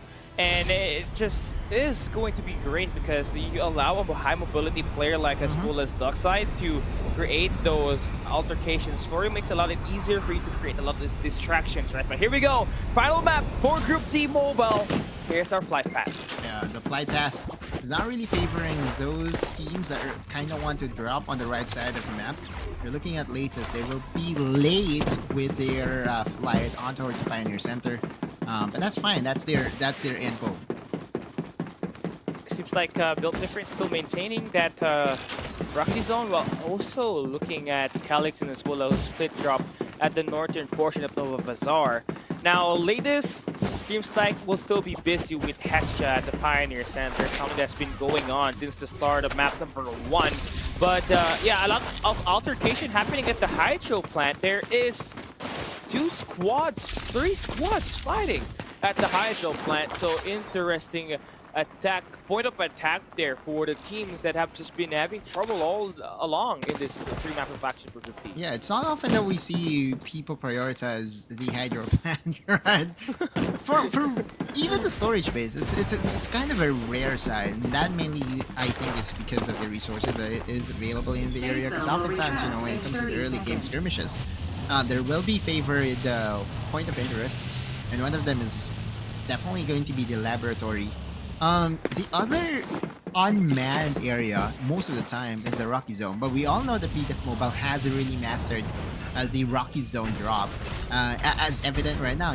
Most of their members are inside the Rocky Zone, while the duo of Hasbula and I believe Nash Easy is just trying to go and secure resources outside of the zone, playing guard as well as getting more resources for their squad.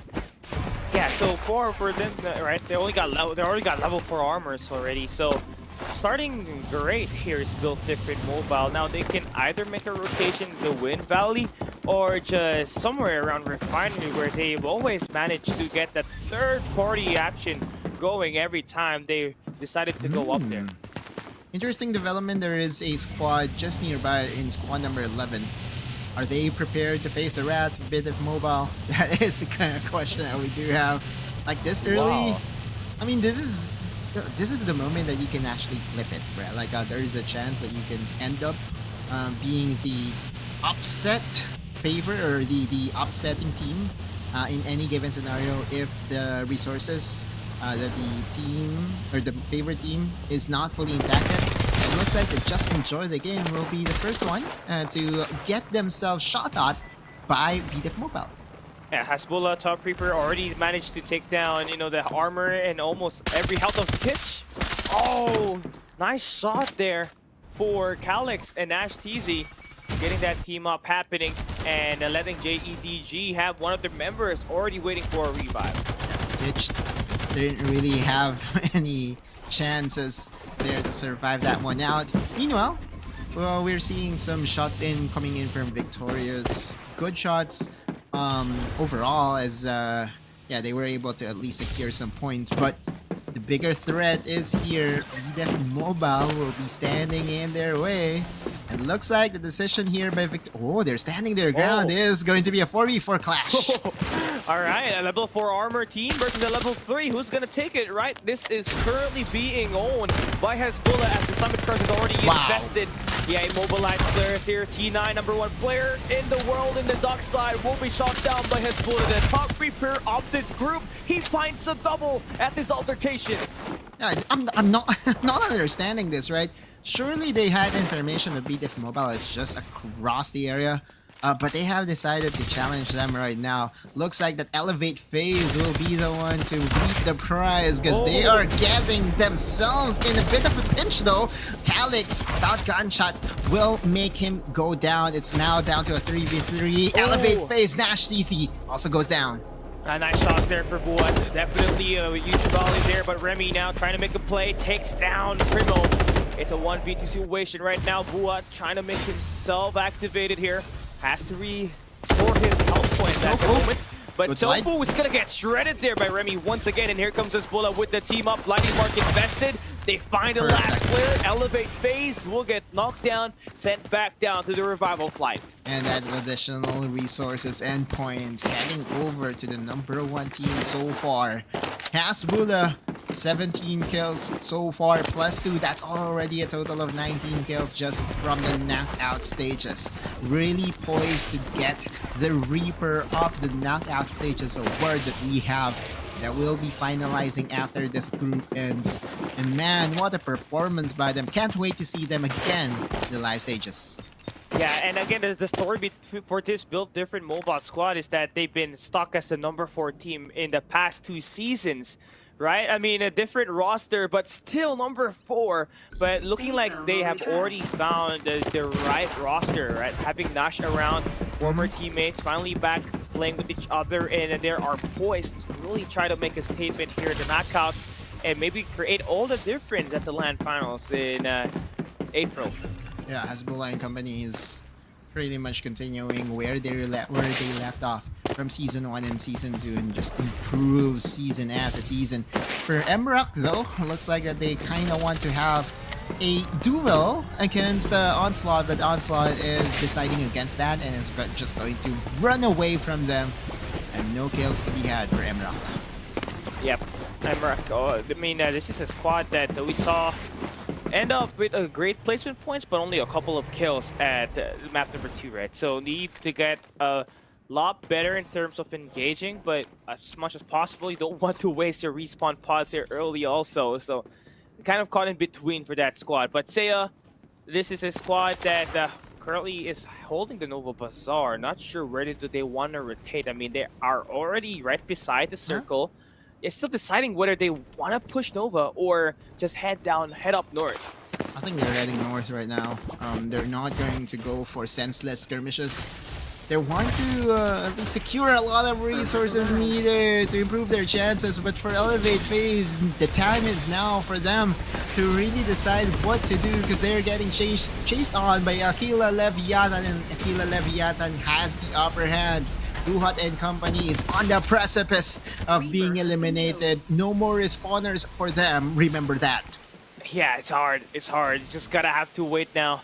If you're the players of E8, you're gonna need to put yourself in a better position, right? But SR717 going in for the third party. That's one player they're chasing, and that's JC with the C this time. He is gonna get chased down by Alien with the mobility locked in. The dance, the slide, the elimination to work through AXG now. JC eliminated. Yeah, that's not the same JC from SR Nakage, right? Because I got confused for a second. I interviewed the JC. I told him that there was a week that he played under the banner of Aquila, and he said, "That's not me." so yeah, that's another brother, I guess, from another mother. Yeah, we got Hezbollah, we got Madman, Madman and Mad Mars, and then JC and JC. All right, keep it coming. One more, and we got one squad completed by Fosters. So apparently you can actually do that trick, right? Like using the rope and then dispatching early, just using the wall to climb up top. Now I know, now I learned. For now, Onslaught though, praying to the gods that they don't get spotted here by the scouting members of Elite Extreme Asia. Already up to 10 kills and potentially could add 2 more. Oh no, Summon Crush invested. Idiots. Oh, he's got backup. Yep, nice play for Hunt there just to back away. Numbers advantage favoring Seiya, but it's still being chased. And Tant this time, and Bird teams up to get that elimination. And Onslaught not gonna have it easy. 11 kills for Seiya, by the way. A great bounce back after a disappointing map number 1 and 2. It's not gonna be eliminating go, because that means that there's still one more rat trying to survive right then and there. Latos, meanwhile, decided that this is now the time to party with the other people, and Jakku cleaning things up, and Aquila Leviathan will be the recipient of their bullets right then and there. And they're going to get back their teammate, just they lost, right? Which is Carl J, a dockside user that's very essential in the gunfights that you're gonna have if you're trying to fight for those positions.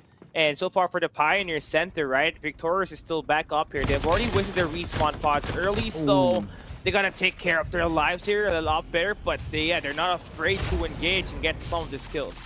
What a combo. General just showcasing his skills on the Sunil, just trying to go for the chase, but won't be able to spot anyone, and he has to be careful. If he oversteps, he's going to get shot down! And that's what happened. Madman is prepared for General. There we go. Madman can always cancel the General.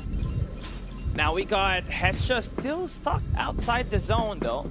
So you need to be able to get inside, but there are other squads out there, right? Victorious, Latus, gonna be waiting for you up there at a tough hill climb unless you got some vehicles to traverse and maybe get an exit at the northern portions of the Pioneer Center and just try to slip away from that elimination, right? But so far we got 2 squads eliminated. Yep. That's Onslaught and Elevate Phase. Yeah, which is kind of expected. Elevate Phase, I believe, saw their demise around the Rocky Zone, similar to Onslaught 181. But yeah, that's kind of expected with how everything developed in the first few minutes of this game. For Latus though, 4-man strong, still going for the chase, and they want more points. Going against Hestia, that is grouped on top of another. Yeah, they're gonna stack, but they need to shoot down the tires just to immobilize that Flame Chariot, and they do so! And they take down one! Remember, explodes inside the car! And Aladdin God gets that Oppenheimer. Yeah, that's one of the best moments to happen. Flame Chariot, as per Mr. Cali here, that has now remained to Syrup Truck. I guess it doesn't really roll off your town. Oh yeah! Oh no! I forgot they changed it. It's rebranded, brother. Yeah. Oh my god. No. That's okay though. Yes. Same thought applies, right? Like that car just got exploded. And for BTF Mobile, it's kind of still is a very safe way to play the mid game. They're inside the circle, just waiting for the strugglers to come in and get points one by one from the inside, right? Like rather than being extra risky, extra frisky on at least on the outskirts of the circle. This is their play, and this has been very effective for them for map 1 and 2. Yeah, if it ain't broke, just don't fix it, right? Just let these players just keep coming in. Currently for squad number 1, right, built different.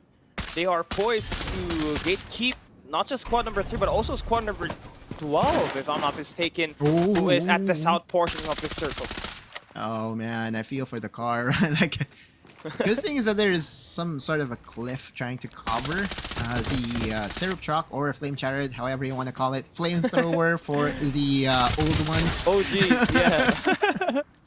Man, that 3 name change for that vehicle, right? Insane. I know. Zone will retract in 30 seconds. And squad number 2, SR717, has just elevated their play back to where it was in map number 1. We all know how capable SR717 was. It just so happened... Oh, wait, hang on. So, there's someone really overseeing everyone there. I believe it was Echo. Yeah. And this is an amazing spot, but also leaves a massive target on your back. You can see it's just too tall that you've been spotted at the Pioneer Center right now for MRAC. Brent's Prime from Hestia, they will be able to deal with. Still needs to fight for a position though, because they're still outside the zone. Yeah, squad number 2 on the right-hand side, which is pretty much a very stacked team, right? Like orange armors all across the board. Meanwhile, on the north side, there is an ongoing skirmish between 3 squads, Latest being one of them. SR717's perspective, though, is fighting against squad number 3 in Miracle Place. Oh, almost a takedown there from Rora. I mean, this is what we've been asking for SR717 to do, right? Just stack up those resources for the past 2 maps, but they just could not get their momentum to go in because they always kept getting taken down at the start. Built different now, about to pounce in. Oh no! Kenty goes down. Yeah, that springboard action, almost but not quite, won't be able to survive the onslaught. Coming in once again from none other than Bidif Mobile. Striking every time as fast as they can. Now they got some heavy artillery being brought out here. Latest, Carl J did not get the summon crush. Perfectly lined up against Bert, but they still managed to get the high ground, and Carl J gets that kill, and Latest up to 10 kills now.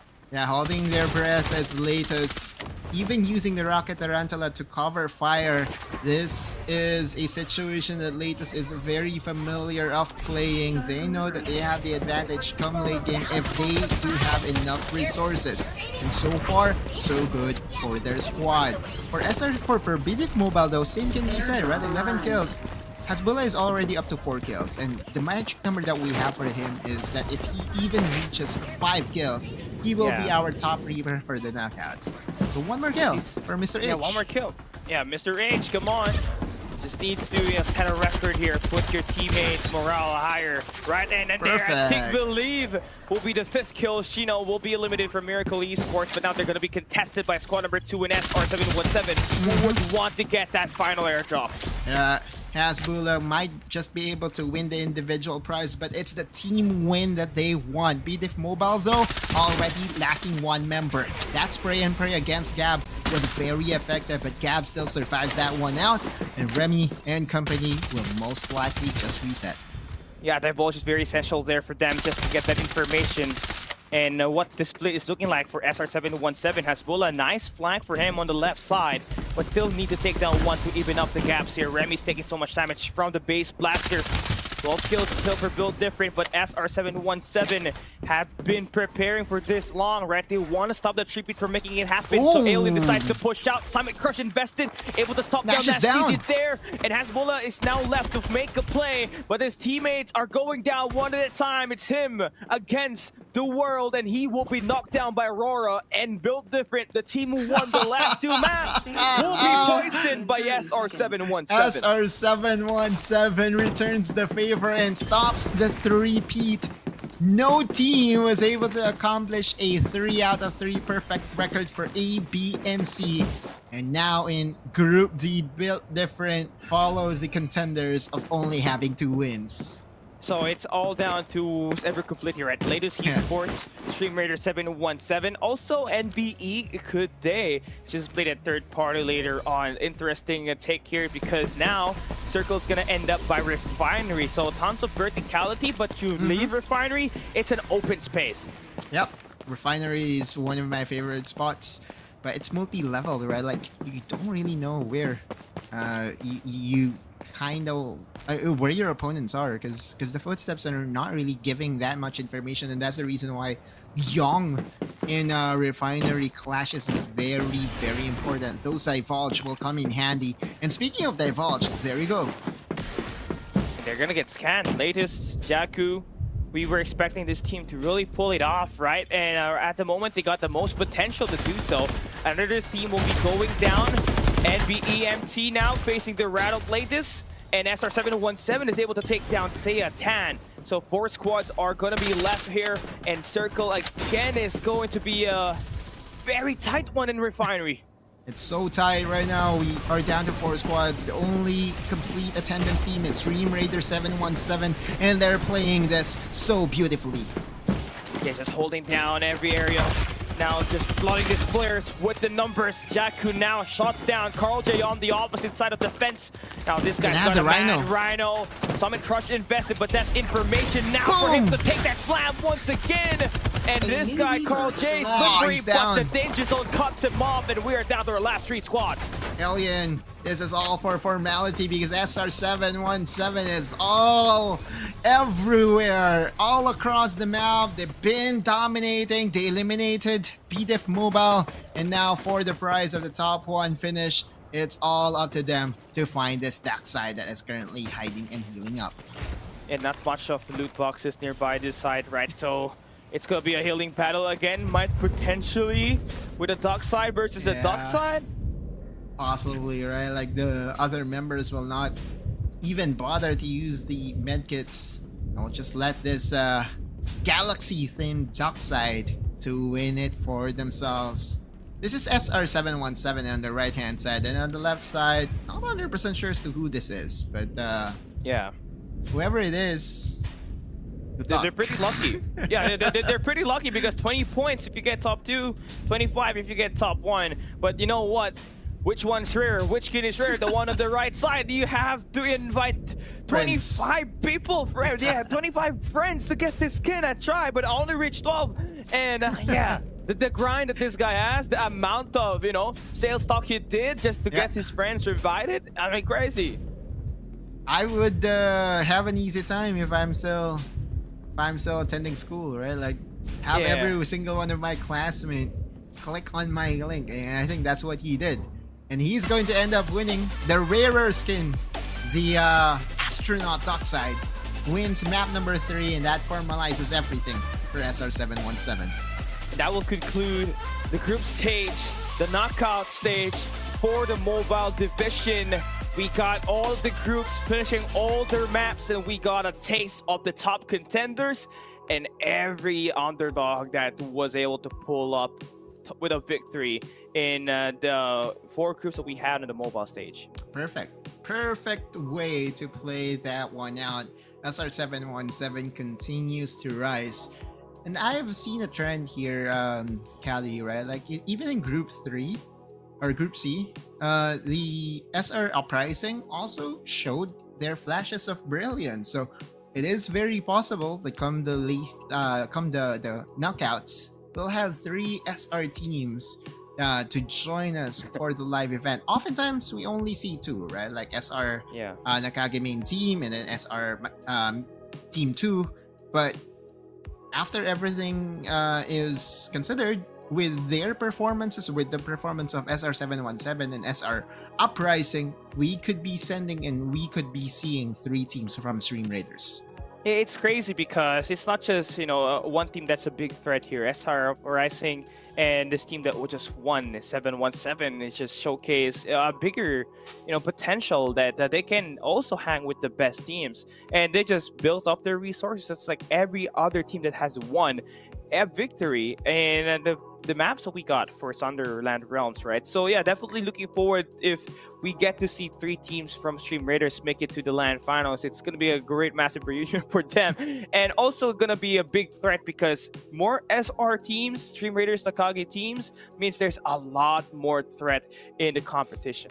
Yep, still remember it from yesterday, as if it was yesterday when SR Nakage dominated FPC Season 2, right? Like, that's just one way to do it. And now having to send 3 teams, as they say, more teams, more chances of winning. Yeah, I mean, that is the same, same principle, philosophy that Master X had back in Season 1, right? And hey, it is a proven and tested philosophy. But if you guys missed the map number 3 action, come take a look at these highlights brought to you by Farlight 84.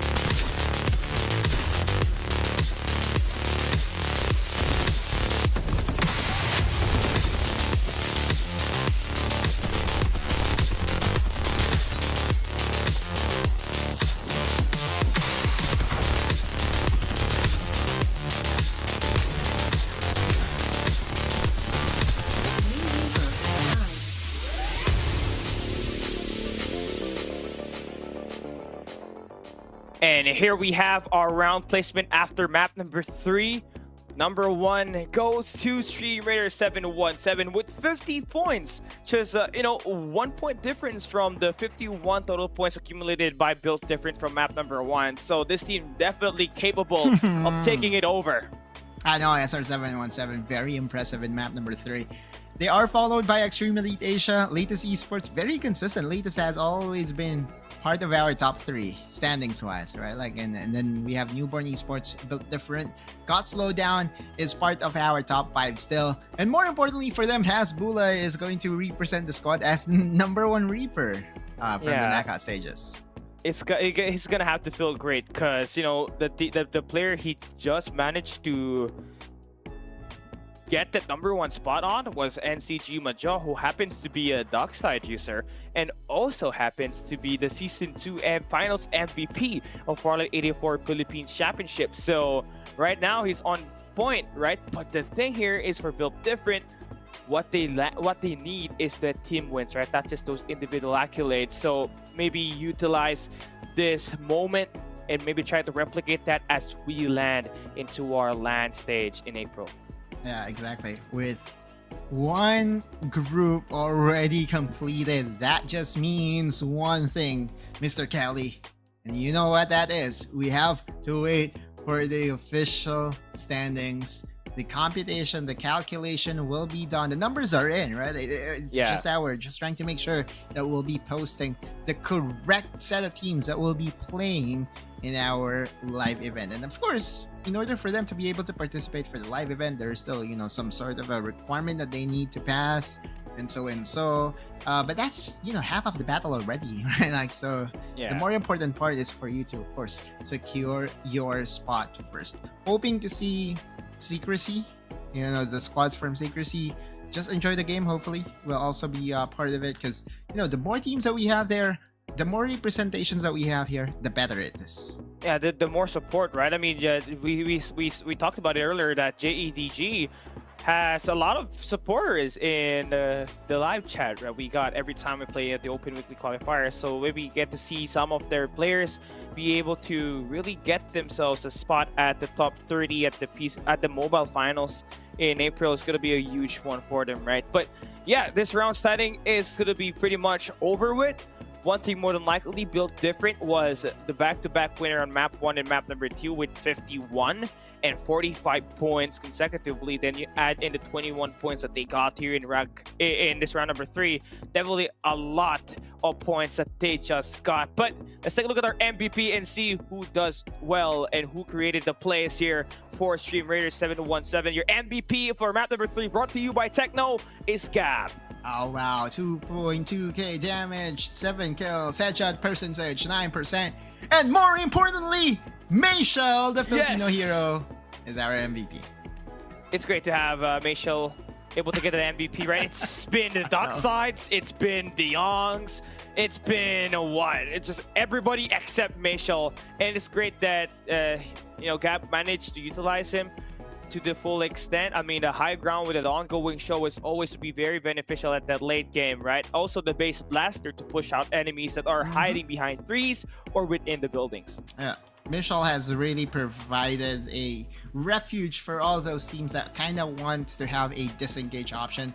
The only thing that really held her back right now is the prevalence of Bo, not just because of the frenzy bomb, but all the tactical skills that is involved. With Bo being present in your team, you can really do wonders with all your initiation. So that said and done, that will also be something that we'll closely monitor, especially as we head into the weekly finals. Sorry, not weekly finals, the grand finals. Will there be a change up? Will there be a switch in the heroes that will be used by our players? I don't think so, because I really think that the 4-man squad that we often see are the 4 best heroes when used strategically. Yeah, I can't agree more with that, right? And this has been, a nice conclusion to the 6 weeks, right? 5 weeks of open qualifiers, then 1 week of the knockouts, and we managed to see everybody just play at the highest level as much as possible. And for sure, these contenders that we got, that dominated Group A up until Group D will be present at the grand finals. I want to look at whoever will be the players or the teams that will be competing that or labeled as underdogs that will be advancing to the grand finals in April, right? So definitely something that needs to be developed moving forward. And we are accumulating the statistics for these players, the FPC points that they have accumulated on the 6 weeks of action. So yeah, we're gonna get the top 30 performing teams invited. And there will also be an interview, and I am for certain that it will be an interview with the best team from Group D, BTF Mobile, for sure, because that map number 1 and map number 2 just has separated them from the crowd. Outside of that skirmish loss against SR717, they were so good. All right, let's look into the team ranking of all the 3 maps combined. Who is going to run second? Because number 1 will be BTF Mobile, and then there you go, SR717. All right. Lactus is falling behind. Yeah, Lactus is just going to be taking the 3rd spot on a 1-point difference for SR717. So they definitely did a great job just getting a lot of total placement points, right? I think we saw them 3 times placing top 3, which made it possible for them to get a top 3 spot for Mobile Group T. Yeah, for Lactus, the hopes were a little bit too high, but I'm not going to say that they disappointed us with our prediction, because you look at the difference between SR717 and Lactus, they're separated by a point. Yeah. They're separated by a kill. I'm not going to write them off as of yet. Zaya, Newborn will be rounding up our top 5, and of course our top 6 to top 14 teams was laid out. Hopefully, their numbers during the weeklies will be considered and will be enough for them to be pushed on towards the top 30 teams that will be announcing shortly. Yeah, Seiya, Extreme Elite Asia was the team that won the All-Capsular Cup Asia, right? It has been a long time since we've seen them, but they've been staple since Season 1. And now we get to see an interview for the players from Built Different Mobile. Our Tagalog casters will be guiding you through that. We'll be right back. What's up? What's up, Kuya Asbula? Congrats. Hello po. Thank you po. Ayan. So tatanungin na kaagad kita, no? Kasi ipaparehas ko na to kay Kuya Lancelot. Kasi isa ka rin sa mga OG na dito sa Farlight, no? Sa dami ng mga teams na napuntahan mo, ano yung pinagkaiba sa dynamics nyo dito sa Built Different Mobile? Kasi parang mas nag-excel ka dito, mas nag-upgrade yung mga galawan nyo. Ano ba yung naging changes para umabot dito? Siguro malaking tulong na may nadagdag sa amin si Nash, kasi may mga ideas kami and strategies na nakuha sa kanya, tapos ayun yung naging way para mas mag-improve kami ngayon na as Built Different po. Uy, grabe, parang naganda sa interview si Kuya Hash Mula. Oo nga, Kuya Hash Mula, parang gumawa ng homework. Kuya Hash Mula, next question is, sino ba IGL nyo, and tingin nyo ba this coming season 3, dahil for sure pasok na kayo sa grand finals, tingin nyo ba kaya na ba makuha ang title? Kasi ang tagal mo na rin dito eh. Dalawa kayo ni Calix eh. Since beta po kasama ko na si Calix. It's given po ng opportunity sa mga Mahina yung mic. Bakit? If given po yung opportunity sa mangyayari sa grand finals, why not po kunin namin yung title? Then, ang in-game leader po namin sa amin is ako. Then, nag-ask na lang ako ng mga ideas nila kung tingin nila hindi effective yung ganun. Nangingi pa rin ako ng feedback. Ayan. So makikita namin sa LAN most likely, pero shoutout mo na yung mga supporters at i-invite mo na rin sila na magkita-kita kayo. Okay po. So, sa mga nanonood, sa mga sumusuporta sa amin, see you po sa LAN tour na. Then, shoutout kay Juba, kay Bosscon sa Built Different. Thank you sa Built Diff kasi binigyan kami ng opportunity i-represent yung org nila. Yun lang po. Yun. Ayun. So, big shoutouts din. Thank you so much, Asbula. See you. Congratulations. Thank you po. See you po. Salamat.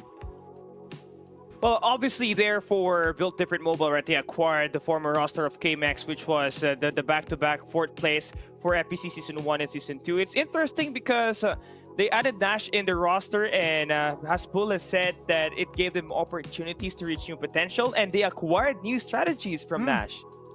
This is also similar to what you did say prior to the group D starting. You did highlight the fact that BDF Mobile, the addition of Dash DZ also brings in a sense of familiarity, right? Like they are repping that one team from another title. So having that sense of familiarity definitely helps. And so now we are going to move on towards the knockout standing. This is for sure going to be the top 15 teams that will be qualified for the upcoming grand finals. Now, we still have 16 to 30, so I'm not 100% sure if we're going to show that bit. Yeah. But for 1 to 15, these are the teams that may have just secured this spot for sure. Yeah, 3 teams from Stream Raiders, by the way. That's number 2 defending champions, Stream Raiders Takage. You got Stream Raiders 717, the former team of Mad Mars before he got acquired by NCG. Then, SR Uprising. And definitely is interesting because that means that the competition just got a lot fiercer here. Yeah. Again, having 3 Stream Raider squad, the top 4 BDF Mobile still being at number 4. Is this? This is mainly because we are considering their total weekly FPC points, right? So all things considered, since Execration has really been dominant, really been a very solid force week in and week out. It's not surprising them backing number 1. Same with NCG. And then we kind of predicted Oasis being the 3rd wheel to the date of Execration, and Nakage BDF Mobile being number 4. So this is really tightening up to become a clash between the contenders that we have, and of course our dark horses. You still have Blackfire. I'm not seeing Latest, so maybe Latest is not yet part of the dark horse, but I hope to see them. I hope to see them in the grand finals. They definitely got a lot of potential, right? I mean, they made it to the grand finals, Championship Sunday of Season 2, but they just could not get their momentum to go through, right? They placed 15th at the end of the day. But to continue forward, the teams that qualified here, of course, we got 2 AXG teams there.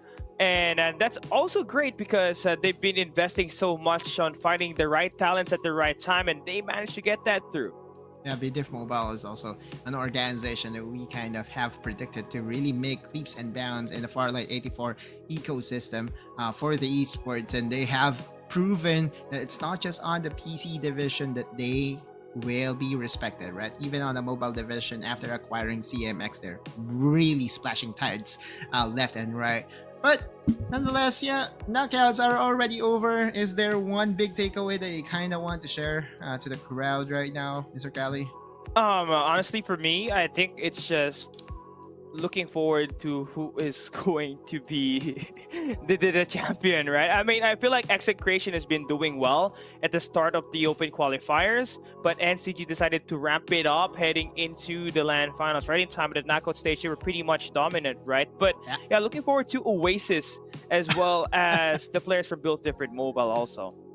Yeah, I also think that NCG might just have solved a, ceiling problem by adding in Jay-Z towards their lineup. That's just a very big addition to their roster. And again, guys, upcoming to this, after everything is settled, we will be, of course, mentioning, or we will have our giveaway first, so the diamonds this year, and then afterwards, as we go into the break, we are going to shift our sights over to the PC division.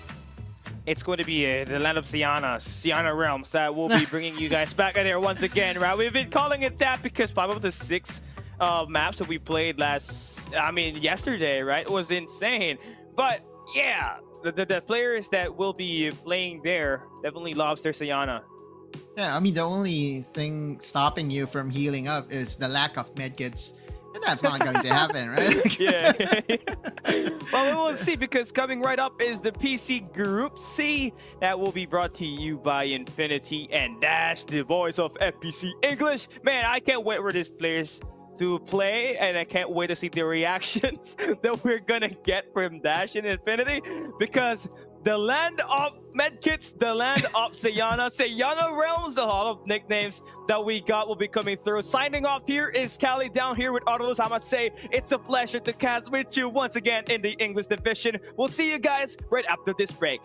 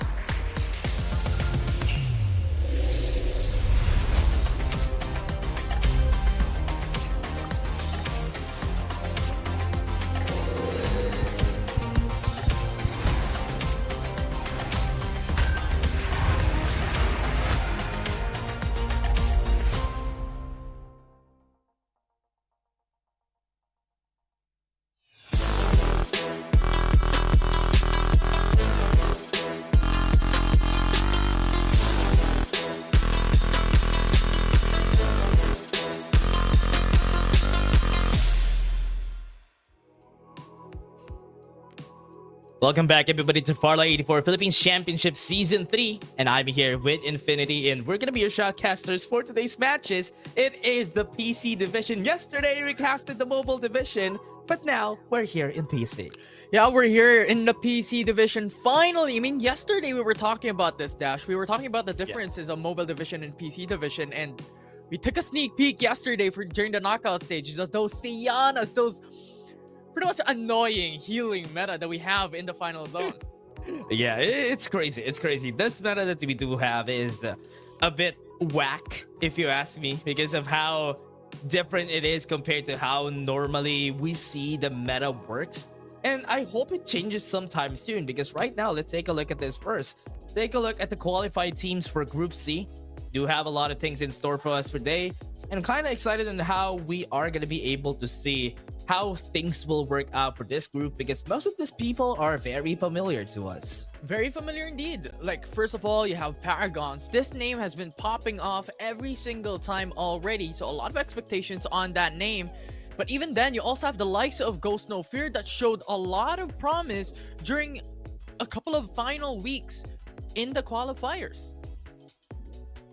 That is true. That is true. I do agree. But again, Infinity, from the teams that we do have here, I'm really excited to see how the teams that have a lot of points, Paragons, as you said, Paragons has always been here. They have always been playing. And this is an amount of players that we always do know, because this players that we do have very familiar. And also, Powerhouse PC is also in this group, which is, or rather, never mind, they're not in this group, but Ghost No Fear is also in this group, which I think I remember last week also performed really well. Yeah, and that's what we're saying, right? These names, Ghost No Fear to be more specific, insane. Their playstyle, how they really risen up to the pedestal in the last couple of weeks here in the PC division is unheard of. And this is going to be a lot of expectation and a lot of pressure coming in from these teams as well to perform here in the knockouts. Yeah, I do hope you're right. I do hope that they, quote unquote, perform, not just heal up the whole time. Yesterday you mentioned about superstitions, so you know what, maybe we have like the caster's curse, or well, the caster's superstition come to fruition this time around here in the PC division, because yesterday it did not. Really? Are you sure about that? It did not though, because we had very in separate, the mobile like division, NCG, sure, like execution, like pretty much winning it all. In the mobile division, I do agree, but in the PC division yesterday, I remember most of the players have been just healing up, and it's been taking such a long time for these players to actually show what they're really made of. Yesterday, remember, Azusa is also one of the teams that got a really astounding win for the squad. They didn't really have a lot of points moving forward in the competition, but they still got a good amount of points. The likes of Kitsune, the likes of MME, they were not able to get what they want just because of these healers. Yeah, it's just yesterday. It's just very synonymous to what we have in the meta right now, right? It's all about that healing. It's all about that delayed aggression. Well, not really aggression, but really just the delayed playstyle wherein everyone's going for replacements. Everyone wants to really delay it as much as possible, and just how the Seana works, it just allows you to be able to do that. Along with a Medi exit, could go for the revive as well if you want to go aggressive. I do agree. But again, for the Seana, remember back then, the way we play around with the Seana is way different from what we do expect from before. Because before Infinity, before we use the Seana while we're fighting. While we're fighting, the Seana is there. Now, we don't have a Seana in the fight itself. We have the Seana outside the zone, like 1 kilometer away from where the zone is gonna be.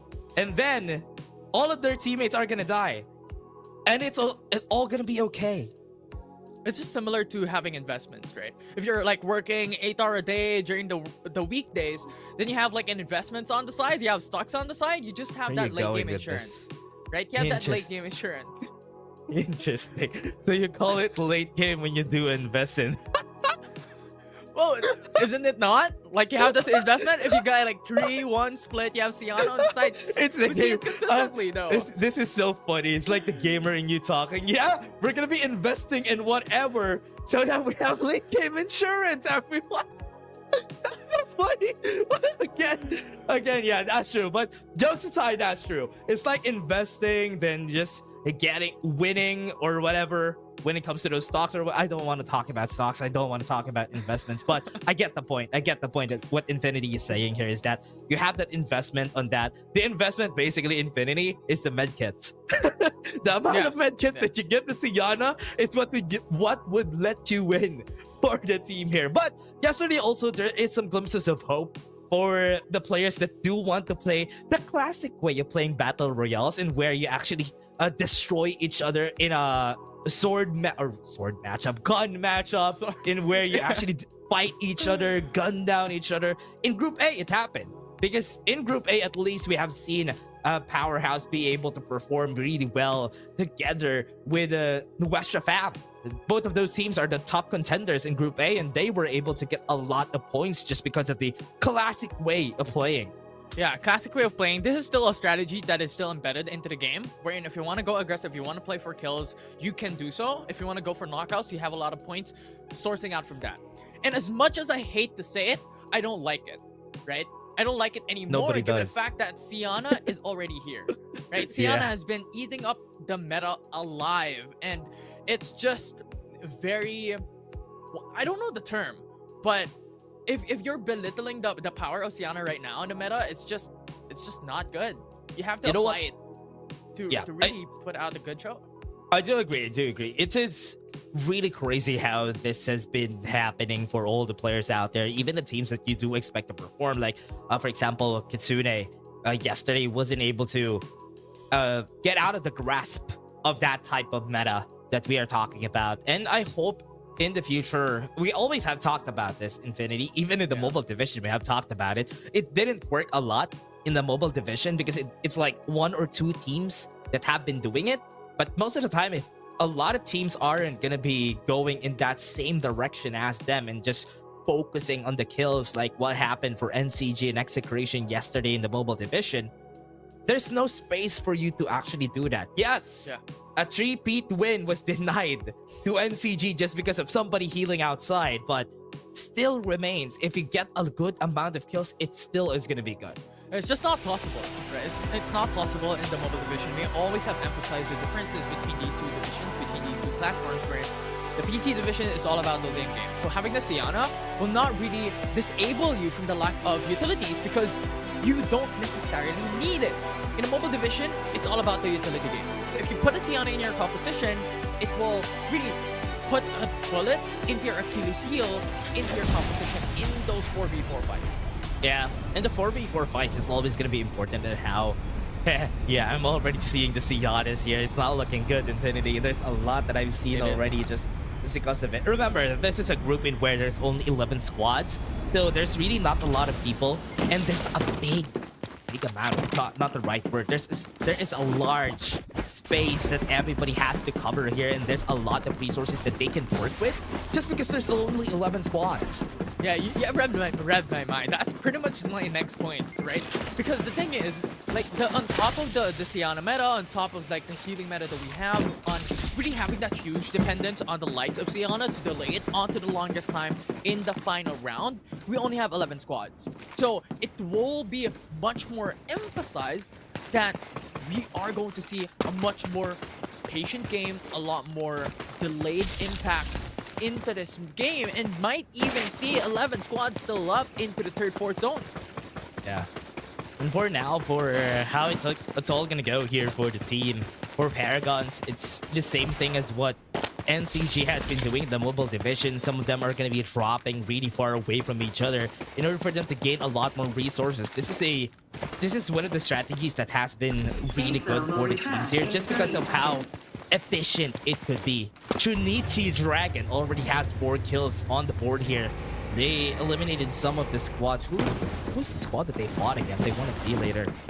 I'm not that sure. I can't turn back time and recall who was the team that was. I think it was Rates. Who was unfortunate enough to meet Trinichi Dragon. But yeah, that aside, it's all about that early aggression. That is a coin flip. It's a 50-50. Who's the team that can get a better lead? Who has the team that can get the initial drop point will pretty much win that initial fight.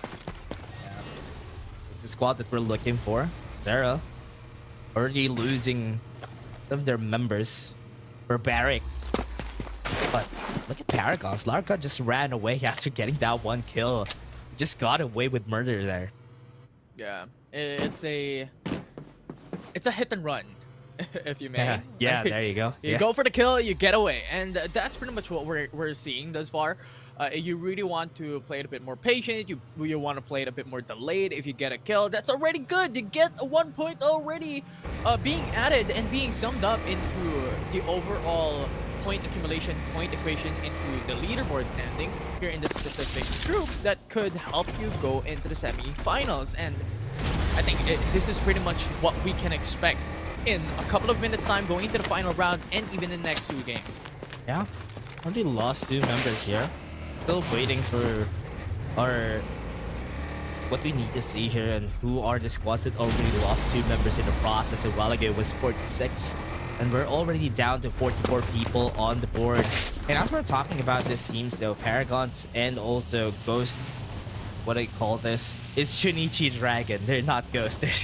That debate is just crazy here. It's Chunichi Dragon who got the 4 kills a while ago. It's Shackle, Ching, this is the squad. Wait, yeah, this is that squad. It's Shackle. Yeah.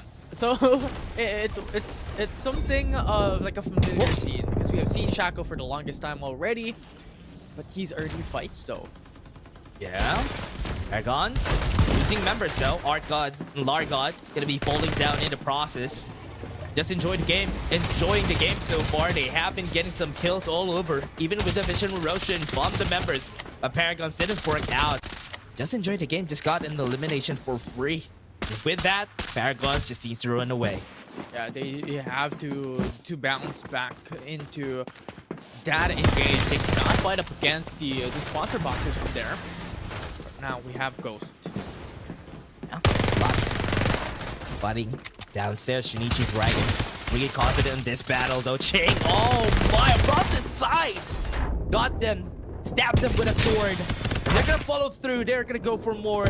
Kidlock is not even gonna be phased up, but whoa, this is not gonna be good for the squad. 1 more person standing, dashes away. It's not gonna work out in this closed space. Chunichi Dragon just got 4 more kills for their side. Yeah, and this is just so good of methodical playstyle coming from Chunichi Dragons, right? We saw the Vision Erosion pretty much denies the possibility of a win there from their opponent, and it's all about being able to shoot your aim, have the impeccable crosshair placements, but also having the utility on top of that. And what's Chunichi Dragon was able to execute. Yeah, what's crazy about this squad though is they recognize the importance of moving around the map. And from what we've seen from them, this squad, Chunichi Dragon, after the kills that they do have, they don't hesitate to move out. That's one of the problems that we do have from a lot of the teams that we have here. For the mobile division, the PC division, after they get the kills, they loot up for the longest time, and most of the time they get punished because of it. But Chunichi Dragon, very efficient in what they do. Yeah, very efficient. This is... It pretty much hides the information away from any of these teams right now in the lobby. But shockingly enough, there is still no players, or there is still no team eliminated thus far. 11 teams with 44 players left. But as soon as I said that, Ching went down. Yeah, still very healthy for their squad. Chunichi Dragon, as he said, lost 1 member. And respawners are going to be down rather, after this round 2 call. Just enjoy the game in the open, getting killed by Kidlat. The squad that got eliminated by Chunichi Dragons a while ago was just in the position of advantage. That's why they were able to just capitalize on it. Just got purple armors, just got some upgrades. And Kaizen, even for free, is not going to have a good time in that 1v1. He's going to lose. They are still going to be able to get something out of it. This is still going to be a kill. Just enjoy the game. It's going to go back later on. Yeah, and this is pretty much the composition. This is what you have to do. The sides goes in front to start the fight. Yeah, right. Some damage in. Or look at Lizard.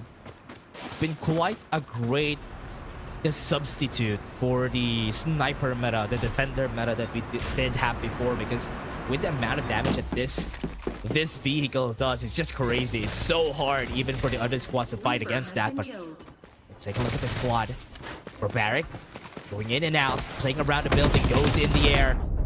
Summit Crush was able to hit 3, but it's not going to be enough for them to win all the process here. Gonna be a lot of damage on their favor. And this is still not gonna be enough. Paragons still looking, still scrapping for bodies. But right now, they're getting damaged by another squad here. Barbaric, they're trying their best, jumping around. But because of the smoke from the side, wasn't enough to help them out.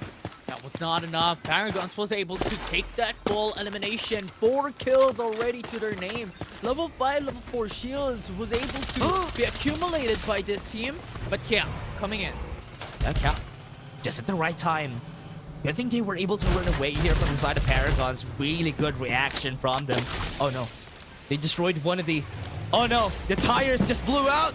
Chinese noodles need to run. They have to run, they have to hide here. They're being chased down. Yeah, still on the loose, still on the run, on the hunt. Paragons making a bit more patient. They know they have buildings, they know they have cover here.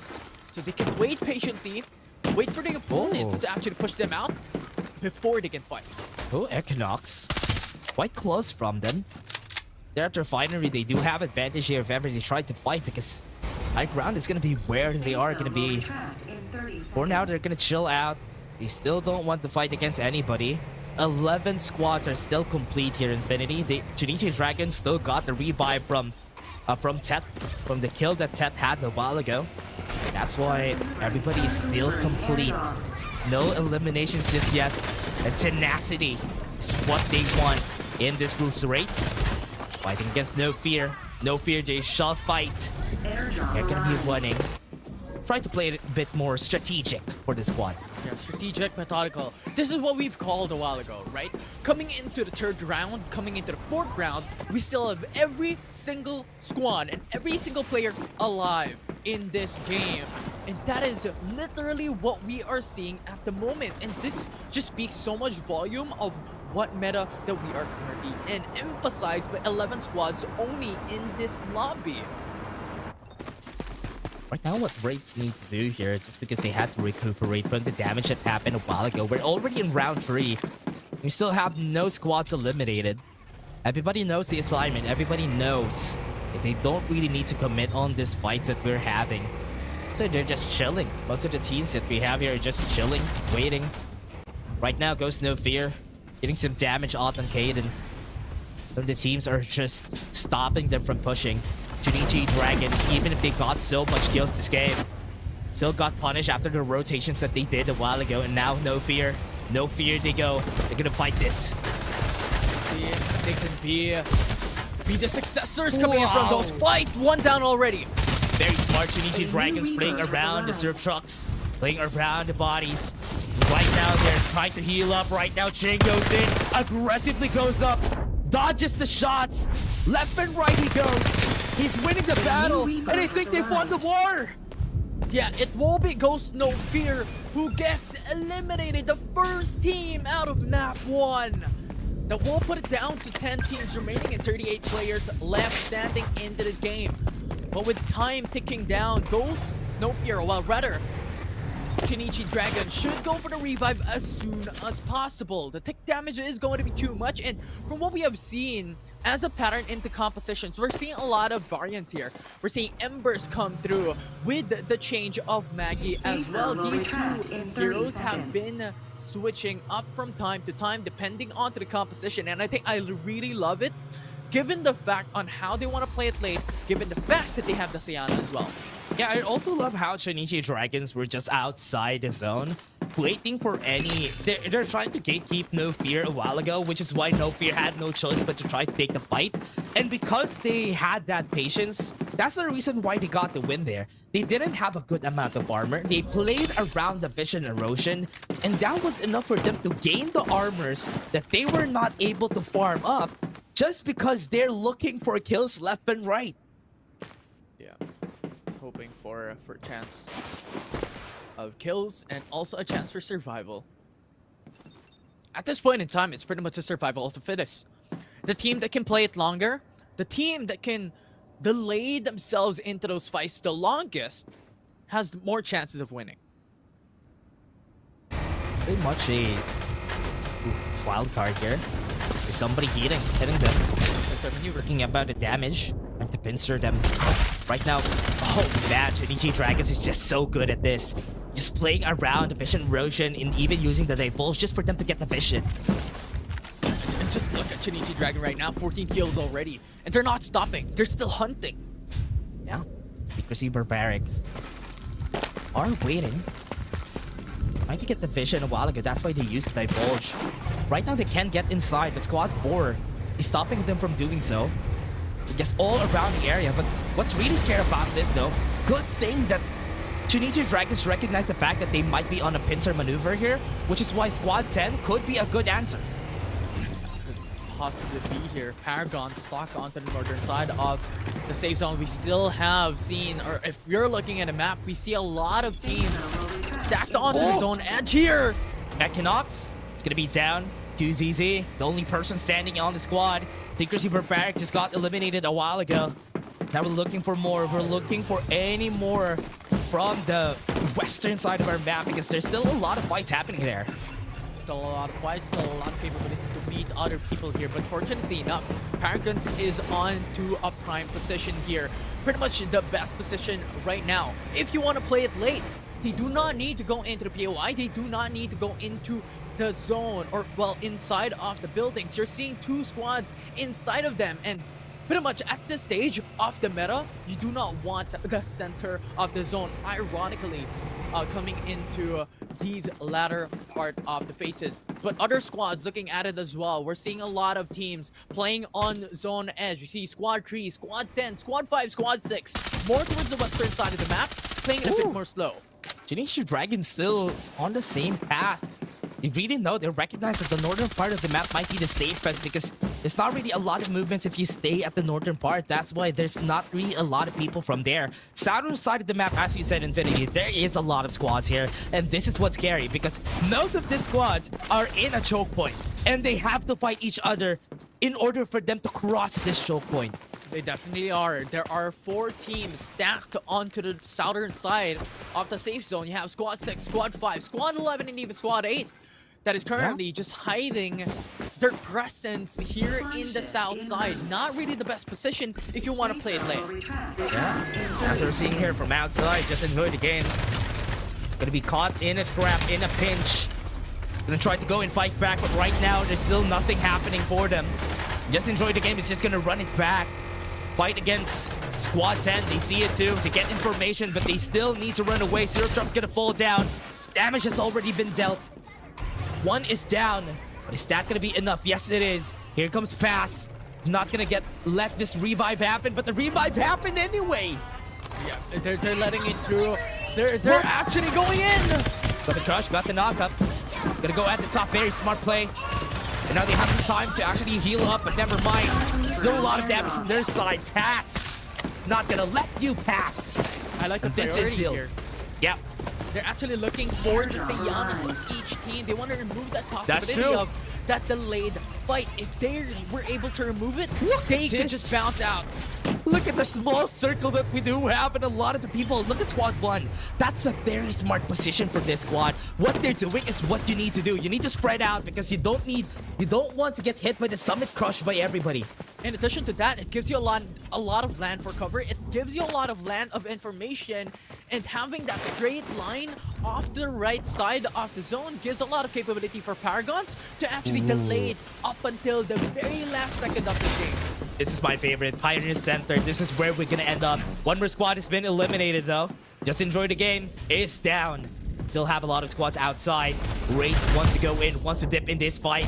Right now, Kia already fighting. There's 4 squads inside this small building. And they have to run away. They have to make sure that they have somebody alive by the end. Yeah. Paragons right now are in an optimal position. Playing onto the eastern side. You have Wraiths stacked up against Kia, and even Paragons as well, getting a lot of information. And there's pretty much 3 squads stacked on top of each other. Still outside. Very small circle. This is what's great about Pioneer Center. This is what could happen. There's still 20 people in this small circle that we do have in the last zone. Still nobody finding each other just because of the sheer verticality of this place. Yeah, a lot of verticality, a lot of boxes, a lot of floors, a lot of places for cover. And this is just such a pressure point coming in from each and every single team. Like, when will be the time for us to become safe? When will be the time for us to meet other teams? Given the fact that there are still 7 squads remaining in the final zone with 20 players alive. Take the risk. Got some damage. Shinichi Dragons heralding the 14 kills. With the way they're working, they are just waiting for the zone to close up, closing the gap. Squad V needs to fight against Squad 10, but Squad 1, look at them. They're so far away from where everybody is. They have third, or well, quarter of the whole zone for themselves. 2 quarters, to be more specific. They have the whole right side of the map. Yeah. Acceleration. To fasten it up, Paragons. Starting off with a kill in Clarion. That is where the vision erosion that everybody's seeing right now is happening. This is where the fight is breaking out. Paragons just made sure that everybody's gonna be in chaos. Shinichi Dragons is gonna be losing Ching in the process. Vision erosion, perfect! Because of that, they stayed alive. And right now, Shinichi Dragons only lost 1. Paragons has a great sight of everybody, a bird's eye view of what's happening. And they're just keeping everybody at bay. They're getting so much kills because of this. But they're getting pushed now. Kia wants that position for themselves. Yeah, they don't really care. With the bird's eye view, they can definitely kill everybody. And they even have a Rhino on hand. Shinichi Dragons falling down like flies. One more shot from the Rhino is going to be helpful. And one more to the head. That's going to be a strike to their chest. And they are needing to finish this off. One more on the other side of this wall. But they're not going to go forward yet. In a 4v1 situation, or well, 3v1, I don't think that's going to let him live. Yeah, still gonna be dead. Count is gonna be down. 4 squads still alive. But there's only 1 squad in this zone. A lot of the squads are fighting outside. There's a lot of bodies that they could use in order for them to heal up. It's very ironic. It's not a fight at this point. It's all about those med pack engages from each and every single team alive. If you're looking at a map, it's 4 teams remaining, but Art God already fell down. Paragons lost 1 of their members, but still a lot of Tiana's alive in this game. Yeah, what's smart about what Paragons does is they try to get... Oh, no. That's good. Nikki is going to be dead here. Oh, never mind. Fight is still not done. Still got a bit of that med kit. There's a lot of bodies close to each other here for them. You know what? They're just going to heal up here, Infinity. Yeah, and it's so clever. Especially for Paragons, right? If you're looking at the dead bodies that surrounds their last member, which is Siana, it's very close by. And it's intentional. These teammates of Paragons, of Largod, intentionally died behind the stones just nearby onto Siana's body so that medpacks can easily be accessed. Oh, yeah. And with that, as we're seeing here, Largod has a good access on a hefty amount of bodies in their side, so it's not going to be a problem for them. Shaco is going to be down, so it's going to be a 1v1. I do believe that there's a lot of bodies in this area, so they won't really have... Oh no, I thought they're not gonna have any more problems when it comes to the healing here for both of them. I'm telling you, this is going to take 30 minutes, so we can talk about anything under the sun. Oh yeah, it's gonna take so long here for the PC division. It's like a classic battle of just healing for both sides. So yeah, we're just gonna wait for them to finish it. Yeah, it's I can't even call it funny or fun at this point. Like, watching these 2 players stay on his faces, just batting it out with med packs, with restoration fields, with a Mediex. It's also how funny how the cooldowns at the restoration fields and Mediex, you could definitely use like 4 Mediexes in this game, which is crazy. In this whole fight, right? I think I've seen 2 Mediexes already. You know what? I'm gonna bring out my phone and bring out the timer. My Techno phone.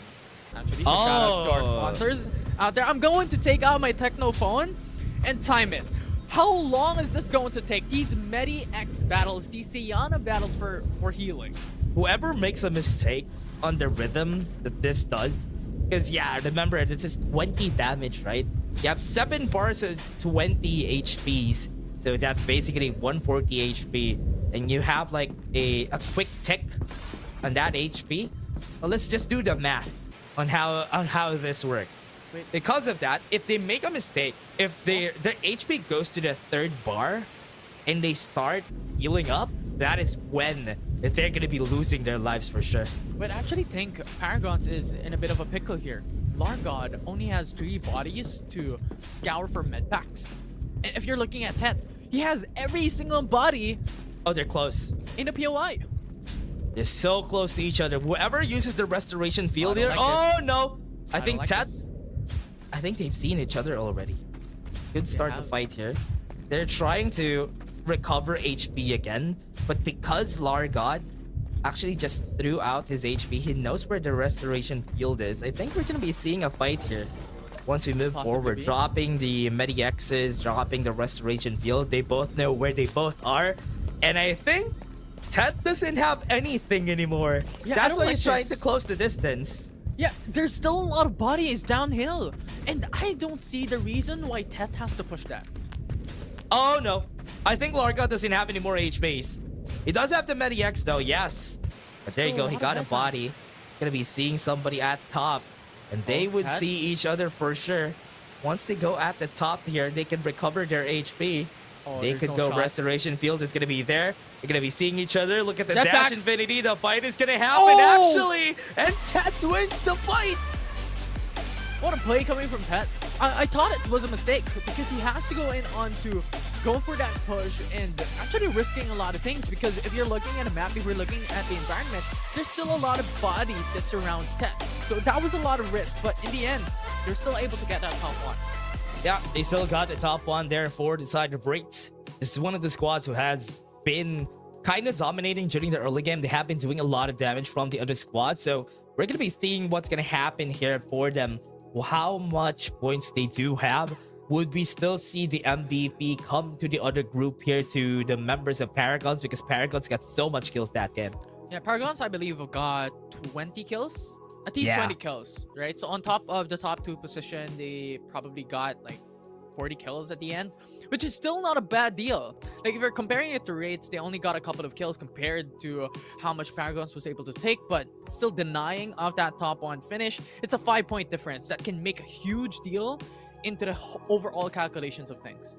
Yeah, and as we are seeing here for the squad, what they do need from each other, or at least from the last part there, we're calculating how much they need in order for them to be safe, like 6 seconds for the 3 bars. So it's really crazy how things work here now in the PC division. They could get away with those types of plays, and also because of the fact that there's a lot of bodies in the last zone, that is the reason why that happened, because the big fights happened in the last zone. There were a lot of bodies to loot. Yeah, I mean, there were a lot of bodies. I believe there were still around like 5, 6, 7 squads remaining into that final zone that really just stacked on top of each other, because there's nowhere to go, there's nowhere to hide from that moment forward, especially with the zone closing in more towards Paragon's side over the hill. Every single one of these teams wants to go for the push onto that location, and I believe it was pretty much how Tet really visualized things as well. A lot of bodies are there. It is probably Paragons that are sitting on top of the hill, just going for those seals. Yeah, and as we've seen there from Paragons, we also see Trinity Dragons performing really well in this group, because they had like 15 kills during the whole game, so that's gonna be good. Wraiths is just what happened here in this group. I think what's great is that Wraiths, just because they got the good position in the end there, they're gonna be having 25 points even if they didn't get like a good amount of kills. It's like 5 kills for this group, but you know what, it's still great. It is, as I say every time, it's honest work, man. It's honest work. I'm having a hard time saying it's honest work, but again, everybody, let's take a look at the highlights first.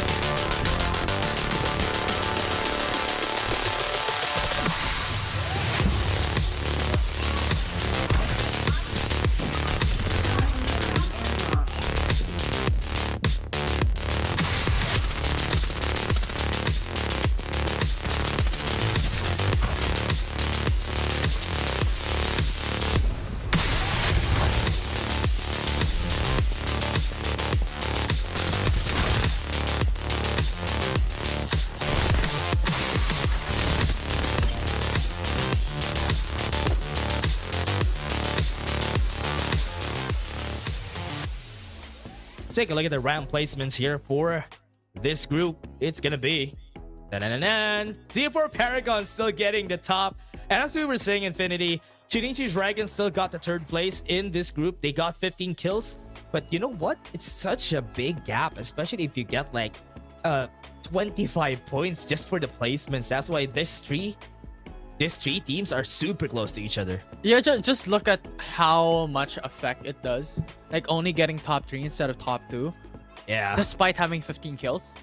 The difference is 2, right? Chunichi Dragon, if you can recall, Shaco was the last man standing but died before Tet or Larga did in that game. So they only got top 3. So despite having like 15 kills overall from that game, just having the third placement just knocks you off down the leaderboard. Yeah, that is really true. But let's take a look at the MVP here for the group. Art God still gets the MVP with 32%. Oh, that's insane. Headshot and 2,798 damage. This is only possible whenever you are in the PC division. In the mobile, you don't usually see teams that do have higher than 20% headshot percentage because it's so hard to do that in the mobile division. It is just having your crosshair placements like connect onto the head of these peoples from the mobile. It's difficult, and this is what we're saying, right? I think it speaks volume in its sports statement that PC division is pretty much that in game. With 32% headshot, Art God is pretty much an Art God from that round 1. Yeah, that's true. I mean, most of their teammates here for Z4 Paragons, almost all of their names have God at the end of their names. So with how it worked here for the whole squad, I'm kind of debating on how these people are going to be playing as we move forward into the games. Because with game 1, it was really different. Game 1 was really different. I thought it's going to be different because we didn't see a lot of healing in the background, but it happened in the end anyway. So again, everybody, we're just going to take a short break. Don't go away. See you guys in just a bit.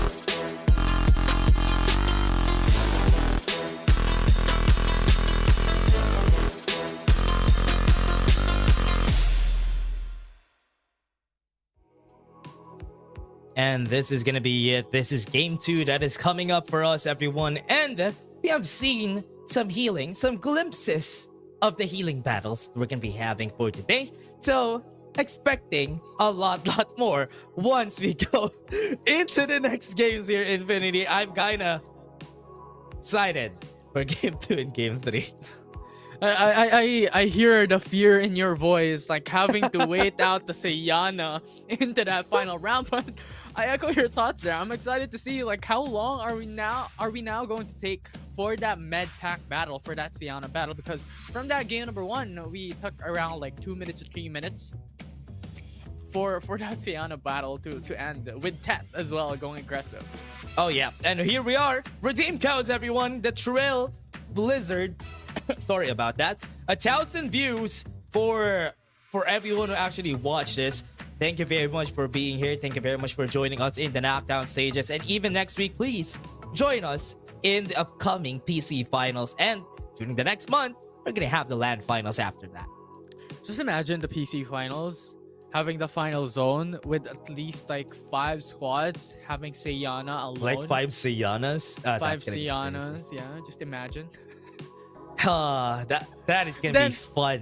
Then fun one of the field, teams actually becoming the champions just because of the Sayana. Yeah. You know what? That's not impossible. That could definitely happen here, Infinity. I'm not gonna be surprised if that's gonna happen, because for sure it is highly possible.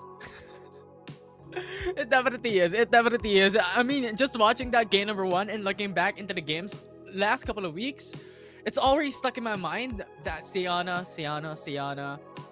When I sleep at night, I'm dreaming of Sayana. Oh man, it's like a fear that has been instilled to us. This Sayana is Sayana is basically a fear now for everyone, because you know what? It's really crazy how the Sayanas have just taken over the meta, and how everybody has been playing around the Sayana a lot more. I mean, it's great that we're having different heroes being showcased in the game, in the PC division, the mobile division, but I don't know about Sayana though. I don't know about Sayana. I hope we have a global ban on that Sayana before we get into the PC finals. That would definitely be a game changer for sure if ever it's removed from the pool this far before it gets fixed. Probably after the patch between Season 3 and Season 4. Oh yeah.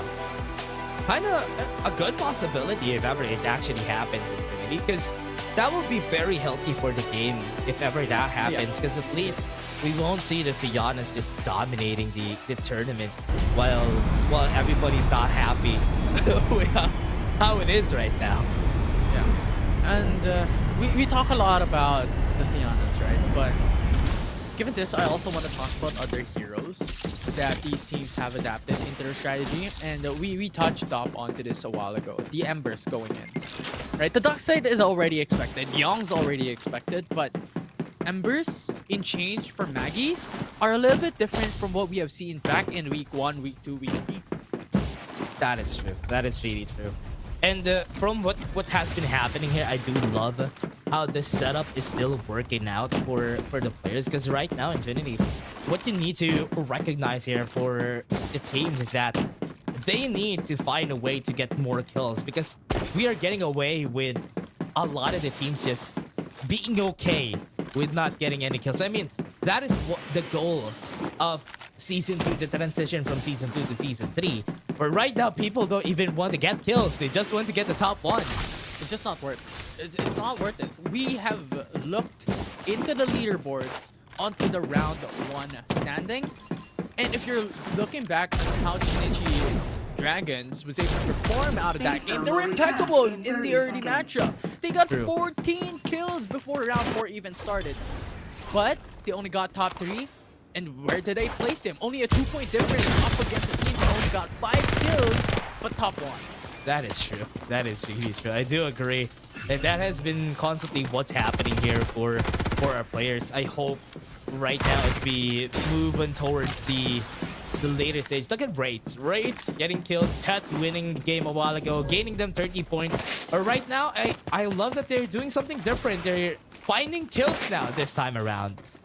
Yeah, they're finding kills to really just stack up onto the point accumulation. But looking at the point standing, very interesting. I love this. Like, the production is changing things up. A while ago in round 1, we saw kills. Now we're seeing points. So now we're seeing the leaderboards come into fruition. Like, how these teams have been performing, how these teams are being pressured into looking for kills, being much more aggressive compared to round number 1. Wherein they're allowed to be a little bit more patient and play for a little bit more late because everyone is starting at point 0. And for now, for this game, we're seeing Paragon still on the hunt for getting kills. Look at the armor. The armor from Maestro has just been taken out by aimbot just because they lost that battle from a while ago. And now, on the right side of our screen, we can see the actual amount of points of these players from game 1 to game 2. Yeah, man, it's really good. The graphics really good. So shout outs to production. But overall, right now, we're looking into the game. Still very quiet, but this is already to be expected. We have already called it a while ago that these teams will not play it a bit aggressive. Unfortunately, aimbot loses one of their members, which really just snaps away one of the kills or one of the members, one of the players here in map 2. For now, let's take a look at this. Is this gonna go for the squads? The way that Shinichi Dragons has been playing Red Infinity, they recognize every time. They always know where the other teams are gonna be, and they try to maybe dip into the fight in the early game just for them to get away with it because they still have respawners, which is still good. Right now, the aggression is gonna be called upon them, and Shinichi Dragons is gonna try and get some kills here. Wait, Dash, this is really interesting. If you're looking at Shinichi Dragons composition, they did not go for duck side, but instead went for Maggie's. Oh yeah. This is also what they used a while ago from the past wait, game. really? They didn't have a duck side a while ago. And this is what they want to do because they want to just have that sheer utility used against the duck side. They're trying to play against the duck side now and more on oh wait, even Equinox doesn't have it. They have the same composition here, Infinity. Yeah. And quite honestly, Roshan was used on this battle, went in for the fight. Shinichi Dragons really knows how to play around the Vision Roshan. They just went in like a block. The whole team was there when they tried to fight. Yeah, and quite honestly, when we're looking back at round 1, I think it speaks how these compositions will work. Because if you're looking at Paragons just split up in a straight line onto the east side of the final safe zone. Duck sides won't work good against that. Yeah. Will only be able to knock out one. If he goes for the push, he will get counter engaged in a 3v1 situation. So, in that regard, I guess this will work. Yeah. Still gonna be hard here for the other squads. What I'm liking now from Wraiths is that they're doing their best to get their kills now. They already got one win, and that one win is good enough for them to skyrocket on the leaderboard, and they just have to stay at the top 3 maybe in order for them to get like a top one placement in the end. Safe zone will retract in 30 seconds. Although it's a sad road to see, like the compositions we're having so far, the Cypher meta is no longer here. Right? Way back, I can recall Cypher being that menace. Every single team has it, and every single time the casters are saying, EMP's just too good. It's a Cypher again. Yeah, the EMP was just too good back in the day. It does so much for just one ult.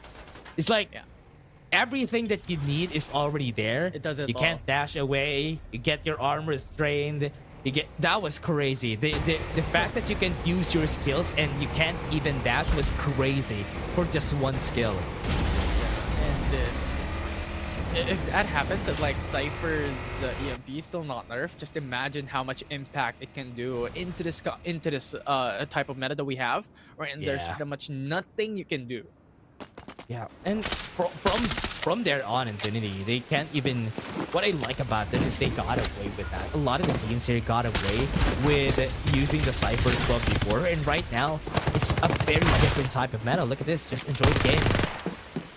Again, gonna be eliminated really early here. They lost one member just because of them not in position for the fight.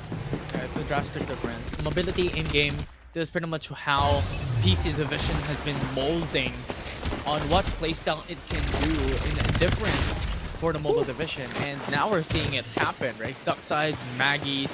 Sienna and Ember is a bit of an outlier because if you really want to play it late, if you want to play it for that final round, you must have it. And that's just the difference. That's what changed the meta that we have right now. Yeah, and that's why this meta is gonna be great for the players here because of how, if ever they know how to play around it, it's gonna be all okay for them. But for now, Infinity, No Fear already lost one of their members, and it is on a fight that they already won. So this is still gonna be a revive for this squad. And for now, we are saying here, let's just take a look at how they move forward here in this competition, because for now, No Fear is really looking to get a lot of kills in order for them to get a good placement in the rankings. And it is going to be crazy. It's going to be crazy. Because what they can do now is just to play around it, wait for it. With the amount of kills that they already have, it's already great. But let's take a look at the Reaper here. Art God from the team a while ago from Paragons, together with the members from Chunichi Dragons, are fighting for that top spot, for that Reaper spot. Very drastic different though from what we had back in map 1. Only 31 players left, 11 teams still alive, which is a good sign for these teams that they can still make it, but it's a lot more aggressive. Look at the aggression here. Or he went for it. They're looking for some damage here for the squad, but right now, oh, Wraith, you is gonna fall. And Paragons are thirsty for their skills. And Yaki, oh no, Yaki is also gonna fall. Paragons right now is unstoppable. Level 5, level 6 shields secured by this team. There's no one that can stop them at this point. Okay, they go in and they are gonna go for more. Paragons still winning the battle. They're trying to dip their toes on a fight that they can't win. And Secrecy Barbarians are no more. They still are not eliminated. They still have people that are alive in the team. Yeah, and you know what? What we love here is rats. And you know what? This is the only place that we can love rats at this point in time. Because in real life, I don't think that's going to be something that will be applicable. But surely this time around, it can definitely help a lot of these teams to outplay the leaderboard. Yeah, can definitely do. It's not going to be impossible for them to actually do that. But right now, Equinox not really on the better end of the stick here. Legion Dragons lost one member in the battle that they're having, this long-range fight. But this is also one of the reasons why Duckside is such a good pick, is because you can definitely rush them if you need to when you have a Duckside on your team. But because they don't, they could just go for this long-range battles.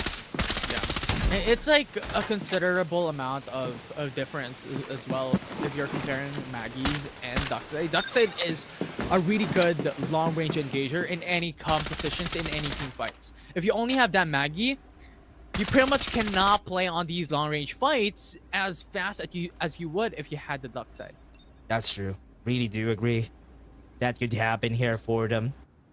Right now, Equinox really knows what to do. They just need to back away from this fight. But taking a look at their map, zone will be shrinking in 30 seconds. So with what everybody has for today, it's really closing down an institution almost at the center of it. Right now, they're already going for the fight here, Infinity. Let's enjoy the game. Another one to the kills of No Fear. Well, from that elimination, I don't think they're enjoying the game at this point. Ghost Reborn, No Fear has been hunting them down. That was a nice stray bullet. They got hit by a stray bullet out of nowhere, though. I thought we're playing. I thought we're not we're not playing. Why are there stray bullets roaming around, Infinity? Why are they hitting them with bullets? Well, you know what? We are spectators. We're observing them. We're still in the game in some sort of way. Oh man, that was just brutal. But again, Secrecy Barbarics going for the fight. Got the blind mark. tries to run away. It's gonna be enough though. This vehicle is not gonna collapse. Wow. Wasteland Hovercraft still survived that. Yeah, he's able to survive the grasp of those long range shots. The Kaizen is in a really good situation here, hiding under the bridge. But given the fact that Ghost No Fear has been pinging the vehicle, they might just push him. Oh, are they? They're looking for it though. Paragons pinging. They're looking. Trying to find scraps. Find squad 2. Both of the squads are really strong right now. If ever they fight, they are not gonna be in contention for the end here. Only. Wait, what? There's still a lot of squads so far away though. I don't like that. Because the thing is, like, yeah, that's true. Going in for that long of a distance inside of the safe zone, do you have enough med packs to last for how many minutes? For so long, Infinity, but that might also be, if they calculated it right, it's only gonna be good if you have a good amount of medkits. And look at this. There's 3 squads close to each other, so far away from the zone. Okay, well, each player has 8 med packs, right? If you're gonna calculate it times 3 times 4, you have like pretty much 24 to 32 med packs. So it can last you for a long while. But if you're comparing it to teams inside of the safe zone into the final round, they have a lot of much more access into those med packs. That's true. They have a lot more access. And these teams that are inside, or rather close to the zone, have a lot more access to the med packs though, which is really great for them once the zone closes down. There's only a small amount of distance that they need to travel in order for them to get to the next med pack. But if you're far away from the zone, you only have what you have in front of you. And you have to find scraps. And it's gonna be hard once the zone ticks. Yeah, you do not have access to the spoils of war inside the safe zone. That could really help you, but you know what? Trust in rates at this point. I mean, look at them. They're getting those kills left and right. However, feeling this also infinity. So Paragons has 10 kills already here, Infinity, and level 6 armors. You know what? I'm gonna be mad if I lose this game just because of somebody healing outside. A while ago, they weren't able to win because they didn't have level 6 armors, but now full level 6 armors for everybody. And they will still, if they still lose, I'm gonna be mad if I'm Paragons. Yeah, and Tet versus Largod into that final zone in that 1v1. Pretty much it was a Peeker's advantage. It was Tet who was able to pursue Largod in a surprise attack, which they did not expect. No fear, Summit Crush knocks up the duck sights. Still have a lot of HP for both of this squad, so they're playing around the zone with the Divulge. It can really hit them up if ever they need to, and that they do. Paragons, last one member standing on the other team, their adversaries that they need to fight against, but they're losing their HP. They were able to get their armors back up, and they eliminate No Fear. And just like that, Shinichi Dragon was able to obtain the level 6 shield that Paragon was able to accumulate for the longest time. I'm gonna be so mad if they lose this. They have 2 people that are gonna be down, and Shinichi Dragons were just there. They swooped in, take them down, get all the level 6 armors, and now they bask in their glory. Oh, it's just Shinichi Dragon. Are like thieves in the night, coming through Paragon's domain and stealing away the level 6 shields they were able to accumulate. And right now, just like that, Shinichi Dragons is on a massive lead. I think they saw Maestro. They saw Maestro though. They know where he is. They can eliminate him to get that last piece of level 6 armor to their side. From what we're seeing though, Equinox, we're seeing Carlos. Carlos hasn't. Oh no, he's just gonna die like that. The Summit Crush was a bit unfortunate. It was unexpected because the gunshots were not near, and that just delayed the capability for him to survive. And yeah, it's just an unfortunate. But they still have 3 members left, so Equinox is still on a good spot. This is so sad for Paragons. They lost all their armors that they got from a while ago. And it's a good thing that he's on the other side of this wall. He can try to play it safe because all the squads are going to be fighting each other soon enough. Still have 11 people on the board. I'm counting how many people we have here inside the zone. We have 10 people here. There's only one per... No! We're complete here, Infinity. Wow! We're gonna be fighting. Summon Crush goes in. Damage gonna be there. Yaki. But the dashes are still good. QZZ stays alive. It definitely is good, but how long can you make it? Crazy. Yaki's gonna be down.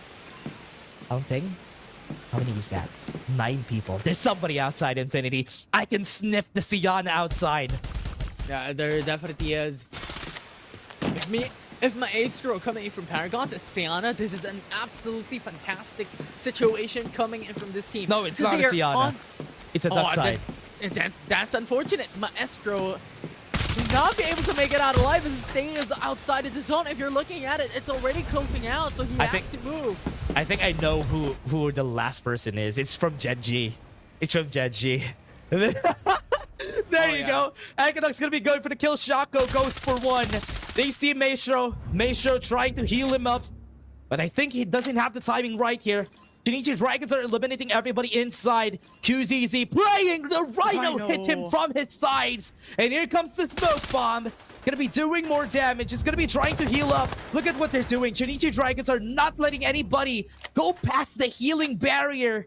And they are just gonna try to eliminate them. They're the last ones standing outside, or rather inside the zone.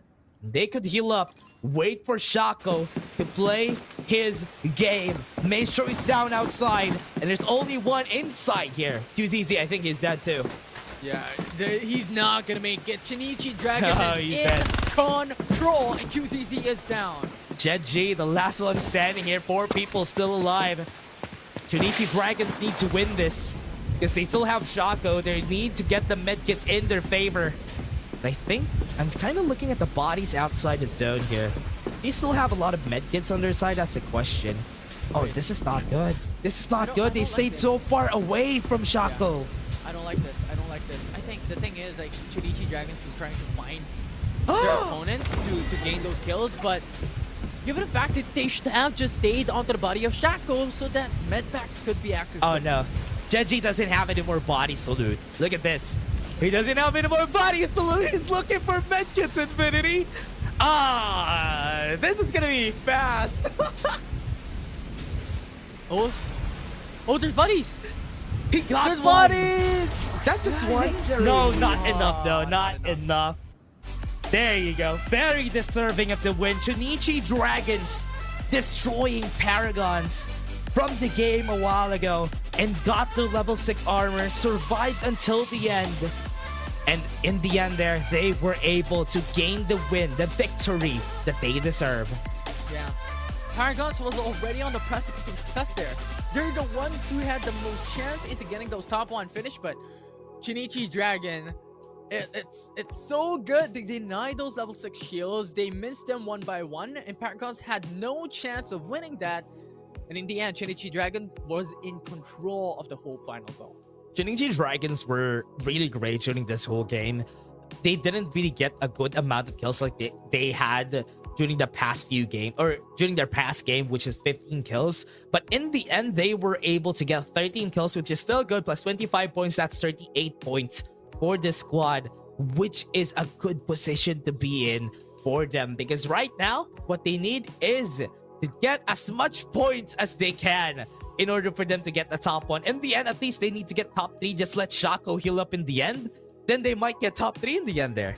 Yeah, it was really good. Now Shinichi Dragon, at least coming out from that game, was able to accumulate, I believe, around like 11 kills, or pretty much over that number as well. So top 1 finish as well. So that equates to a lot of points that they were able to secure coming down from map 2. If they take top 1 coming into the next game, expectedly they will be top 1 out from this group. Oh yeah. And if ever Paragons, yes, as you said, will be taken out really early, that's gonna be the goal here for Shinichi Dragons. They need to eliminate Paragons as fast as they could, but they could also play it safe. Just wait it out. Just wait for Paragons to be with them once they go to the end of the zone, then try to fight in. That could be one of the things that they need to do. But Wraiths in this game wasn't able to play as well as they did during the past game, because they got eliminated really early on, which is why we didn't have that heal off from Tet from Wraiths. Yeah, very unfortunate. Like, this was one of the the disadvantages of staying outside of that final zone, and yes, Sienna is the meta. You want to be separate out the way from these fights, but if you do not have access into enough med packs, that will be the result. That is true. That is true. And for No Fear was one of the squads who got a good amount of kills, but still not enough. Let us take a look at the highlights again and reminisce what happened during that game.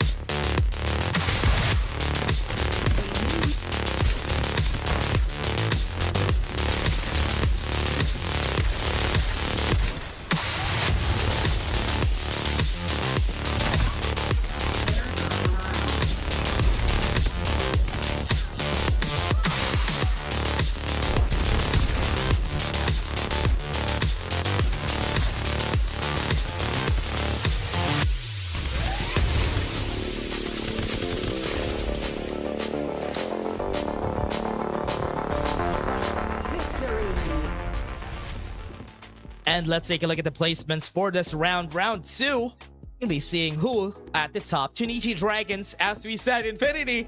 Right calculations. We only get right calculations here. 38 points for Chunichi Dragons. And Zealed, actually, getting 31. And Paragon's only on the 3rd place spot. Yeah, Zealed played that QZZ? really good. Yeah, I believe so. Interesting. Oh, no. Equinox is QZZ. Zealed is Genji. Never mind. Zealed was the one who was able to beat rates outside of the zone. The one further north. Oh, yeah. Yeah. They're the winners of that fight? Oh, that's crazy. They were sneaky. That was sneaky. But again, Chunichi Dragon still getting 38 points on their side. Really perfect. Really well deserved. Shaco playing patiently in the end. It didn't really take that long because they were able to get a lot of bodies on the floor there for Shaco. MVP of this game. Who is it gonna be? Is it gonna go to Ching this time around for the team? Yes, it is. It's gonna go for it. 27% headshot percentage and 1,530 damage. Yeah, absolutely insane. Not as much as we have seen over the past game, but definitely still a good play coming in from Ching. 27% headshot percentage, 4 kills, and 1.5 total damage. I mean, given the fact on how they played it a bit more slowly this time around coming into the early mid game, and then they ramped up once they got a level 6 shields, got a lot of kills, got the full control over that final zone, this is already to be expected. Not as much damage or kills from the past game. Oh yeah, gonna be always the case if ever we're not gonna be having those big fights in the early stages of the game. And considering that we only have 11 squads in this group, it is gonna be way harder for you to farm the damage compared to like season 2. If you ask me, the defenders were just crazy back then. That's why we could see like 4k damage happen. Now it's gonna be impossible to see that. Yeah, and way back during the defender meta, every single one of these teams was just hiding onto a high verticality in Sunset City or even the Lambton and just shooting their opponents from very far away. That it just stacks up on points. They go in for the shield reset, HP reset, then go back out, goes for those damage. And that is the reason why we reached the absurd number way back season 1, season 2. Yeah, what also changed from those seasons, from season 1 especially, is that we did have a damage points from before compared to now. And now we're just gonna be taking a short break. Everybody, don't go away. See you guys in just a bit.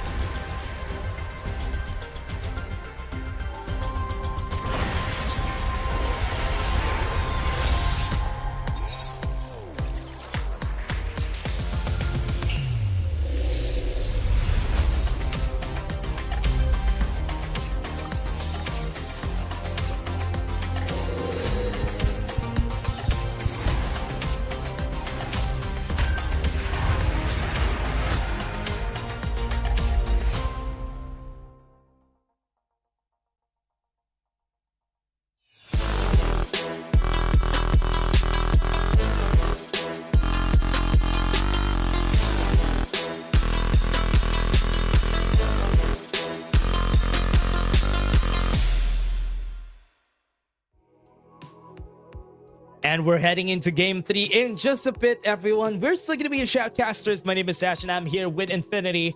And we're going to go to the game in just a bit. And we have been talking about how the meta difference from Season 1 to Season 2 to Season 1 to Season 3. Sorry. That is where the changes have happened. Season 1, Season 2, we have a different pointing system from then. And in Season 3, it's a different pointing system overall. That's why people have been loving this type of playstyle, and where they are just healing in the end. Yeah, it's a lot different back then. And even during ACC, right? We can recall the likes of Ember, Lucinda, then you have the Cypher. They're pretty much like the all utility combo that we have. Despite being the PC division, it is still being applied as well. Maggie's coming into Season 1 became a new different flavor in Farlight 84. Season 2 was a little bit more similar as well to Season 1, just because you have the availability of the jetpack still. You still have the availability of the likes of only 2 skills for the heroes, and Season 3 just literally changed everything. Yeah, Season 3 is a very different setup overall for all of our players. That's the reason why it's such a different playstyle that we have been seeing from the players, because of how everything just changed from Season 3. In the PC division, Season 1, Season 2 was the best, because you always see just chaos happening every time, left and right. Everybody's gonna be fighting. Now it has quieted down compared to before. It's a bit more peaceful, a bit more chill, and a lot more healing. Yeah, I always say it. A lot more healing has been happening from Season 3. And right now, I think the mobile division is a lot more explosive compared to the PC division. Yeah, a lot more explosive in that regard. That PC division is just too quiet, and everything about healing is there. But just given the perspective or comparison to Season 1, Season 2, it's just still quiet. Like, yeah. Mobile division literally changed as well when it comes to these fast-paced meta. From what we have seen, even back then in Season 1 finals, I can recall how aggressive the likes of Ghost Reborn were during that time, and even Execration starting at Sunflower Shopping Mall in Sunset City, and now coming into Season 2, they failed just because the meta has changed quite a bit, not as aggressive as before. You want to play for placement. If you're stuck into the lower echelon of things, you're not going to make it. Yeah, that is really true. And now, we're gonna go into Game 3, everyone. Without further ado, here it is. And we're gonna be starting at Thunder Realms, and I want to see where the flight pad is gonna go and how it is gonna be affecting how this game starts for our players. It definitely will be. Will it be leaning more towards one side of the map, or is it cutting the half? It's in the center. Yeah. Really in the center. It crossed once I saw that it crossed Refinery. It's not gonna be a problem for the squads, because with that's basically almost the center of our map. And here it is. At least it's a bit leaning towards the left side of our map, and not really a lot of squads drop there anyway. A lot of squads drop at the right side of our map, a lot more. And Paragons are the teams that we need to look at. Paragons is one of them. Ghost No Fear is one of them. And even Trinichi Dragons, who has been dropping a lot in labs, fighting against another squad.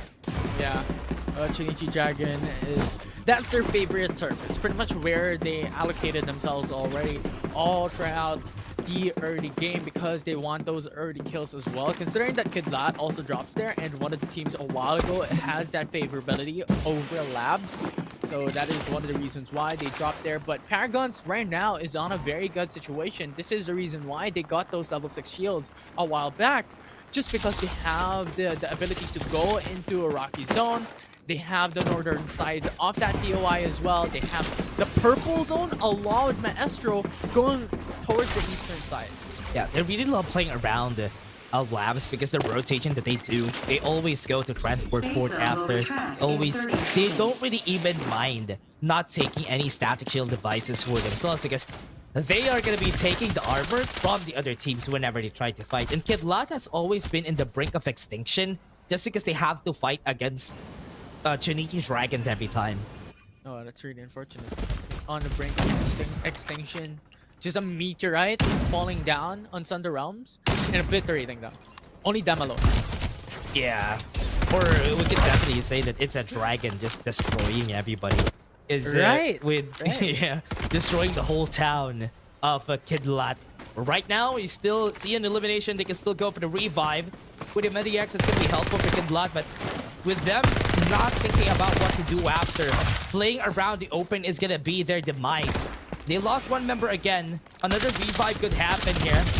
It's looking like Chunichi Dragons has them on a great grasp and they can't even do anything much against them. Because Shaco here is going to be winning the battle for sure. Gonna go for the dashes. Gonna be jumping around. Won't be able to take their armor back up. And the fight still won rather by Shaco.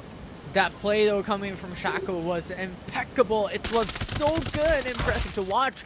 And now Kidlat going in for the revive while walking. Not this far. That will not. Aizen. Ooh, still got it. Still was faster than Shaco. Both of them got 4 kills around against each other. Still gonna be good, but here comes the fray. Here comes the squad to get revenge. Yeah, we have Chunichi Dragons though, still up and running with 3 members alive. Shaco will be revived or respawned coming in soon enough into the game. But right now, looking at Paragons, this is one of the teams that we're looking at a while ago. Yeah, that's a great hold of Refinery. They're holding them by their necks.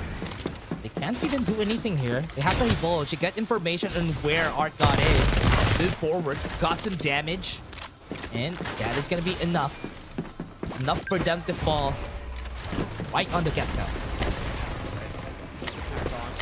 Get 3 kills already.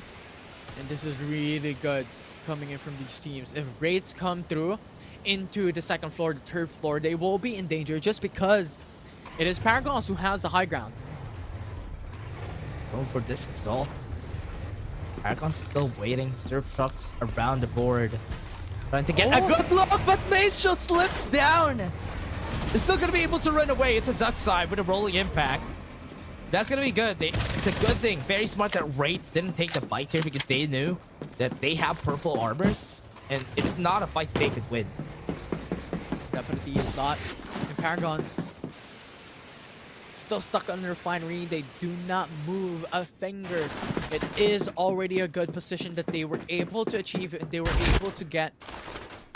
Aimbot. Sponsor box. They have to play around it. They have to play to win on this sponsor box battle that we're seeing. For now, they won. And Barbaric is still going to go for the revive here. I think Aimbot knows that this is happening. They're still not making any move. Still didn't get any of the revives. They don't have the armor to fight this. They lose it, and they can loot the armor themselves. That's going to be good. A 2v2 still. Amazing flank coming in from Miku as well. Was able to go in for that initial knockout. Here comes another squad. The Z4 Paragons is going to be here to actually, or rather Zeal is going to be here. Trying to take the fight against them. And right now it's not looking good. He said Sarah is going to be down. They got eliminated really early into this matchup. And they're crossing swords with another squad here. Paragons is going to be here to go and try and take the fight against them. And so far they're losing one. But they're going to be losing more. They're going to go to the 2nd floor, but right now it's looking like they are just getting rolled over by Paragons. Yeah, Paragons right now has full control over the building. There's no escape. They got the upper hand. They're going to get decimated for sure. One more to the head. Paragon still wins. Got one on the head, and that's sealed down. It's sealed. Will be able to be knocked out by Paragons at this point. Mutilated to the ground. Now, those sponsor boxes will be in full control over Paragons. One more team. No fear. Throws in for the audacious charge. They got the kill there. 5 on the board. Squad 8 is still close. They're in a very tight position there. Into the southern part of Thunder Realms. Now Squad 7 just staying put onto the purple zone. Just chilling around playing it for late. Ding jumps down. Summit Crush knocks them up with a buster shot. Ends their lives. They go for more. Still looking. They're trying to smell the fear from Kidlat. Only have 2 people alive now. They're so far away. Let's see. Ghost no fear. They really have no fear to find their opponents just beside you, trying to run away. Are you going to chase? I don't it will be the best option here. Now looking at Paragons, already 10 kills to their name at this point in time. They're in a good spot, they're in a good footing to be able to win a lot of these teams later on. Yeah, we're still seeing the amount of kills that they do have here. Even for Paragons, still seeing a amount of points that they have versus Shinichi Dragon. Racing to follow through with that. Sealed. That's a round pass. Not gonna let them see any more of his body. Gonna be chased here. He's inside. And Carlos. Ooh, he's not gonna see where he is. Gonna try to peek out, fighting against 3 people in the pincer. From them, even using the Summit Crush against just 1 person. Passes down. Yeah, and they cannot fight up against it. If you're looking at a map, squad then is split up. And pretty much had the upper hand all throughout those fights in a 4v1 situation. We all know what's gonna happen there. Now Shinichi Dragons, the top 1 team that was able to win in map 2 and currently is still leading the charge in this group. Rotated onto transport port, as you have mentioned a while ago, Dash. Yeah. And Z4 Paragons now took the spot just because of the amount of kills that they got from this group, or rather from this game. Shinichi Dragons is still waiting. Still being very chill about how they play their game. Not committing into anything much. They just want to place really high in this group in order for them to secure it. I mean, the top 2 finish is still not bad because you're definitely secured for the semifinals. Yes. Russian playing for those points. And Paragons right now unstoppable. 11 kills already that they were able to achieve. But a while ago, this is the same state that they were in. But they got decimated by Shinichi Dragon. Gets a knock up on 3 on the air. They hit the Ancient Star. Perfect timing on that. And they're going to go for more. They're going to look for more. And Raids could be down, and yes, they are. They don't have any more chances in getting the top 2. Chances, Dragons is able to get 1 more. Perfect timing again. Shinichi Dragons. Source is going to be dead. But here they come. They just melded perfectly. And Shinichi Dragons would want to win this battle, though. It's going to be a 3v4. They got Vision and the Vision Erosion. They're going for the kill, and they're going for the end. Last one standing for their squad. And Paragon's impeccable performance for Shinichi Dragons. An absolute showing. And at this point, Shinichi Dragons might just well be the kryptonite that Paragon is facing. Oh wait, I thought that's gonna be Shinichi Dragons getting chased. That was no fear. Sorry, Infinity. Can't see you. All good, but pretty much the point was already stated.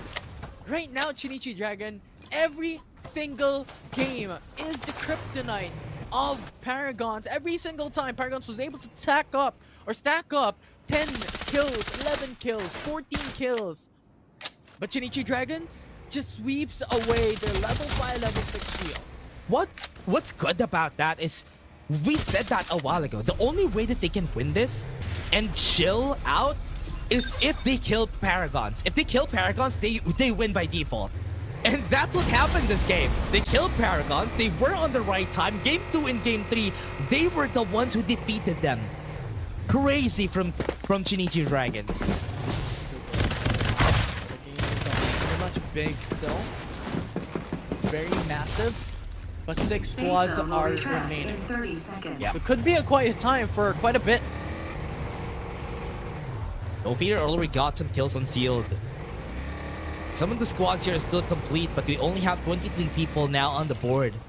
Zone's gonna be closing. We're still just in round 4 once the zone closes out. Oh, wait. Seeing people fighting in the sponsor boxes here. No Fear could actually stop Shinichi Dragons from garnering more points in this game if ever they defeat Shinichi Dragons from this battle. They have info. Shinichi Dragon is on a bad spot here. Ooh. Ghost No Fear could come in at any moment's time. Yeah, Squad 10 is also at their backs. If ever they fight, they have to fight another squad, which is why still a scary spot to be in. Shinichi Dragons, oh, I think they met already. We've seen some of the members of Kya here around the area. They haven't found anybody just yet. And Zild is just on looking on far away, but they don't want any piece of the pie here. Everybody's so close to each other in Nova Bazaar, though. Great shots from Jenny. That is an ancient star. It's an instant kill. Especially if your opponents are level 2, level 3 shields. Much more easier to be able to shut down. Also, in addition to that, if you are not a defender, you have less HP compared to the others. Or well, compared to defenders, generally. Yep. That just made it so much easier to get that initial kill, Oh, but no. just because of the sponsor boxes. Oh, man. Shinichi Dragons with level 6 shields already. Level 6 armors for Shinichi Dragons. They could use this for their advantage. 4-man squad really strong right now. What's going to be scary here if ever some of the other squads would be able to win here. But good luck looking at them. They're far away from the zone and even squad 10. They're already starting the battle here, Infinity, with the healing that they're doing right there at the backs. Still no fear winning Bethel the God. Still winning the 1v1 against that top side. Playing around the vision. Roshan runs out of the entrance. Goes in for the exit and some exit frags for ya. And look at Shinichi Dragons. They don't care about those fights. They want to go into the northern side. They do not want to be hyper-aggressive at this stage, especially with the level 6 shield. Playing for a bit more patient game gives them a much more needed advantage. Jenny the God still working with that ancient star after the summit crushed the perfect time of the double shot, double pump from this guy. And no fear, 11 kills on the board for them. A very good stand as well. 11 points. It was able to easily be secured by Ghost No Fear. They absolutely are not fearing of anything. Hyper-aggressive at this stage of the game is high risk, high reward. Well, at least low risk, high risk, low reward. Oh, Just yeah. given the fact that placement points up against 6 teams remaining is too much to risk. That is true. Right now we're seeing No Fear fighting against Kya. Yeah, trying to take some of their land. They just pushed them away, ejected them out of the area. Kya is still alive. They have a great house here in the center of the zone, if ever. But it is also not a good position because even Shinichi Dragons is there to look at where they are. I think No Fear already has an idea on where Shinichi Dragons are. And they're trying to stray away from these guys. They're trying to stay away, trying to really not enact of aggression up against these teams right now, but I'm still loving how Shinichi Dragons was able to execute their strategy there. We talked about them a while ago to be that strategic mind coming out from this lobby, but it's a whole nother level of thinking. They got the sponsor boxes, got level 6 shields, and played it a bit more safe. No. Ooh, deal's the deal against Nyx. No more healing for ya. It's not gonna happen anymore. You love to see it, Infinity. You love to see it. We love to see it, but they don't love to see it. Yeah, Siana's dying outside the zone. That's very well deserved. Right now, 5 teams remaining. We're gonna go close to the end of the zone, right? Yeah. Yep, we are. Shinichi Dragon's still on a very good spot here. Zone already closing in, so Kudlat among the rest of the crews should move. Super Axel getting a bit of the damage here, but most of the squads that they have to fight against are already injured. They don't really need to put a lot of effort in these battles because level 3 armors gonna be expecting that they're gonna be losing this fight. Already at it. Kidlat on the fight, on a mission to just hide it out, but Jenny the God might also die in the process here. Doesn't have a lot of HP. They kill Jenny, they kill Kaden. Kidlat might be ending the lives with No Fear because they're living with just 2 members alive here. They're outside the zone, getting some damage up. The Mediacs help them to stay alive. Yeah, the Mediacs was clutch because the thing is they lost 2 members, or well, at least Kidlat was able to go in for the 2 knockout. If they were fully eliminated, those Mediacs will not be acting a lot of work in this game. Super Axel will fall down. Wait. You still have the ability to go in for the revive. Yeah, they have time. They have time for the revive. Shinichi Dragon's just spreading out. They don't want any summit crushes to happen. Jenny the God actually dies though. This is not good for No Fear. They had the best position. But Shinichi Dragon's so far away, just making it hard for them to do anything. Yeah. In addition to that, you also have this Rats coming in from Kidlat a while ago that was just a menace up against that team for Ghost No Fear. Leaves them with 2 members left coming into the final zone. No more shield charges for Kya. For not having a hard time here. They're in the center of everybody. You have to look at a lot of angles. Chunichi Dragons doesn't have a lot of cover though. They can make use of this ground that they do have. They're so close to where the center is gonna be. So they will see where No Fear is gonna go first. Yeah, I don't think it matters if they have buildings or not. Remember, if we can call it back from what happened during the game of Paragons in, I believe, game 1 or game 2, wherein they lost up against 10. It was them out in the open, but they still won it. And it is a run back that we're seeing right now for map 3 for Chunichi Dragons. Yeah, they also have a great cover here, a big rock they can hold on to. Right now, No Fear loses Bethel the God too. I think No Fear is not having the best time here. They're losing a lot of their members. Equinox just piling up bodies really close to the zone.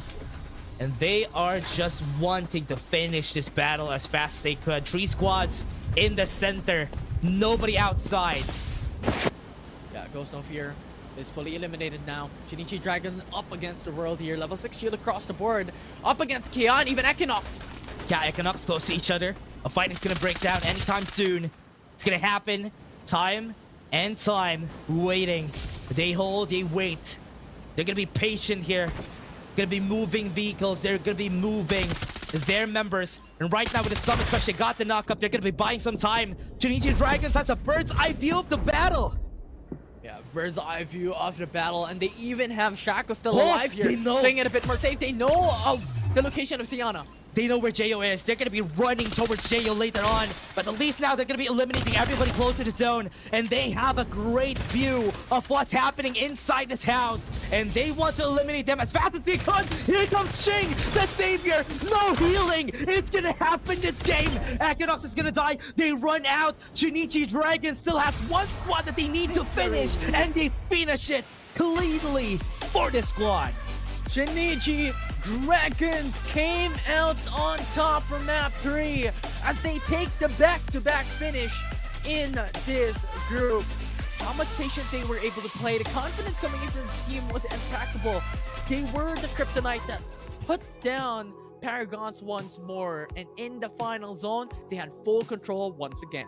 The restoration field gave them the advantage that they needed in Infinity, because with what they saw, the restoration field, they saw Jo, that gave them a chance to know where the straggler is gonna be, where the restoration field is gonna go, and they accounted for everybody there. That's why they knew that if we finish this one Siana that's so far away, we can finish the game. It's a good thing that they have the trust for each other in the end there. Leaving one far away, you're gonna be left with 3 members just holding their ground, but they have level 6 armors anyway, so it won't really matter because they have clear advantage that game. Yeah, and the thing is, like Chunichi Dragons, into that final part of the game, they went aggressive, right? With 3 people, but they left Shaco over the hill from where they originally was staying because they wanted that security. So if ever everyone dies, if everyone goes south, or if the scenario goes south, coming from that final engage wherein Chunichi Dragon, all of a sudden, out of a miracle, was fully eliminated. Onto those 3 members, they still have Shaco for cover, for insurance. You know what? This is my favorite group. At least the times that the healings are happening is not taking such a long time. A lot of these teams are actually do want to go for that battle in the end there. And yes, we've seen some people trying to maybe just scooch in, just maybe we could actually do the thing, we could actually do the healing, but it usually happens in the end and not during like round 3 in where they already started the healing from round 3. Yeah, it's a little bit faster into those Siana battles because over last week we saw 4 minutes of Siana battle, we saw 20 minutes I believe, or something absurd of an amount of time that we have seen. Like Siana's just batting it out for med packs and just staying for long into that final round. But this time around, this lobby, this group, a little bit more faster. They want that aggression coming into the final zone. Yeah, I'm kind of liking that for this group. I hope we have that again for Group D. But for now, Group C, it's an okay. And again, thank you very much, everyone. We're gonna go to the highlights first before we head into the MVP.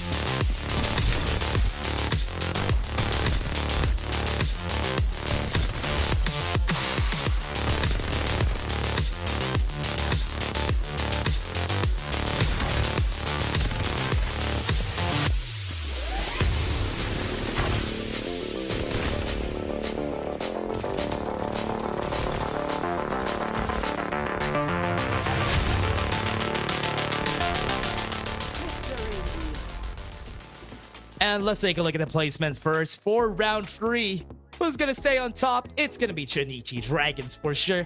15 kills, 25 placement points, and 40 on the board there for the squad. Equinox taking a 20 placement point for this game, but still not enough for them to get the second place. That's massive. Right now, Chunichi Dragons was able to accumulate 40 points here in this map 3, 38 points in map 2, 32 points in map 1. So it's like 110 points overall out from this group in across 3 games. Yeah, really amazing stuff. Yeah, a good amount of points for Chunichi Dragons. Compared to how they perform, I'm really surprised at how great they are today, Infinity. Because before, most of the time, whenever they perform, when they were still on a different organization here, this squad doesn't perform as good as this. They are in a different light, and this really sums up how important an organization is and how you have a better mental moving forward into the game. And now you can see it. Now let's take a look at the MVP. Who is the MVP? Is it Ching again? Yes, it is. That's 4 kills with 1,800 T damage and a headshot percentage of 18%. Yeah, this time around, it's similar fashion to what they did here in game 2. They were not as aggressive as before in the early mid game. They just started to ramp up, wherein they were able to beat Paragons once again. Then they were able to get those sponsor boxes, and then they quieted down once more. Okay. So it's a lot of those safety. It's a lot more patient this time for Chunichi Dragons that really reflected on the amount of kills, amount of damage they were able to do, but they still got those top 1. They were able to still get 15 kills from game 3. Yeah, loving the patience from this guys though for Chunichi Dragons. But again, really excited to see who's gonna be interviewed here for the squad. I hope it's our good friend Shako getting interviewed here for Chunichi Dragons. Their performance from this game was impeccable. The way they adjusted from their playstyles during game 1 to game 2 and game 3, it was great. The consistency of this squad is crazy, but also to the squad, they were also great during this game. It's just sad that during game 2 and game 3 they got eliminated by Chunichi Dragons. Yeah, they were pretty much hunted down consistently. It's like a food chain, right? Like right now you have food chain wherein it was Chunichi Dragon on top, and then you have the follow-up wherein it was the likes of Paragons, and Paragons was still finding their prey, was still finding the teams to hunt down. But right out of the gate, it was Chunichi Dragon that was able to eat them up alive. Yeah, what's also great about that is during game 1, we have also seen Chunichi Dragons getting eliminated by Paragons. Paragons was the one who eliminated them during game 1. And that's why in game 2 and game 3, what's funny is that they hunted them every time. It's crazy revenge that they have here. This squad is very vengeful. But Group A, let's take a look at the team ranking overall. Chunichi Dragons for sure, with 2 wins on their belt, 110 points. Paragons just got this just by the good amount of kills they got, and also they consistently placed well overall. Yeah, it's like what, 14 kills and 15 kills here in map 3. Yeah, I don't want to calculate that anymore, but you guys can do the calculations there. It will equate to 43 points. But overall, coming into the second place, as expected, it will be Paragons because of how they performed coming into early mid-game from map 2 and map 3. Unfortunately enough, they have met Chunichi Dragon in the end. And Rates coming out at third is a surprising factor, is a surprising sight to see, wherein they were only able to get 60 points overall out from that group. Oh yeah, it was such a great journey seeing Group C. This team's evolving from game 1 to game 2. No fear, not being afraid of taking the kills, even if they sacrifice the placement points because of it. You can see the difference in playstyles from this group. Just because of that, we still see the teams that will stay safe are, or rather, the teams that are going to be on top will have the balance of getting kills and also getting good placement points on their belt. Yeah, plus the security of the semifinal spot at this stage. Yeah. With the performance that Chunichi Dragons was able to execute, expectedly they will pursue that semifinal spot here in the PC finals. Yeah, really great to see them performing this well. We're still waiting for the interview and how Chunichi Dragons broke out their communications from all the fights that happened. Do they call out what is gonna happen here. Are we gonna go and try to fight? They don't. Most of the time, they don't commit to any fights during the late game, except when they see Paragons. Maybe that's when they're gonna commit on the fights. Yeah, it's very interesting that you mentioned that, because it's all about a roll of a dice on what they're going to do in the game. Yeah, and again, everybody, we are gonna go to the Tagalog broadcast first, and we're gonna hear from Shako from Trinity Dragons for the interview. Hello po. Hi, Shaker! Hello po. Una sa lahat, congratulations sa Ghost Reborn Trinity Dragons, diba? Ito ang pinakauna kong tanong. Medyo mahina yung boses mo ha. Pero una kong tanong, sino ba ang team na sa tingin nyo ay pinakamahirap patumbahin kapag nagka-clash kayo sa compound? Sino yung nahihirapan kayo? Ay, kanina po sa game po kanina. Para ano po? Kahit saan sa mapa na yun. Sila sila Bethel po. Tsaka sila Maestro. Yung po, Paragons po, tsaka yung Paragons tsaka No Fear. Understandable, ano? And again, congratulations nga pala sa ako, ha? Ganda na showing nyo kanina at grabe yung naging consistency nyo all throughout the game. So, kwentuhan mo naman kami kung ano nangyari na nga dito kanina in our second game na kung saan parang grabe yung paghihirap na binigay at naging performance yung all throughout, pero grabe din yung pinakita yung mga kill points, aggressiveness na pwede ngang ibigay. So, bale yung hindi ko din po kasi masabi. Parang ang nangyayari po kasi kapag may kalaban, gusto ng ape ko, bugbugin na agad namin. Parang wala nang wala nang... Pag may nakita ka agad. Oo, kaysa po yung i-push. So sabi po nung captain namin na si Ching, tara, push na natin yan kaysa tayo yung i-push. So parang may parang medyo masintak yung kalaban pag push ka. Parang ganun yata yung gusto. Assert dominance, no? Konti lang, pero di na mami malakas. Parang takas loob lang. Ang tapang natin Dito ba? Hindi mo Okay, i-shoutout mo na yung mga babae. Ay, i-shoutout mo Uy, na wala ako dun. Ay! So ayun, gusto ko lang po magpasalamat muna dun sa sa mga ka-team ko kasi nagtiwala sila sa akin kahit hindi ako malakas eh. Siyempre, shoutout po kay Ching, kay John Michael Dusal, tapos kay Carlson Buenaventura, tapos kay Bupi na si Chester Francisco, pati po kay Aiza Morris, tsaka po kay Ma'am Heidi. Thank you po. Thank you so much and congratulations. See you sa darating na semi-finals. Thank you po. Salamat po. Thank you. Bye-bye po. That was crazy. That was crazy. Yeah, it was. Crazy interview we had there. But again, Shako has been a good friend of us even before. But again, thank you very much to see. Actually, it's really great to see him in a different light here, in a different game. And it's also great that he's performing really well here with his team. Yeah, he was humble enough to actually say, you know what, thank you very much to my teammates for accepting me despite... Their whole name too. Their whole name. Despite now I'm being not as capable as it seems, but surely enough from the performance of Shako, he was insane coming in from those games.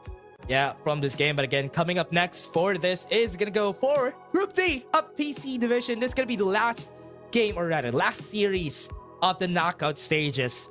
In the PC, in the mobile, this is the last one today. So again, everyone, after this is going to be the finals, or rather the semi-finals for PC and even the semi-finals for the mobile division. But before that, we're going to take a short break, everyone. Before that, take your dinner, eat well, get your drinks, and go back here because we still have Group D. Don't go away.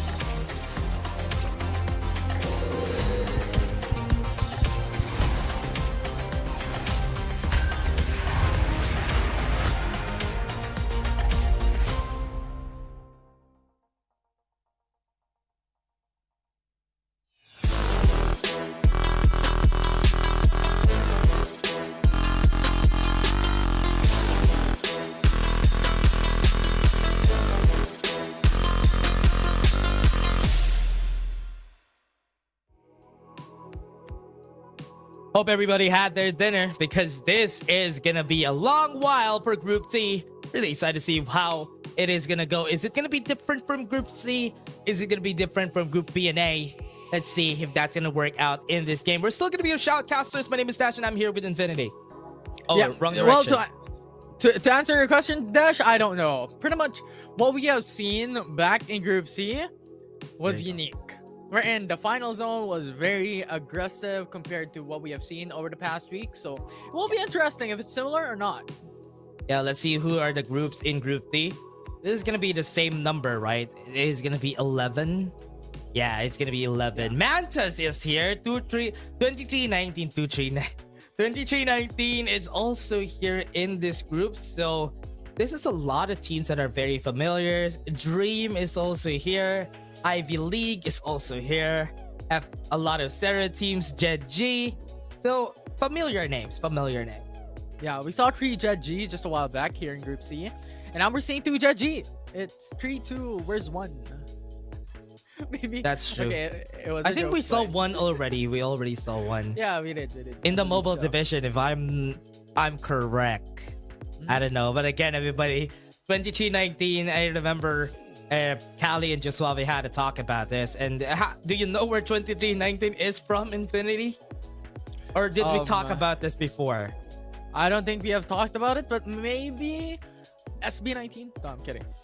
Oh no, you're so wrong. That's so bad. That's such a bad guess you got there. I'm kidding. But where did it come from? It came from Monsters Inc. Oh wait, really? Yeah, did you watch that movie? No. I only know the green guy with the one eye and the blue furry guy. Because they are the ones in the cover. That's why you know them both. Yeah. That's the reason why. That's the only reason why you know them. But again, the 2319 is what you call whenever a kid's sock is in your, for example, yeah, they're monsters, they scare kids, right? If there's a sock or at least anything that sticked on them while they're going back to their world, that's a 2319. It's like a... Wait, what? Yeah. It's like an unidentified object. That's what it's called. A UFO? It's a UO. It's not flying. Oh yeah. And there we go, game 1, everybody, for Group T. We're starting, and diagonally onto the left side of our map is where the flight pad is gonna go. Yep, here we go in Sunder Realms. I mean, I don't know. I was going to try and connect Monster Inc. and Sunder Realms together, but you know what? I can't think of any because I haven't watched it. But going here into the game, we pretty much have very split apart drop points from these teams. Why. I just realized you and Callie are in the same generation. That's why. That's why you guys are old. Your generation didn't watch Monsters Inc. But most of us here in the caster pool do know what Monsters Inc. is. No. That speaks of your age. Me and Callie's are the young ones. Oh yeah, exactly. I'm not saying we're young. You guys are young with a. You guys are young with a capital letters YOUNG. We're old, yes, but at least we know what 2019 is. No, don't do this to us, man. we're going to. I don't know. We're going to watch it. I don't know what we're gonna watch a going game. That's what I think where you're going. We're watching a game, everyone. Yes. Again, it's already starting. Summit Crush happened. TZX gets a takedown and 1. Terminated. Set back to the respawn. Yeah, Terminated. You also have like a Terminators. Do you know what a Terminator is? I've watched it. Okay, good. That's good. That's your saving grace. It's my Monster Inc. Generation Z. What do you mean? A Terminator is your Monster Inc. Generation Z. What do you mean by that? What? It's the movies of my days. Terminator was from 1984, the 1980s. What do you mean the most recent one? 8? I Is that didn't the even one watch you the most watched? recent one. Nope. Oh man, that is I watched crazy. the old ones. Crazy. Crazy. That's just crazy, man. Oh man, it's as old as Star Wars, man. Star Wars, I know. Okay, that's good. Everybody should know what Star Wars is. Yep. Yeah. And again, well, let's go back to the game, everybody. We saw some eliminations happen already. We're seeing Secrecy Radicals from PC. We already saw Secrecy Radicals in the mobile division, if I remember correctly. And they already have 6 kills here for this group. And that's also because of the fact that they all drop on the same spot as PZX. Because PZX lost 2 members already. Yeah, and it's really unfortunate, right? If you're considering this here in the early game from the prior group that we had. It's a lot more patient coming into the early phases where at least it's still aggressive, but it's controlled aggression. Right? And these teams are still fighting for their lives, still wants to go for those points early on to the matchup, but they do not risk losing their second life coming back. Yeah. And because of that, PTX already lost some of their members because of it. And Scotty, one of the squads that we're looking forward here. This squad has level 5 armors already. Some of the squads have different goals, right? Some squads want to get the early fights, early kills, just for them to be secured once they head into the late game. And some of the squads have this strategy in where they all just want to get as much shields as they can. And Scotty is one of those squads. Scotty wants to get as much shields as they can in order for them to secure the fight in the late game that is going to come. But that is a bit safer compared to what AXG has been doing, to what Secrecy has been doing, in where they try to risk the fight so that they would be stopping some of the squads from getting good loot. Yeah, it's all about look at the center of the map though. There's nobody there. There's no one there. Yeah, this is the expectation actually, because truly the strategy to play it late is to play outside of the zone, and considering how PC Division's meta has been revolving around Sienna, Embers, oh no, pretty much we all know about it already. This is expectation, but not having any single one in the center of the map is new. Yeah, crazy. Because most of them want to get... Because the zone is going to be closing in the center anyway, it's way easier to do this. HG going for the fight against Pride with Vision Roshan on the board. After they both should get the information though, Summon Crush from the air.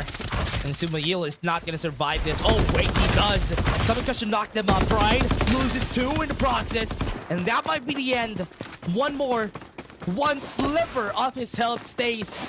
And at least he was able to get the shield recharges. Rolling impact would be helpful. No, never mind. They all got eliminated.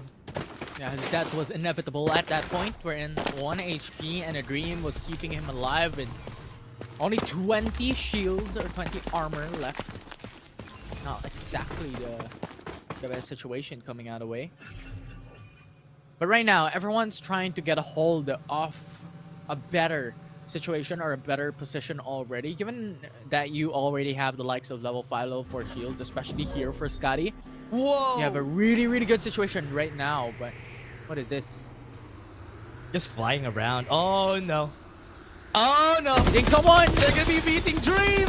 Is this gonna be their demise just because of that loss? Oh no, they're gonna be going out. Shamji, super low. Still have Division Erosion for both sides. They could go and heal up. And nobody's engaging. HG does. Dale was able to get some armors back up just because of that fight. They go out and about. AXG eliminates 2 more. Last one member standing for this squad.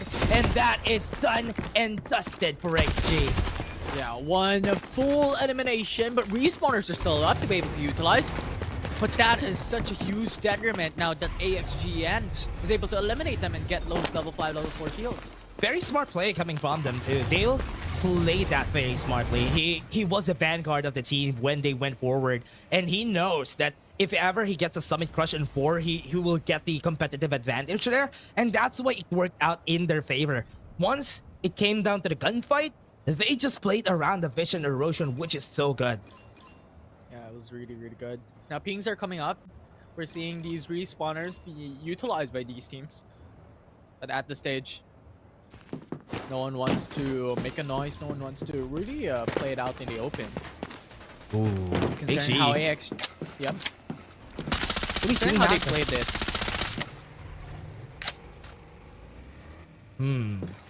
Still waiting for them to start the fight though. Good thing they have the divulge, they use it. See where HG is, they know that they have advantage when it comes to the armor. Mantis, one of the squads that has been here for the longest time, has found success in some of the seasons, but not enough for them to close out as the champions. HG knows the assignment, goes in for J-Way. He's able to see them. Now being chased down. What? But there's a good call for them to not go aggressive, to not overchase, as that will put their situation at risk, especially considering that AXG is currently already sitting at 12 kills and already in a good situation in terms of shields. It's good. It's a good thing that they know how to regroup. Regrouping was what they needed to do there. They didn't need to be any more aggressive because 12 kills at the end of the game is already good. Also, side note, everyone, PTX already got eliminated. We have only 10 squads now in the Thunderdrops. 10 squads remaining. Teams are now scouring inside of the zone. Wow. A while ago, we saw no one sitting on center, but now pretty much a lot of teams already stacking up. Yeah, a lot of teams going at the northern side of the map, right? Which is really interesting. A lot of them going to the north. Nobody's seeing each other. What's good about this is there's a lot of houses that they could use as cover here.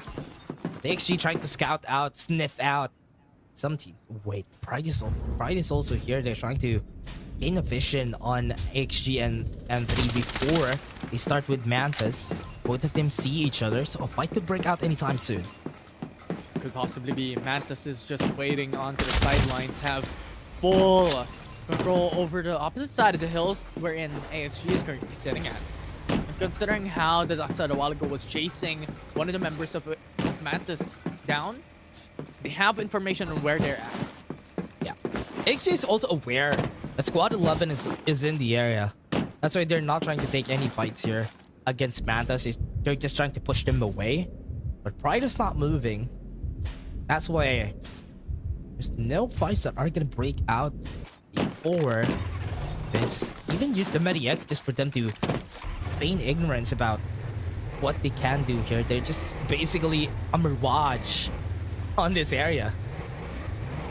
Yeah. They're not making a sound. They're not lifting a finger. They can't afford to do so. Mantis saw someone. The Bulls use. Yeah, Mantis. They slam their body against this squad though. The blinding mark, they see somebody. It's not enough. They have great amount of armor on their side though. The Summon Crush wasn't able to hit. Jay Wade also down. And right now they're breaking out the fight. With a Vision Roshan is going to be helpful. But with the Divulge, they see it inside. And they see it like a glass house. And Jet G falls down likewise. And we still have one more member from their squad was able to swap the armor. But against two, they are not going to survive. Mantis just too good. They used the Vision Erosion, and Revered was like going in like jiggle peeking outside of the Vision Erosion, getting those kills, got 2 knockouts out from that, and at this point they get 4 kills, a good elimination from Mantis they were able to secure. IBLM though has information on where they are currently sitting around inside of the zone. That may be a huge detriment considering that they have cooldowns on their ultimate. Yeah, Mantis trying to sharpen their blades first before they go and head in for this next fight. Have to be wary of this next battle. Don't need any rusted blades on this.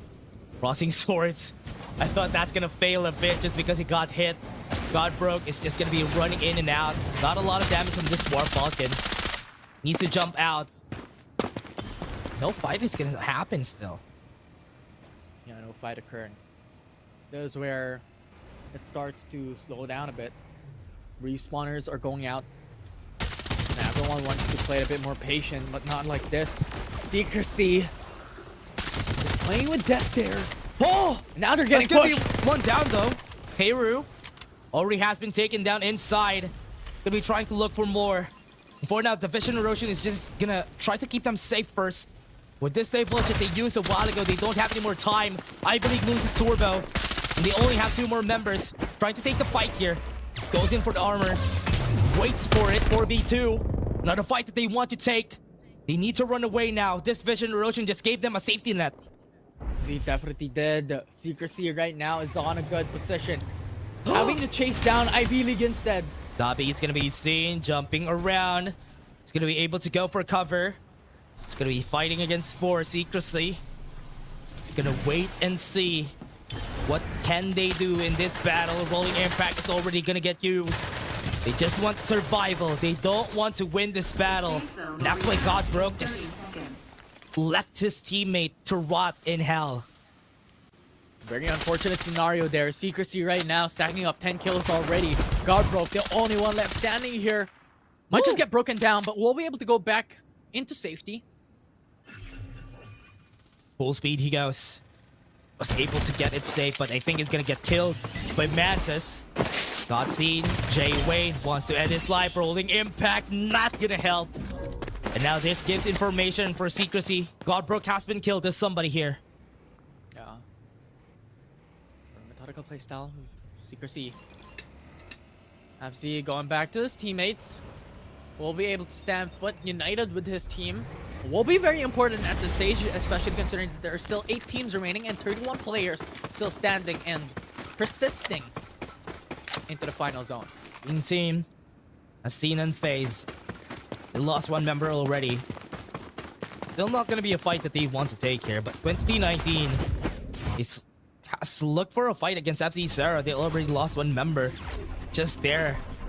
And FaZe is going to be chased down. There's no duck side in sight for this squad. Oh. And Shungji was able to get a lot of information, forcing them to go for the reload, and the vision erosion goes down really fast for Atsoy.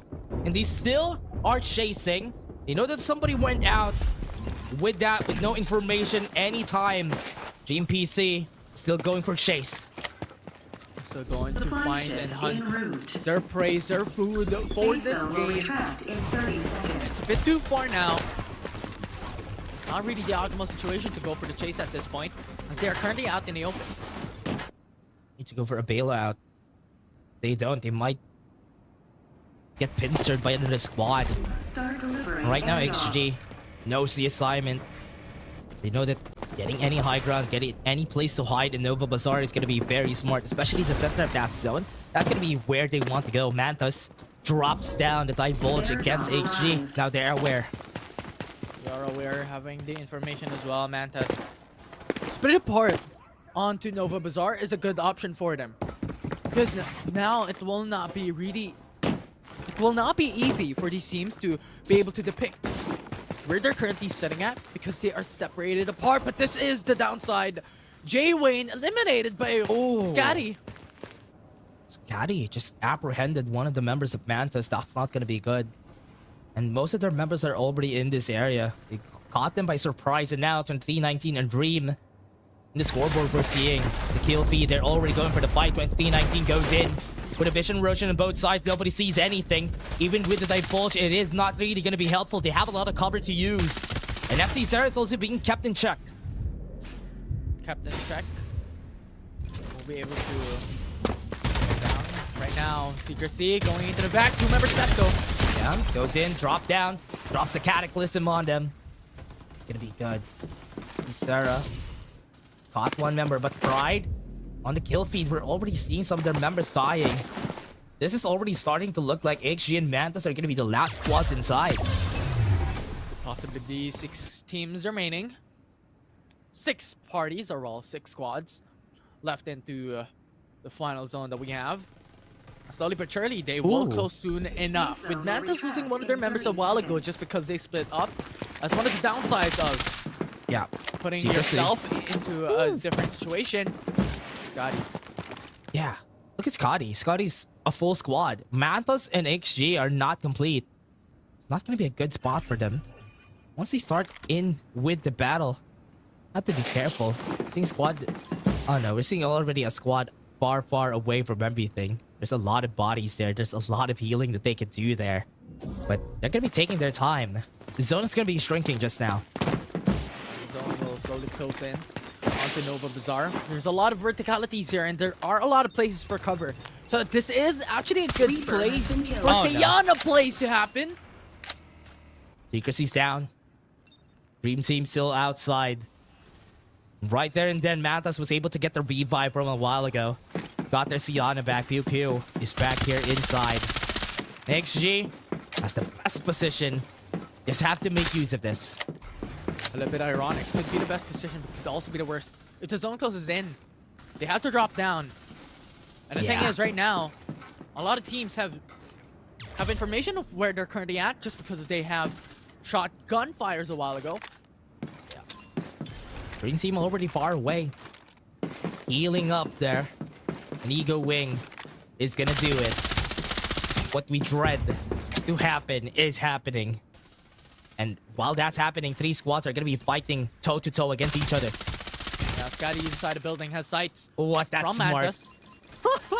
That smoke is really smart, just for them to get the vision inside while using an Ember. That's a very smart way to use the Ember passive.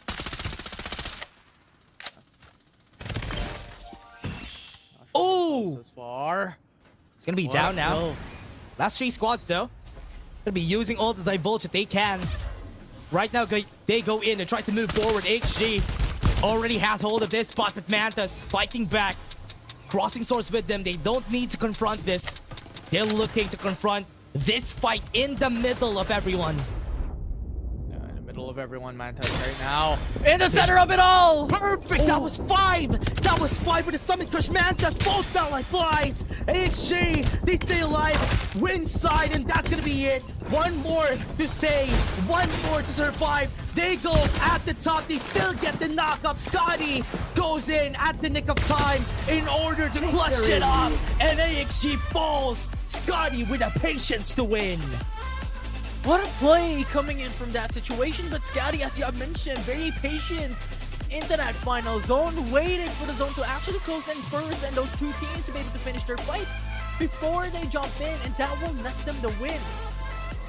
You know what? That was crazy. Scotty, they got knocked up. They were part of that knock-up that happened during the start when Dale went in from AXG. Yes, they won the battle against Mantas, but in the end, what's surprising was Scotty wasn't phased. We don't want any part in this battle. We're just gonna chill out here at the top while you two are fighting. And that's why in the end there, they survived, and they were the ones who found success in that last battle. Yeah, it was really good. The Summit Crush being utilized coming into that final circle. And shockingly enough, Dream PC was not able to succeed into the Siana med pack, Siana healing meta that we have right now. It's all about our aggression that we're seeing similar to Group C, actually. Yeah, we also saw Dream PC outside, though. That was the only healer that we did have in that game, who was outside trying to heal up, but in the end they were not able to survive for so long because there's not enough bodies for them to heal up. I think has been a trend now, Infinity. One of the things that they need to do if ever they want to stop these teams from healing in the end is to just make sure that the zone is gonna close out for as long as they can. When they close for as long as they can, most of those outside the zone are just gonna die by default just because they're gonna be running out of supplies. Yeah, running out of med packs, and it's just, you really need a lot of med packs if you are going to try and execute the Siana play. Yeah. And the reason behind, well, rather, one of the downsides to that as well, you don't know what's happening inside of the safe zone. Is there another Siana like playing it out, just going in for the med packs? And how many bodies do they have? Like, it's a battle of the unknowns of a Siana battle into that final spot, especially if you're playing like Green PC, very far away. Yeah, and even from this game, we have seen some great performance from the squads here. PZX got eliminated really early. A lot of battles in the early game was quite surprising for me. And we already had, before we closed down the zone, there was only like 4 squads in the end there. This was a bit more the squads are a bit more aggressive compared to what we had during Group C. Yeah, a lot more aggressive that we have seen, and I love that. Definitely love seeing that aggression. Yeah, and again, everyone, let's take a look at the highlights first before we move on to the next game. And here you go. Here comes the highlights.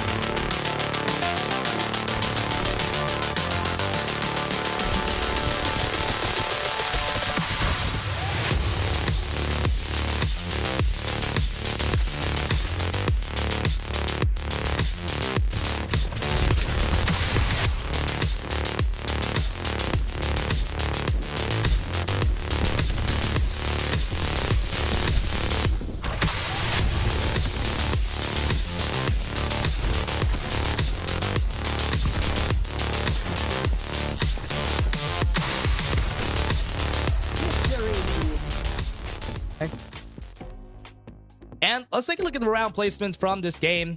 What are the stats? We have seen a sliver of what happened a while ago, but AXG still took the cake in the end there, even though that Scotty was the team who won with 38 points, 18 kills. You can't really get away from that. 18 kills from AXG really saved them from getting like a top 2 or top 3 finish.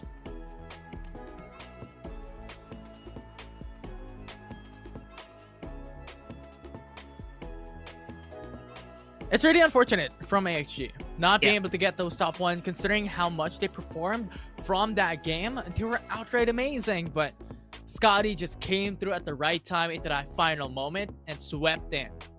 Oh man.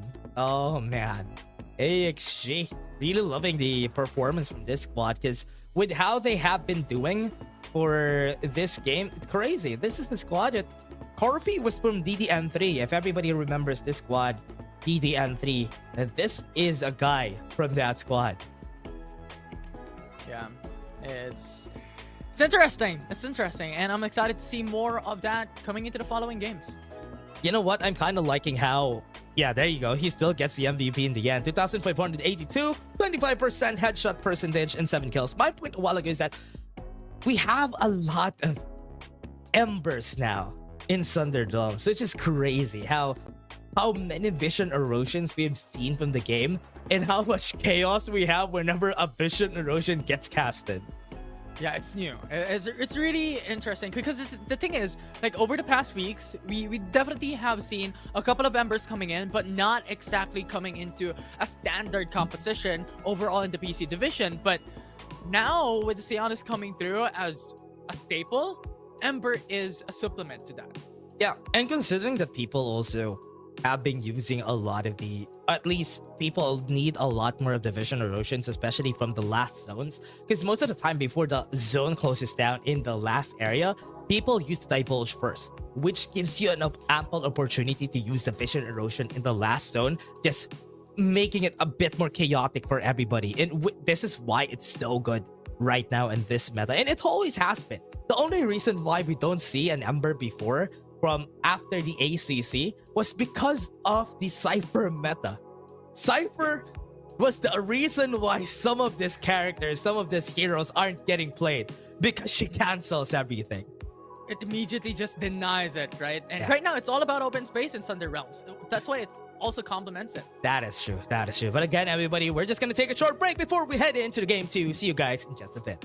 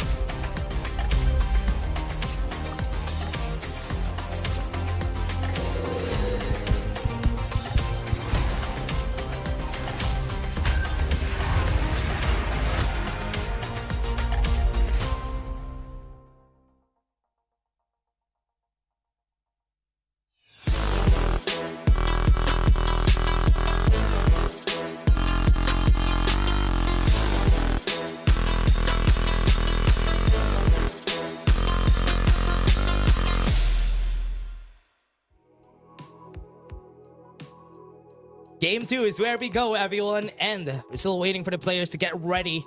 That game 1 was a banger. It was such a great game, though, because we haven't seen a fight like this in PC for like 2 weeks now, because everybody's just gonna be healing in the end. But that intense of a match, that was like, I don't know, a treasure to see. It's like so rare.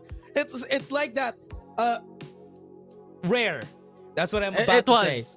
It's pretty much a once in a blue moon type of situation, because the thing is, like, during the first application of Sienna in the meta, it's all about like 4 minutes of playtime into that final round, 20 minutes even then. We have emphasized this time and time again to be obnoxious, but now it's a little bit more aggressive, that fast-paced Sienna playstyle. Yeah, and we like that a lot. And again, take a look at this, everybody. Here it comes, the VSS. 1,500 views. Thank you very much for everyone watching together with us here.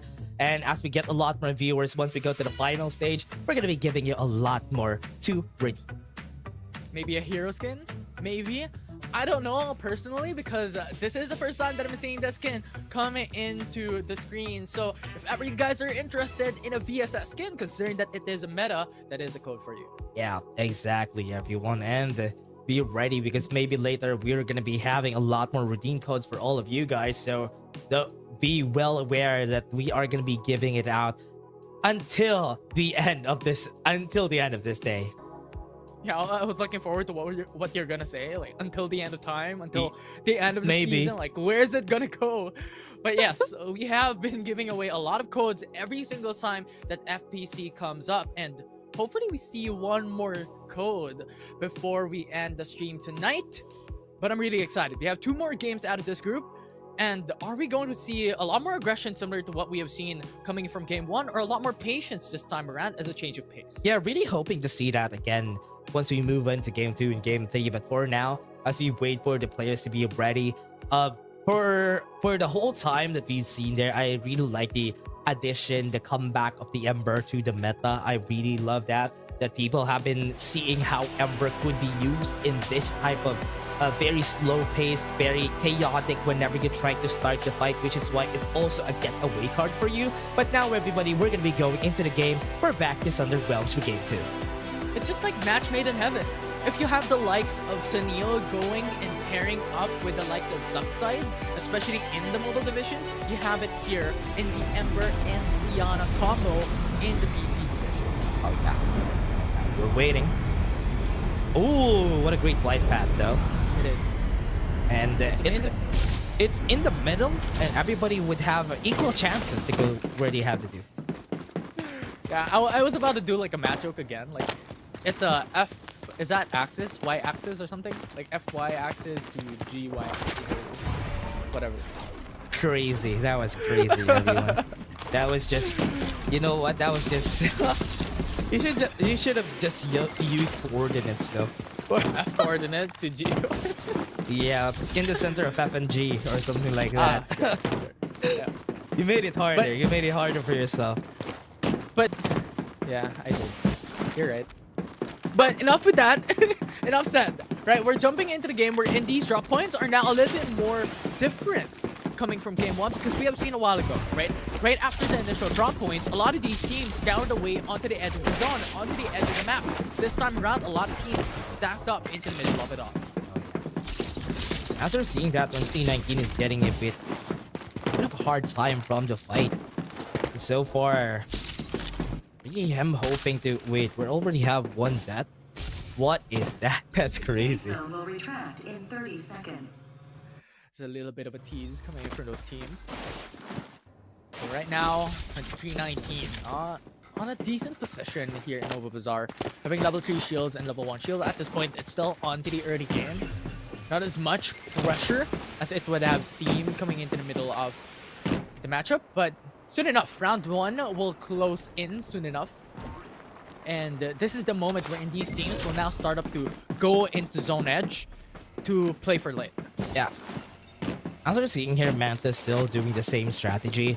They just stay straight far away from each other and just get as much static shield devices as they can in order for them to gain the advantage here on this next fight that we're going to be having. For now, they're going to be shooting it out, but unfazed. not gonna be chilling because PZX started out with one death already. Yeah, one death already. Very unfortunate, but respawners is still available at this stage, so not as much risks. I'm really curious to see the map right now. If we're going to have the same situation from map 1, we're in. Got the initial drop point, you got a lot of shields, you were able to stack up level 4 shields, then right after, they're scouring away onto the edge. They don't see him! What? That was crazy because they know this squad is gonna be meeting their deaths. And never mind. With that, no! The cannon! No! Oh, they got pushed back. That's just sad though. They're gonna be fighting 1v1 here. It's a good thing that PZX is still running. Don't have any information of where they're gonna go anymore. That they drop down. Still going for the chase and not stopping. They really are on the heads of this, guys. That's why they're not stopping for the kill. Yeah, they're not stopping. They're chasing. They want kills. They want points. They want to stack it up. That will be Crazy. it. PZX just has no escape at that point. Wasn't able to do anything much there, but good enough. But here it comes, secrecy. But against another squad here. They're not killing. That was awkward. He wanted to go for the punch, but yeah, I was thinking the same thing. I thought he was going for the punch, but that was it so wasn't funny. bait. It was bait. That was so funny. He was able to go to cover because he tried to go for that punch though. And now at the top, 1v1 against see him. Wasn't able to see anything. More turbo, just got baited. I believe got some of their members back. From the initial point, we're in a lot of eliminations. Actually, a bit more aggressive than we have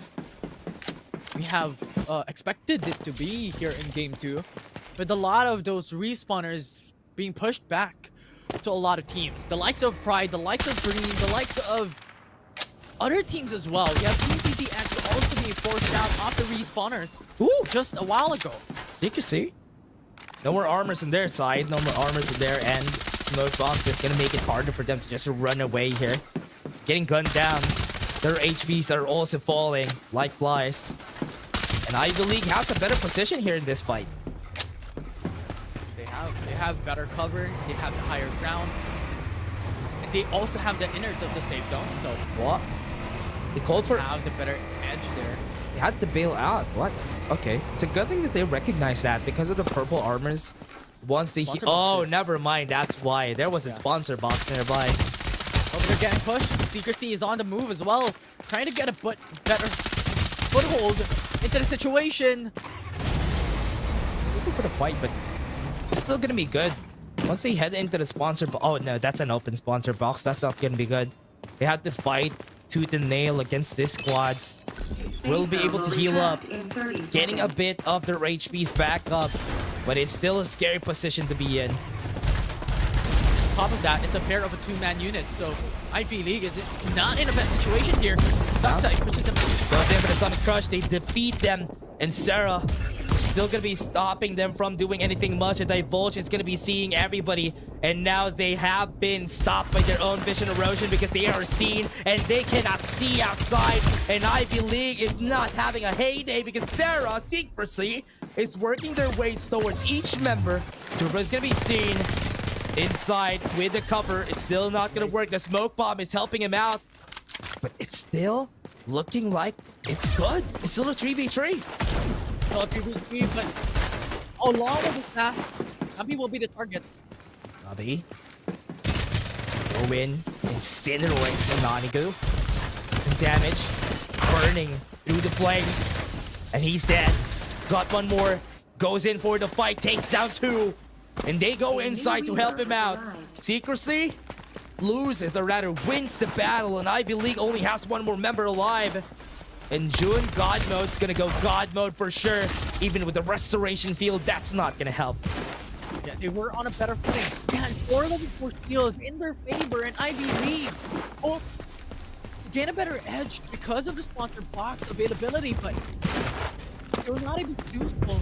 They were able to make a decision, make a quick decision to push them out. That they they were able to win it. 10 kills already in your name. You see, secrecy. With Ivy League already done. June has been the Reaper for a while now. Has been getting a lot of his kills.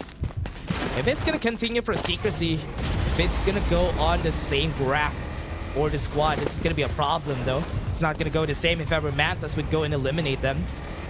With the fight already starting, secrecy can't even run away here. Run away. Reaper has They been have killed. to lose one of their members as a sacrifice. Be able to run away from their deaths there. Right now you have Ivy League still having the respawner, so they're still in the game. Fortunately enough.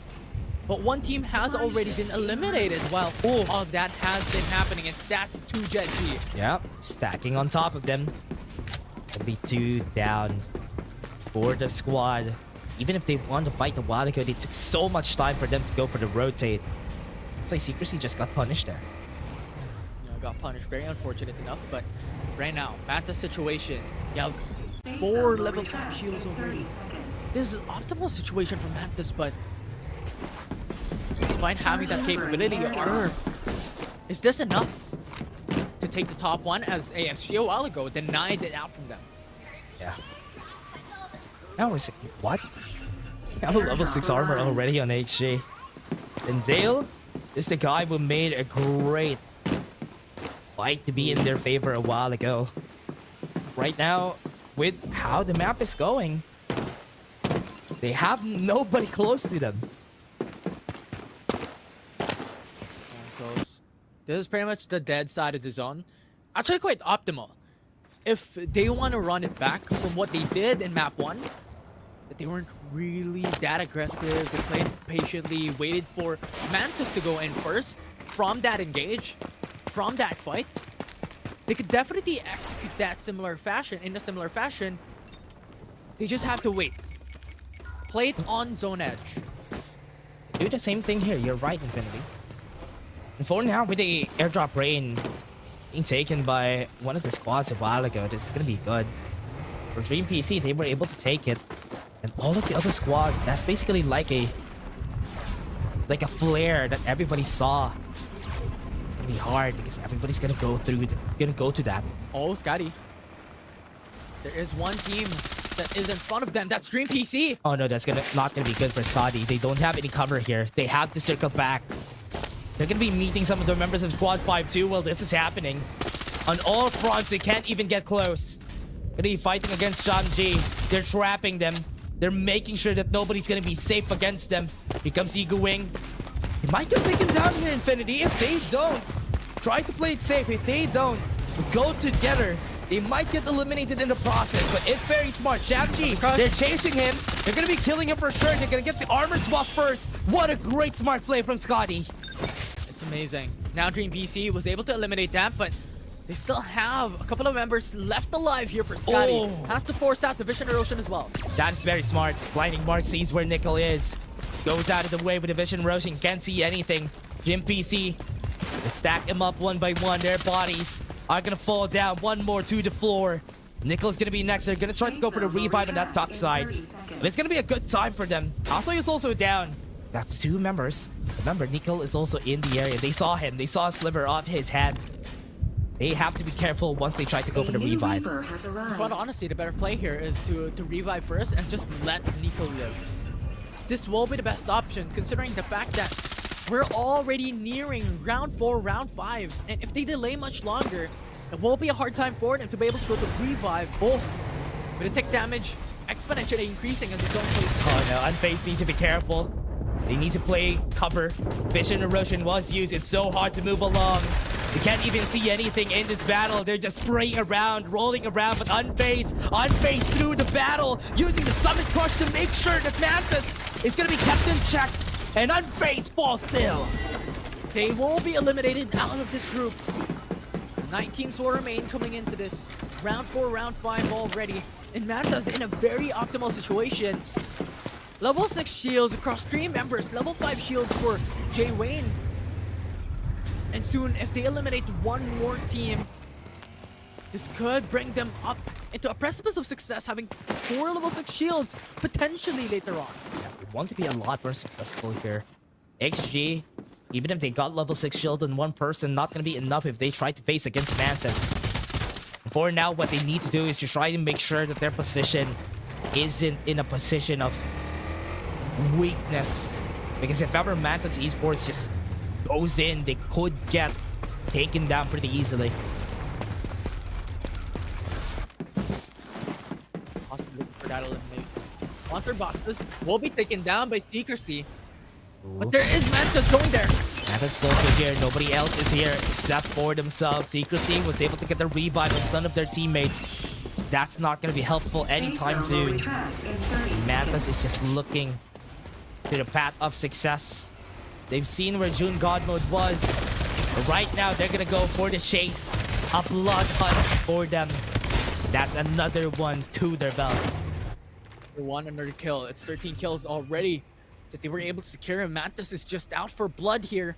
At this stage, they're thirsty for blood. There's no one that can stop them. And we called this a while ago. Their aggression is unheard of. They have already stacked up 4 level 6 shields. Now the only one that can stop them is KXG. Ever since before, even when they were the Kings of Iris Ranch, this squad really loves getting so much kills, and they are always a contender for the top spot just because of how good they are in those big fights.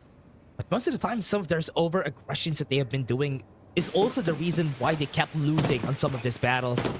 Mantis is at the back of Squad 3. AXG needs to be careful.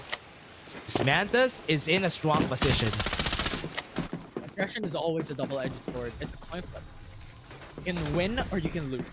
It's just very difficult to balance this out. But if you play your cards right, you may be able to win it all. Yeah, Jelly Jill got a hold of where this squad is, and Mantis on the center of the zone is where Squad 3 is going to be, and that's not a very favorable position. If they want to fight, they have to fight now. They have to conquer the position where Squad 5 is going to be. Because yes, they are in the center. That's not good. Supply ship en route. Very delayed as well. AXG might just get sandwiched between 2 teams. That's Dream and Mantis we're talking about. Two of the best teams coming into this group. It's a dangerous position for them to hide in their position and stay in the situation. They have to be careful about this though, because they also saw another squad there. They're pinging Dream. They know that there's another squad that they have to fight against. So Mantis could just wait it out. Because from this position that they are on, Dream PC would need to conquer the spot in where AXG is. And AXG is pretty much a needle that can prick 2 of these teams, both AXG and Mantis. Because the first team that engages will have the disadvantage up against the other. It's gonna be a power struggle if they try to start anything here. For now, from what we're seeing, Jolo, most of the members of Squad 1 are already moving forward. This is an aggression that they don't need to do. They might get caught in the chaos and can get eliminated by Mantis. Could possibly be. Right now, you have the airdrop. Airdrop. Mantis. Airdrop. Wait for release as we are approaching the final zone already. The rest of the team in this game is scattered around the map. You have one coming in from, I believe, Nova Bazaar, and you have 3 squads on the eastern side. Ooh, Dream is gonna go for the low ground. XG already has that information on where they want to go. And Nickel's gonna get taken down, so we're not gonna be seeing Scotty anymore in this last squad that we have. There is time here. Jolo, how close he is. Nobody could help him out if ever. Pretty dangerous for Comfort. He's out in the open. He's away from his teammates as well. It's a 3-1 split that Mantis is currently doing. What? Corfi got the kill on Dream. Somebody's downstairs. I have to be careful about this. Eagle Wing has also got taken down. It's not good. All of them are in the crosshairs of AXG. Oh, that's not good. Oh, no more HP left. Knocked out. Asoy needs to drop down. They have a cover here, but they also have HG that they need to be careful of. They lost one member in the process, though. Jamji is going to try his best to do something. Eliminates one. That's perfect. HG only has 2 members now. Mantis to capitalize. Now Mantis still a 4-member squad here. Could push in. We called this a while ago that the first team who goes for engage will be at a disadvantage, and Mantis is in a good position. Oh no. The could be a third party. Actually got the revive though, that's perfect. Can still go for another revive for one of their teammates.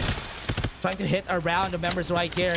Got the bullshit, they know where they are. Can still go for the revive on that Sienna. But Corby's gonna fall down. They move forward, they take down, they neutralize these members of HG. They need to run away now. 2319 is also the squad here, not complete Mantas. This might be their chance to win. They go in, Jilly Jill is down, and that squad is out. Victory. And never mind, even 2319. Divide and conquers what they did for Mantas. The playful patience, the discipline of Mantas Esports won them that game. They did not go for the engage. They waited for the right time to be able to count, and that netted them the win as they got finished here in map 2. Yeah. That was great though. That was great for Mantas because of the level 6 armors that they got. No stragglers, no healers on the outside. You know what, Infinity? I'm liking this day. I'm loving this day. We saw some glimpses of the healers a while ago, but not really that long, right? And in Group D, we see a lot more of the battles happening in the end of the zone, and that's great. That is just... You don't see that every day. I always say it. You don't see that every day. That's very rare nowadays. I definitely feel the excitement that I hear in your voice, and I echo your thoughts there, and I echo the emotion. Right now, that is true. The Sayanas are not being as prolonged as we have seen back in the days, back in the beginning of Season 3, which is a really good sight to behold, because this was one of the unfortunate parts that we have been discussing every single time, and we have emphasized this, that Sayana battles are not exactly the greatest scenario that we could see into that final battle for these teams, as it's a 50-50. One team could have better med packs availability onto their location, which gives them the edge that can take the top one finish. Yeah, that is really true. And that's what you need to do whenever you have these teams right here, because what you want is to win the battle. Mantas, what they did ever since the start of the game is to find any enemy that they can. Once they reach the level 5 armor sweet spot, they try to find any enemies that they can just for them to gain that shield XP back. And even the sponsor boxes went in their favor, which is why they got the better armors there. From what we've seen also from the last zone, Dream and AXG had to do a do-over for each other. And what made it harder for AXG was that Dream PC got eliminations from them, which made it easier for Mantas to just eliminate both of them. They were just stuck in a pickle, right? They were in the center of both Dream and also Mantas Esports, wherein they had nowhere to escape. If they go out in the open, two of these teams will just shoot them from far away. If they stayed in their position, one team, soon enough, will be power hungry and push them out. Yeah, which was Dream during that time. Yeah, they had to make a choice though. They had to make a choice even. HG, the choice they had to make was to eliminate Dream PC as much as they can. But because they didn't, it was so hard for them to do anything much there. Because if they eliminated Dream PC, get the armors, get the shield XPs, maybe they could have a fighting chance against Mantas. But what's also scary about that is maybe after the fight, Mantas is just gonna go over them. Yeah, and I do agree with the situation, right?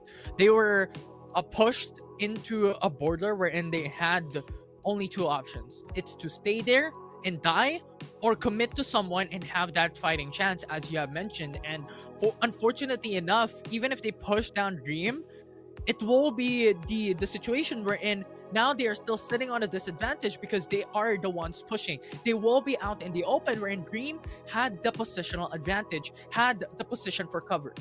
Yeah, and it is really hard. But again, everybody, let's take a look at the highlights first. And we're going to be seeing what happened during that game. Don't go away. We're just going to go to the highlights.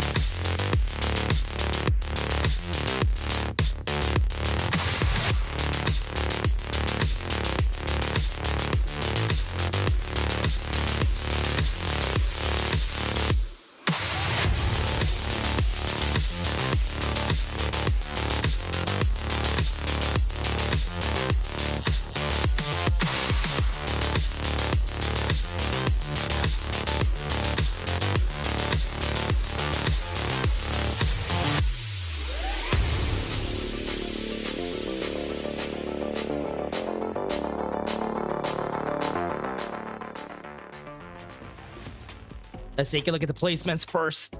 Who stayed at the top during that game? Mantas had a lot of kills here, 21 kills, and that's 46 points overall. So would this be enough for them to topple over XG from this game? I think so. I think that's gonna be enough.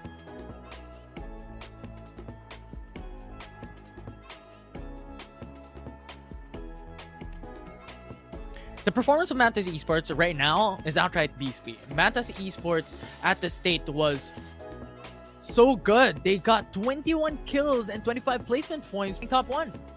Yeah, that's gonna be a challenge here once we go.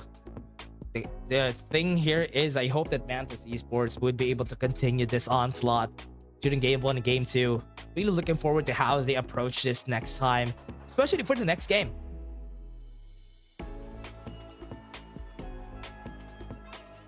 Yeah, and from what... Oh, yeah. Yeah, and AXG right now is on a situation wherein they pretty much can or should perform in map 3 because they got the top 1 a while ago, right? Mantas Esports got the top 1 now in map 2. So it's a battle between these two teams on who can take the top finish here in this group. Take a look at who's the MVP this game. Jay Wayne with 2,250 damage and 23% headshot percentage and a kill of 6. This guy has been putting AXG and Dream PC on a pickle once he was trying to just push them away. Yeah, 2k total damage, 6 total kills, and then an insane amount of headshot percentage. Not the biggest that we have seen all throughout the day. We have seen 30% go above for like one of the duck sides that we've had in the past 5 games, but Jay Wayne's performance out from Mantas Esports along with his teammates was impressive. Definitely. Really impressive how these players, especially for this squad, Mantas Esports, they have been consistently consistent. The only thing that they need now is a trophy for themselves, because we have seen them ever since the start that we had a Mantas or a PC tournament. Mantas has always been there, and they have always been the talk of the casters, even our co-casters in the Tagalog broadcast, in the English broadcast. They have constantly been one of their top picks just because of how good this squad is. Yeah, they're really good. They have been there for the longest time already, so much history and so much knowledge and information built into this team. Yeah, and again, everybody, we're just going to be taking a short break before we head in to Game 3. See you guys in just a bit. Don't go away, because we have more Farlight for you.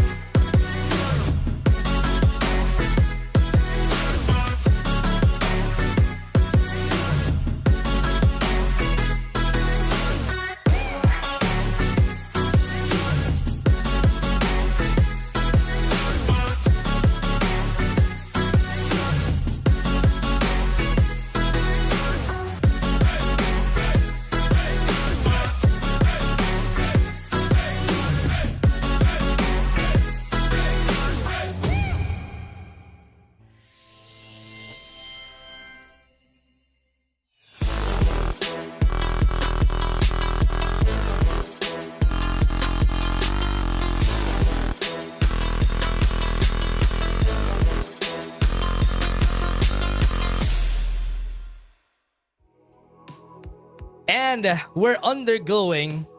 What are we undergoing? I don't know. But we are gonna go to game 3 in just a bit, everyone. We're still gonna be your shoutcasters. My name is Ash and I'm here with Infinity. And we're gonna go to the last game in this best group that we've seen so far. In the PC division. I don't know if it's the best group, but maybe the fastest group that made it best.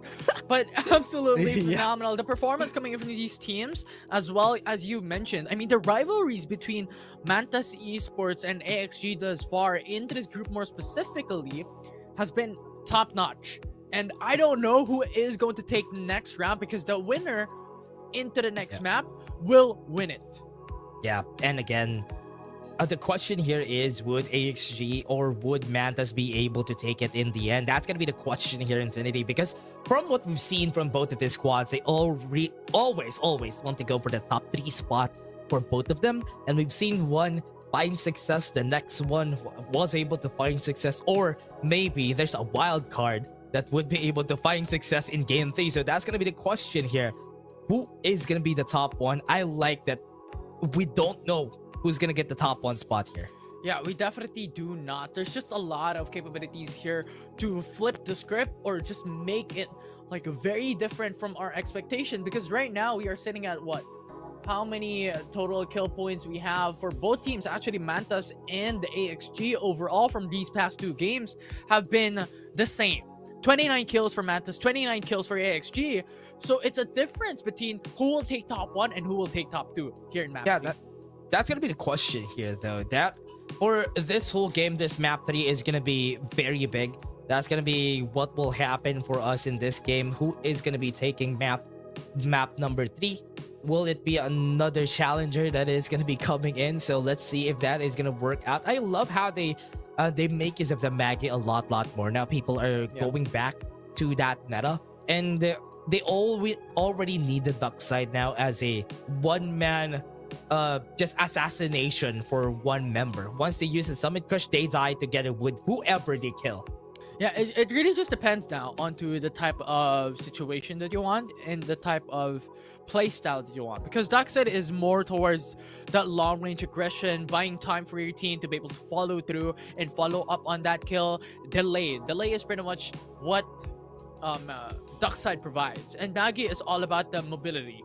So it's weighing out the risk, weighing out your options, what you want as a playstyle, what you want as your skills that is available for yourself. Yeah, and also one of the great sides about the duck side, because we have a loss on that part, Infinity. We have a loss on that engaged part of the game that has always been there when Cypher and Lucinda was the meta, because this two always starts the fight. But without those two in the meta, with their ultimates getting nerfed before we started season 3, they are not here anymore. So players really try to find a way to find a good engager for the team, if you may, and that is the duck side that comes into play. Yeah, and season 1 and season 2 was pretty much the compositions were in it's very linear, right? Cypher, Lucinda goes for the ultimate, Sunil goes for the hologram guide, and then whatever flexible hero can come up. Young can also come through with the blinding mark or the divulge after you get information. Cypher and Lucinda comes through. Right now, it's a lot more different from that. The compositions here today in the meta is not linear already. It's a very complex. You have the likes of Sayana, you have the likes of Ember. You can use this for delay. You can use this for cover if you want to change your position. Then you have the likes of Darkseid and Maggie as a flexibility on what you want to do. And typically from what we have seen as a pattern is that these teams do not want to go like hyper aggressive, and some teams are a bit of an outlier, but generally these teams wants to play for cover, wants to hide on buildings. Yeah, and what's great about that though is how they play around the Summit Crush after. People have been quite experimenting a bit. We have seen some glimpses of it during some of these games in where they use the Ancient Star whenever they may. Summit Crush, Ancient Star, easy kill for them. And that is one of the smartest things that you could do, is to experiment how efficient you could be with the skills that you could get on those fights. And it's always great to see people experimenting whenever they can in these games. But again, we have been rotating on just like five heroes in the games that we're having. We're having Sayana, we're having Young, a Darkseid Maggie, and the Ember. That is extra. So that's 5. And nothing more. Sometimes we see a Lucinda, but that's only one time. I like how you called Ember an extra. He's like an extra though. I think some of the teams play the Ember like half of the teams we have here, but some of them still don't and still go back to the Maggie every time. Yeah, it's just once again going down and boiling down into what your playstyle is. It's just Duckside gives you a lot more mobility and a lot more team flexibility overall. Now for Maggie, it's a little bit more selfish. Oh yeah, and there we go. We're gonna be starting the game right now. Here it is, everyone. This is game 3, and we're starting going back to Thunder rounds. Here we go. It's the final round for this group. The final round, actually, for the knockout stages, because in the following weeks, it will be the semifinals and the finals for PC division and the mobile division. So the final hurrah for these teams to be able to make the cut into the semifinals. Will we see Mantis or AXG get a back-to-back win, or will we see another squad take the win here in the end? Nobody dropped at the lab, and even so far away from storage base, and just how the flight path just went here, not really that equal. It's still gonna be hard to go to the lower right side of our map. Yeah, and I believe the reason for this, especially for Mantis, is dropping onto the purple zone. Now, they have a few options on where they could go right after, right? Mantis, to be more specific, to go more towards the northern side, meet the likes of AXG, or meet the likes of 2319 in Nova Bazaar. These are options for them, but if they want to go for lab, that is also an open option that they could go for after going into the purple zone, wherein they already were able to stack level 4 shields, good weapons, good accessories. Yeah, the question is how the other teams would be able to win mechanically against the likes of Mantas, who has been here constantly in the tournaments that we have in the PC division. And we are seeing it from how the map will go here. With the first zone that we have, we're gonna be seeing it close at the center. So nothing, so no developments yet on the first round. Yeah, no developments, no aggression coming into the early game, but there we go. Scotty's meeting up 2319. Respawners are still up, so not exactly the worst case scenario for both these teams, but very unfortunate if 2319 loses this, they're going to let go of a level 4 shield. There's another squad here. Squad 10 is also here. And once they start this, once they finish the fight, they're going to be seeing another squad coming over. Here it comes. They're inside the house. They're basically trapped. They're running around. They are going to be backing away, recognizing that they might lose here, so they need to go back. Yeah. They recognize that they cannot go for a fight after another. It's very dangerous for them. There are a lot of risks. And quite honestly, their skills are still on cooldown out from that fight. So not really the best option for them to pursue for that kill and pursue for that engage. It's already good they got that information. What's really funny about this is they're going to be seeing Scotty again on the same spot. Once they go to Rocky Zone, oh yes they will. And they're going to be seeing Scotty again in this area. Right now they're pinging, and they may start the fight again soon. Possibly the Rocky Zone, 2 squads here, Scotty. And 2319, it was Scotty who was the one who was fighting up against 2319 a while ago, I believe. So yeah, if ever it comes down to Drain, if Scotty loses this, respawners are not exactly complete in their squad. They see Nickel. See him. He's jumping around. He's trying to bait out the rolling impact.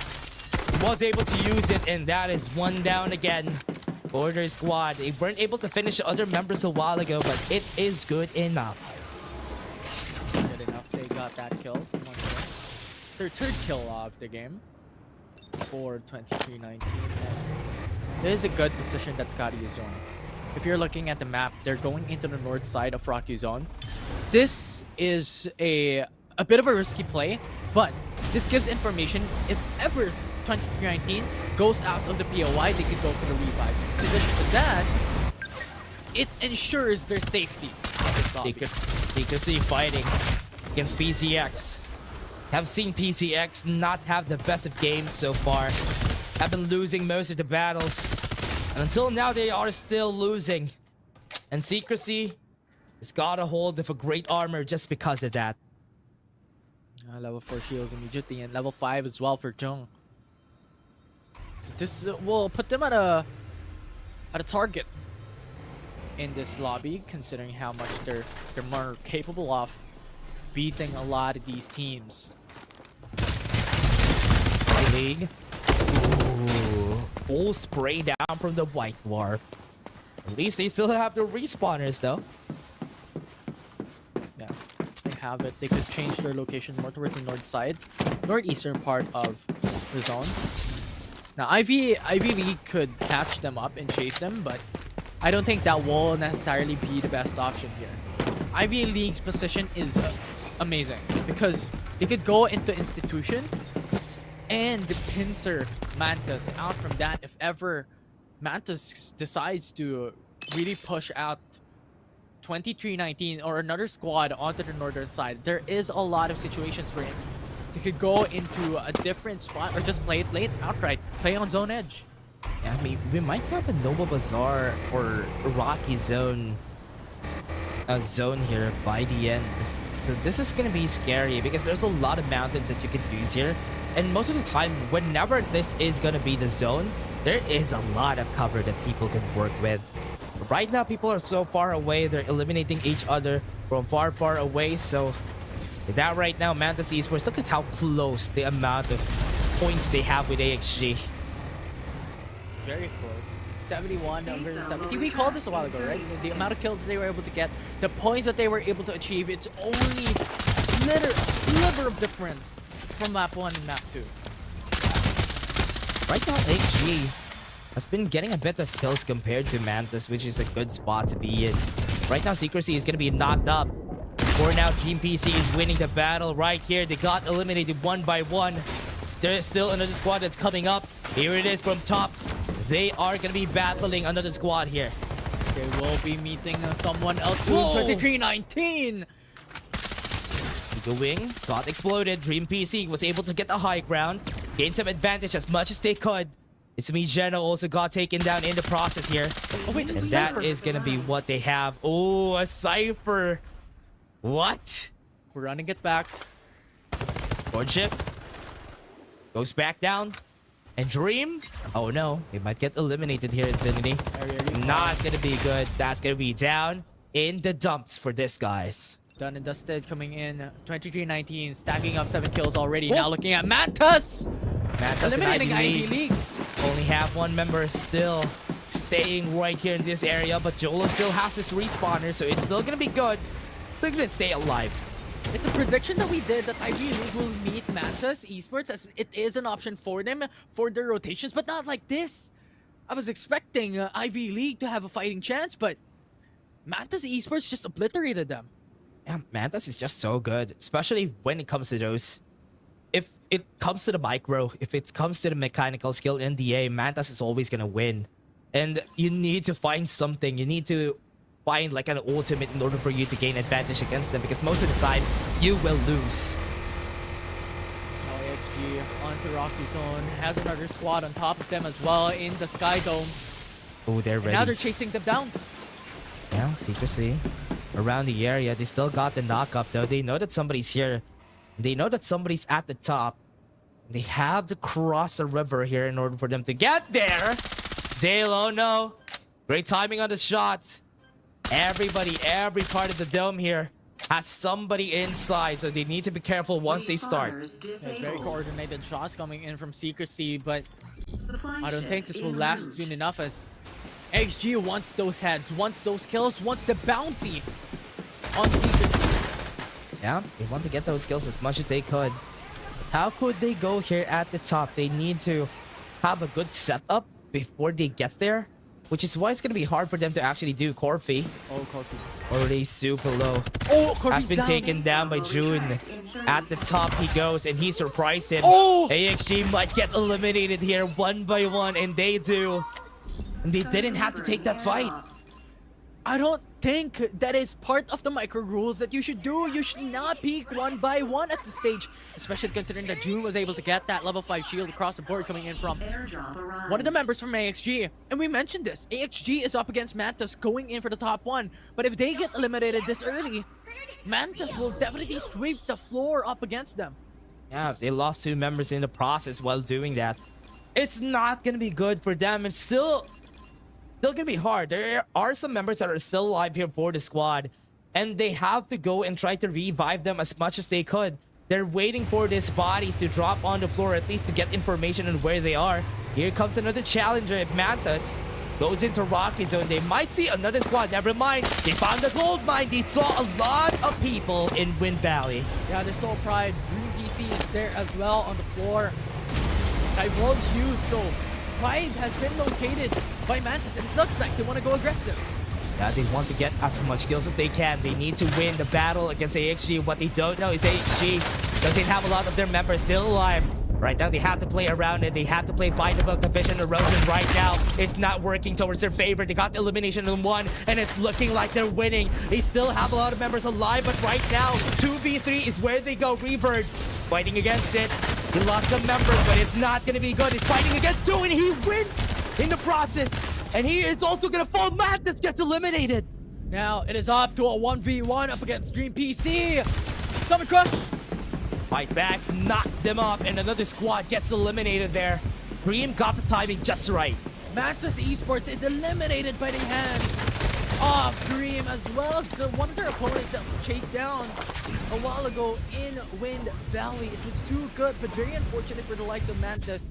And now AXG, just like that, has the chance to take the top 1 in Group D.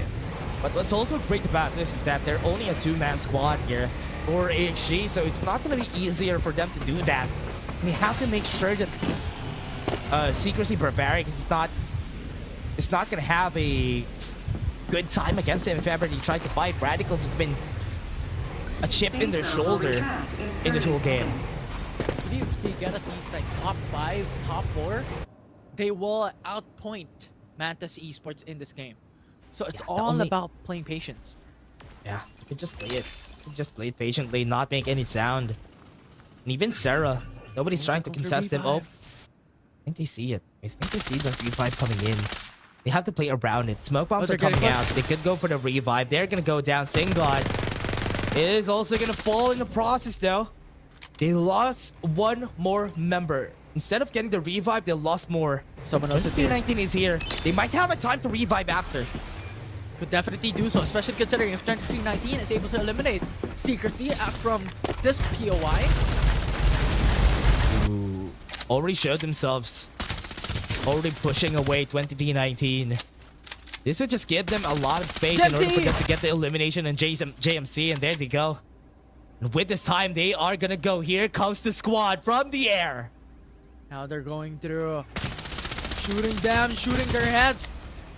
Still got the revive though. Can they make it? Oh, they're gonna be able to run away, Infinity. Too fast, too furious. Yeah, and Sponsor still, boxes are available though. we're waiting for them though, or the members of AXG to get the revive here. Are they gonna be successful? Is Rocky Zone still gonna be hard for them, but right now they're gonna be seeing that the squad is a dream. The dream that was outside, the dream that eliminated Mantis Esports. 2319 is here.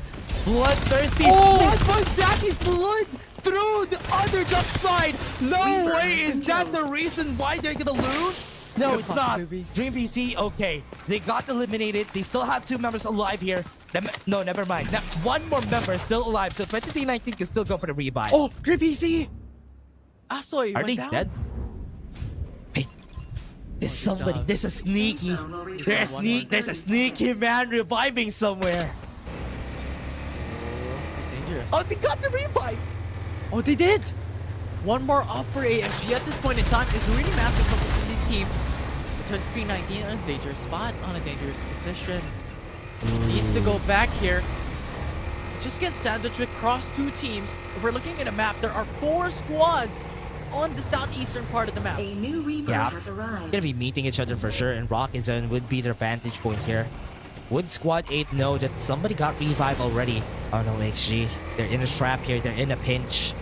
But all of the members right here of Squad 8 are all be downstairs. And they're gonna be seeing Secrecy. As they move here, they can gatekeep them. Whilst everything is happening, XG got eliminated there. Oh, and then I think Dream PC will have to make a miracle play. He will have to get at least 5 points and get top 1 to match it up against Mantis. 2319 has a chance here, though. 2319, I think they have a good amount of points and even secrecy. So if ever they got 25 points, maybe get this to a 15 kills, anybody has a chance here. All of the squads that are top 3 to 6 has a chance. Oh, never mind GPC, they're gonna be dead. But that's gonna be one down already outside the zone. They don't have any healing anymore, so they're gonna be down. Okay, I was a bit shocked because Dream PC was eliminated on our stats and Dream was alive back then. I guess our stats are a bit more advanced. Yeah. They have 4 more squads, and then there were 4. It's a lot of chances for all of the squads to stay at the top and even topple over HG from that top 2 spot. Yeah, we'll see. Right now, 2319, as you mentioned, they still have a chance here. They need to get at least 6 kills and the top 1 finish to be able to get that extra 25 points for the placement rankings that could match up and overcome the point advantage that Mantis currently has. But also Secrecy is not going to make it easy for them. Secrecy has been so good here, eliminating HG in the process, and it's going to be hard. It's going to be hard, but with their position in the center, there's still a bigger chance for them to win. The super airdrop is close to them. I don't think they're going to take it though. Very dangerous. If someone takes that, it's all about in the open space, and it will give information to every single team coming into the final zone. They have a good spot here at the top. They're overlooking everybody on their side, so it's still going to be good for them. But one of the things that I like here for this squad is that they have a Cypher. One thing that they could do here is to make use of the Cypher to the Summit Crush and the ultimate with the EMP Shock. That is going to be helpful for them to just take off all the armors from Sarah. Yeah, now Secrecy is going slowly inside of the safe zone. Very unfortunate enough, though, that they will be in the open space. No buildings even to come across into the center of the safe zone. So this will be a mission impossible for Secrecy to be able to come back alive and even at least take top 2. And 2319 on top of that won't be the gatekeepers here by Secrecy. It's going to be hard, though. Once the zone closes out, 45 seconds, all have to move in. But especially if this squad, Sarah, Secrecy needs to move in as fast as they could because the zone is going to close faster on their side. Even 2319 needs to move, but it won't be a problem because they have flat land that they have to cross. Yeah. It's all about the open space. The Ember at that situation will be a lot of help. The question is, does Secrecy have the Ember available from them that could keep them alive and put them in a situation wherein they could reposition themselves inside of the safe zone and at least find a cover? Got some damage already. Not really a lot of HP from their side. 5 seconds before the zone closes out. Somebody's really close. June Godma is also in the area. He's moving in and out. He could jump in. But I think 2319 is very well aware of this. Yeah, they have the Ember, but they have already used the Vision Erosion and now they're stuck on a pinch. Can't even move. June Godman is the only person standing here. Shy was not aware, but the EMP Shock saves his life. And that's gonna be enough though. They have to run away, they have to play an open space, and they have to jump in and out. Sarah, this is unfortunate for them. And this is what we're saying. If you use the Vision Erosion, you have to move already. But Secrecy bought so much time for themselves to be able to move before that. Oh man, 2319 is playing this surgically. They're just looking left and right, looking for any stragglers from any squad, and they're not afraid to take on the challenge. And as we said, Infinity, it might be possible for them to take the top 1. Yeah, they need 5 more points left to gain the 81 points along with the top 1 finish. If they do so, they are going to be the leaders of this group. They have to be careful. They're waiting for the EMP Shock to be ready before they start the fight. They used it a while ago, but they have some time. And Scotty, if Scotty eliminates Ivy League, that's going to be better for them. But right now, 2019 is looking for the killer, looking for the start. And they do. Vision Erosion is going to be used, and they got knocked up. They got the knockout to counter, and they go for Scotty. 1 by 1, they fall. And 2319 just wins by default. Ron is the last one standing. Mediax is going to be there. Hides under the rock, but no, he falls. I believe they're waiting for the last member. If they get it, they do. And they would take the top 1 spot because of this. They will definitely be able to succeed out from that. It's a 4v1 now. It's a Sayana battle in the Rocky Zone from the Sky Dome. And they're getting chased down. They might have seen him. They're looking for him. Question is, can 2319 get the top 1? Because if they do not, there's still an option that Mantis can take the top one after them. Oh no, this is not gonna be good. They still have some healing on their side. They don't have a Siana in this composition. Is this gonna be the reason why they won't take the top one spot just because of the healing Siana? Sensu doesn't have any more med kits. Once he heals up, there you go. 23-19 would get the top one spot because of this. And that will put them above the rest. Secrecy, just like that, have stolen away the top one finish here in Group D. And will definitely secure themselves a position in the semis. Crazy finish there. But, wait. I just realized we have to also calculate the points that they got there from HG. From AXG and Mantis, I don't think it's going to be enough. AXG got eliminated in the bottom half from that situation. But it's still 5 points. It's not calculated together with it. The placement points is not calculated with what we see on the right side. So it's not enough, Infinity. It's not enough, I think. Very interesting.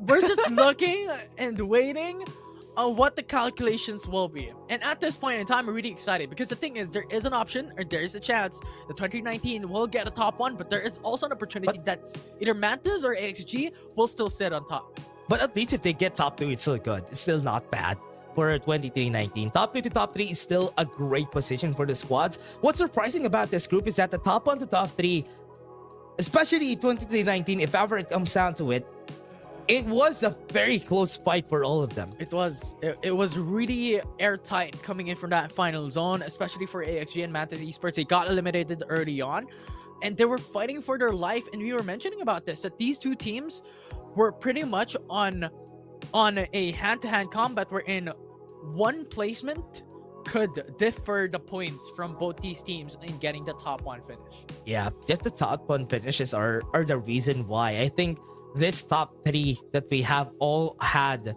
a top 1 finish in this game. So it's really crazy. It's really crazy, Infinity, how everything started, how everything went, and how everything fell into place in the end, and how the balance, the order has been maintained just because we don't have a Siana healing in Group D.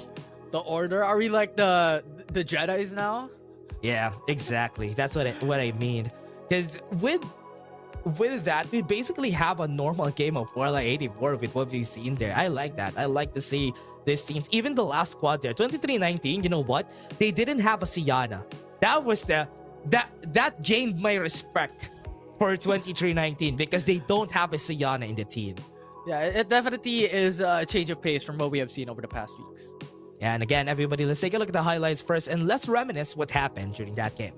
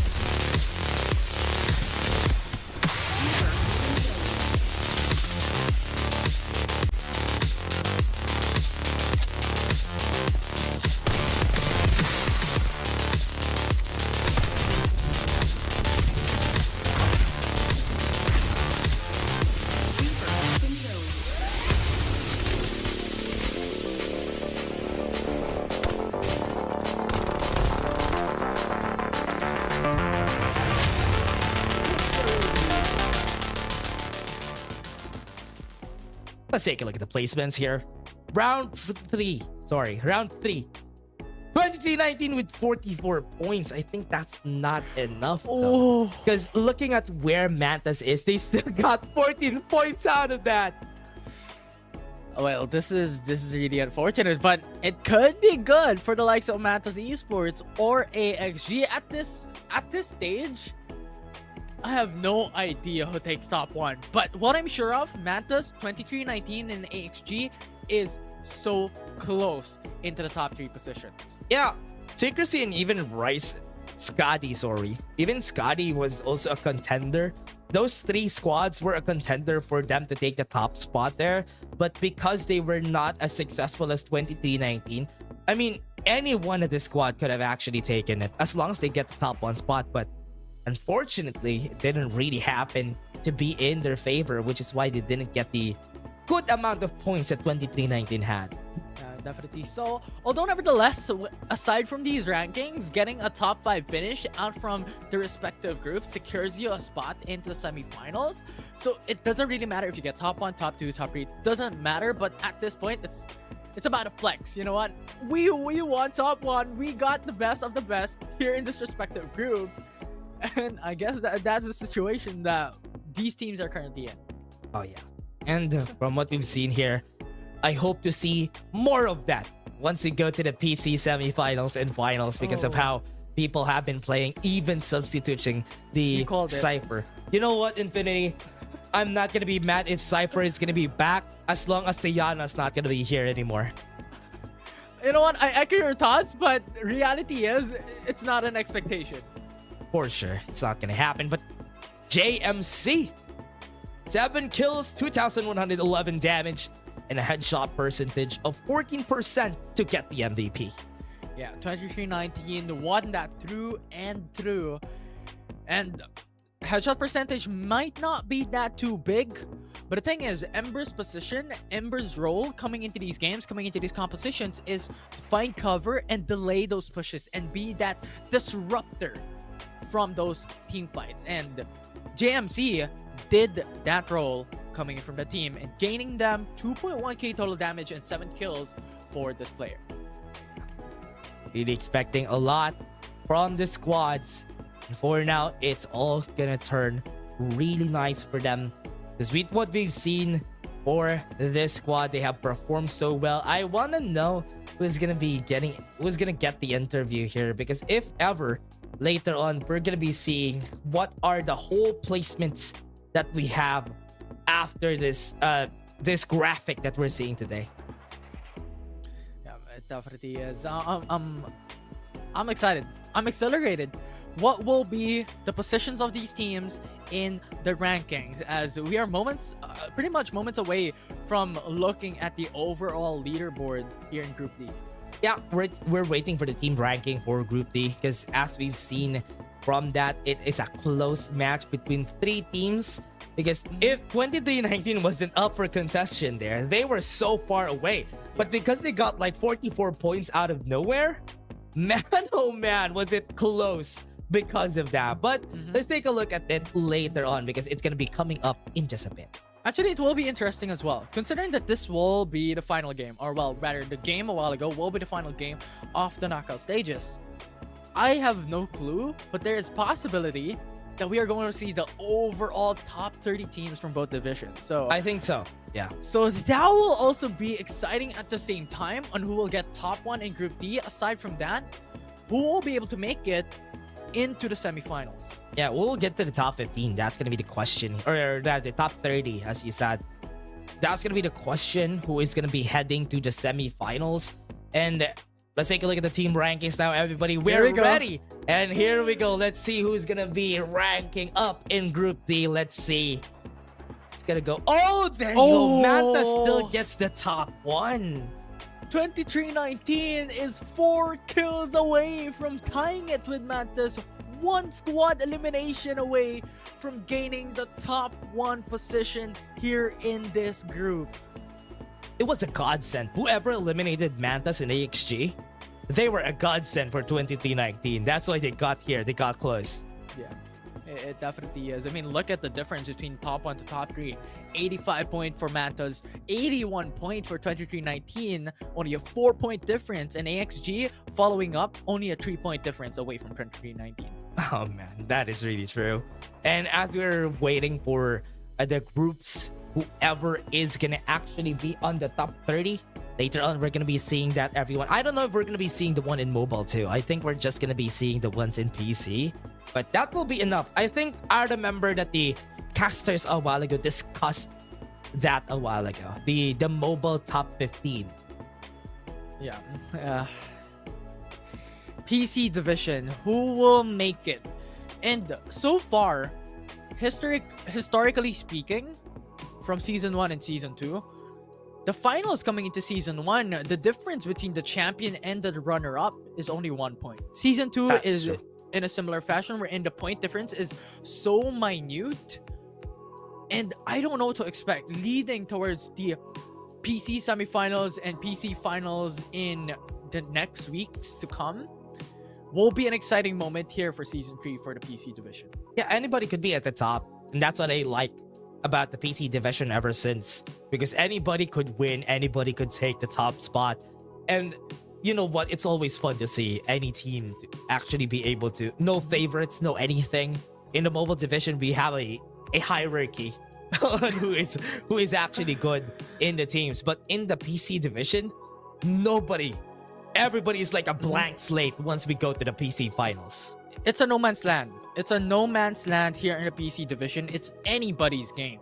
So any team can potentially even win it, because the thing is, despite now having the favorites, having the top teams into respective groups, this will be a different story if they stack up into the top 30. We've seen it happen before. The underdog story wherein the bottom half team, one of the teams there, just rose up to the occasion and just got the top 5 finished out from the finals. And that can still happen here in season 3.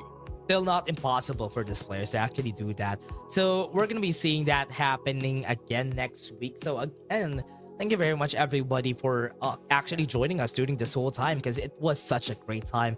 This whole 6 weeks, 6 weeks that we had of FPC season 3. I hope we do have another season. I hope to see this players develop a lot more, evolve a lot more, because the competition has been constantly evolving since the start, since season 1. Season 1 was a different beast. Season 2 was like so different. Season 3, you know what? Placements is what we go for in season 3. Yeah, it's really amazing to watch, right? The progression of the meta here in Farlight 84 Philippines Championship. I mean, looking way back in ACC, it's all about chaos. It's all about starting on the air, on the fly, and then it came down when it comes to the momentum for these teams. How season 1 became all chaos, season 2 was a bit more slower, and season 3 is a turtle game. Yeah, waiting for everybody to stay at least for the interview. We're waiting for the interview to actually come out. So it is from Mantas. Mantas was the one who got the top 1, so the interview is going to be going to their side. So we're still waiting for that for the Tagalog casters. But Infinity, what do you think about how all of this went? Because with this, we're basically concluding the PC division, because next week it's going to be the finals. Yeah. Well, I don't know. It's mixed emotion. It's both sad and also happy at the same time, because sad because we're nearing the end of season 3 already, and happy at the same time just because we're already reaching the point where in these champions, these teams are already reaching their dreams of becoming champions here in FPC and having the possibility of really hoisting the trophy in the end. Yeah, that is really true. And in the end there, what they want to do is to make sure that everybody is ready for the next challenge here for the game. I hope everybody's going to be ready for an upcoming season 4 if ever we have a season 4. And for now, I'm really happy to see all these players coming back from the first ever Farlight PC tournament that we did have, and now they are like veterans now. Basically just a year, it was just a year and they are called veterans now, which is really great. But again, everybody, let us go to the interview. We're gonna throw you to the Tagalog broadcasters for the interview with Wayne from Mantas.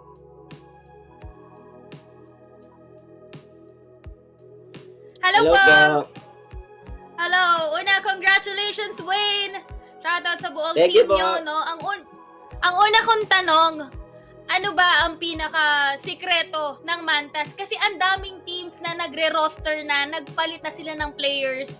Paano ba yung nangyayari sa team nyo na hanggang ngayon, kayo-kayo pa rin yung magkakasama? Ano lang po, sunod lang lagi sa concepts. Huwag kayo mag-aaway. Pag may nagkamali, pag-usapan lang po. Tama. Gusto ko Napag-usapan yun, naman nila eh. Hindi po Huwag kasi kayo kami mag-aaway. Opo. Kaya hindi sila nagpapalit ng mga team members. Hindi sila nag-aaway. Saka parang sino may mali, basing... tatanggap niyo po siya, naman siya. Tama. Tama yun Ikaw, Ani Glaze. Congratulations nga pala ulit, Wayne. Gusto ko lang din malaman Thank kanina you po. or ngayon kung kung enough na ba or mafe-feel nyo na bang pasok kayo into the grand finals natin dahil syempre tapos na yung knockouts natin eh. Hindi pa po sure kasi may semis pa po kasi.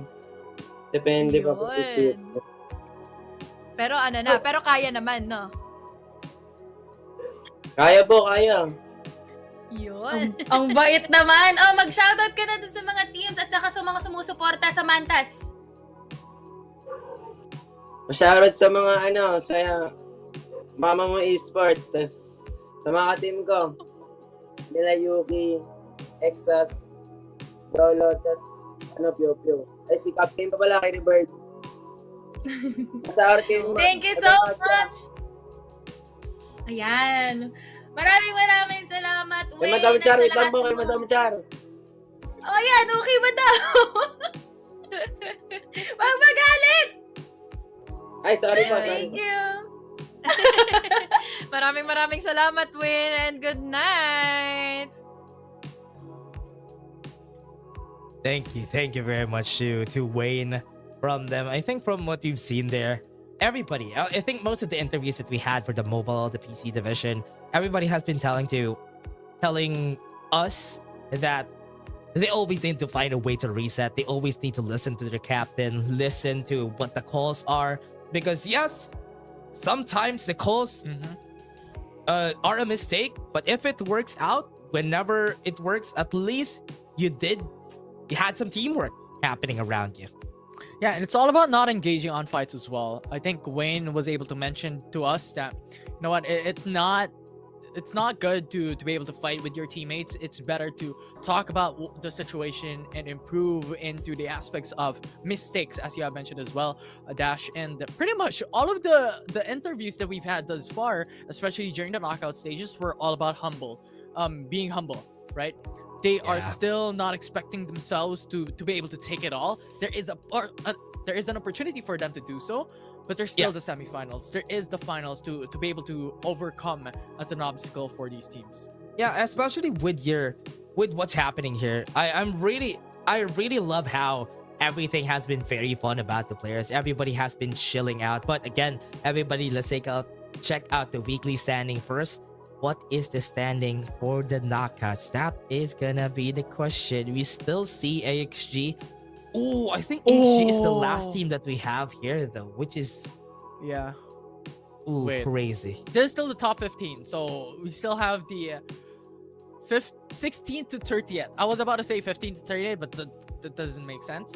But Powerhouse, strongest team. I mean, there was a lot of expectations from this team, even way back in Season 2, that they had the opportunity to become the champions. And right now, they're sitting on top with 1,800 weekly FPC points. Oh, yeah. Really love it. But again, Infinity, really helpful to see this. That we are Wait, what is this?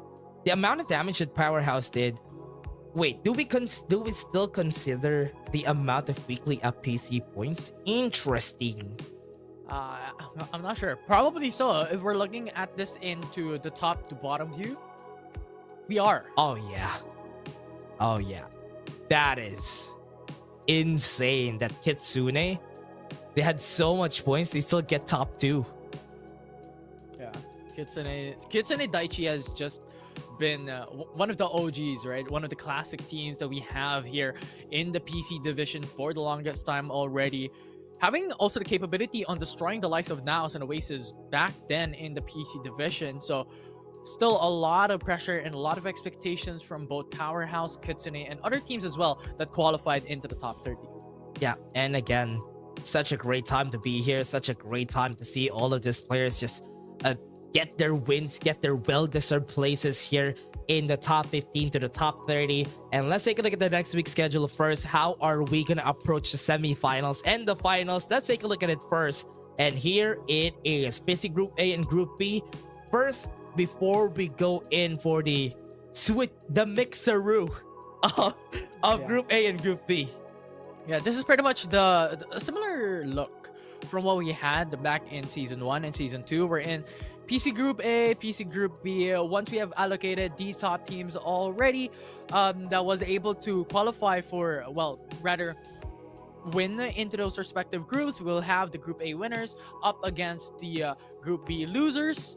And they're not pretty much losers, but we have allocated into that regard into like the top 8 or bottom 7 or top 7, bottom 8. That's pretty much the format that we have coming into the lower bracket. Yeah, we're gonna be seeing that again next week. Excited that we are now again for 3 seasons. This is another finals. I always get excited whenever we're gonna go to the finals, to the semifinals of the tournament. We haven't changed much on how we do the semifinals and the finals. It all comes down to how we change the pointing system and how we approach season 1 to season 3. So right now, with this, excited.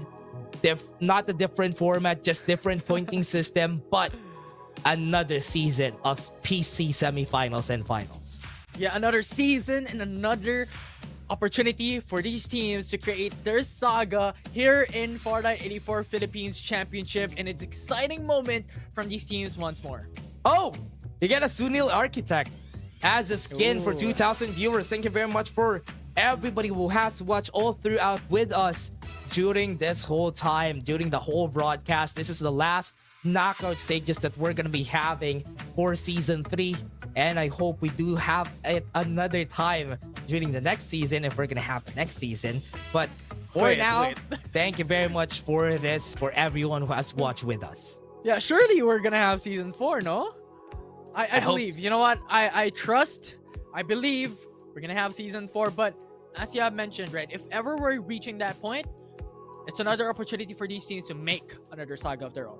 Yeah, they have to make sure that they are gonna be better once we go to the next season for them to have a chance. Social media down there, everyone. If you want updates, if we're gonna have a season 4, you can see it here. Farlight 84 Esports down. Follow us on Facebook, especially because we do update a lot and give you guys the most recent update here in Farlight 84 Esports. Yeah, on top of that, if you want to be updated, if you want the latest news and latest patch here in FPC and even Farlight 84 in the same manner, that will be the social media platform for you all. Yeah, thank you very much also to our sponsor, Techno, for giving us a great experience here with great. If you want a very great phone with great specs on a great price, check out Techno, especially their newest phone. Best bang for the buck here.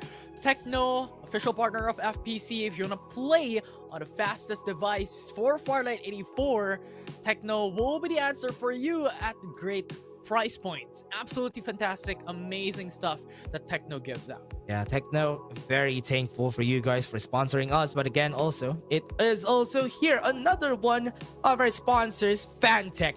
Thank you very much for being an official chair partner for us.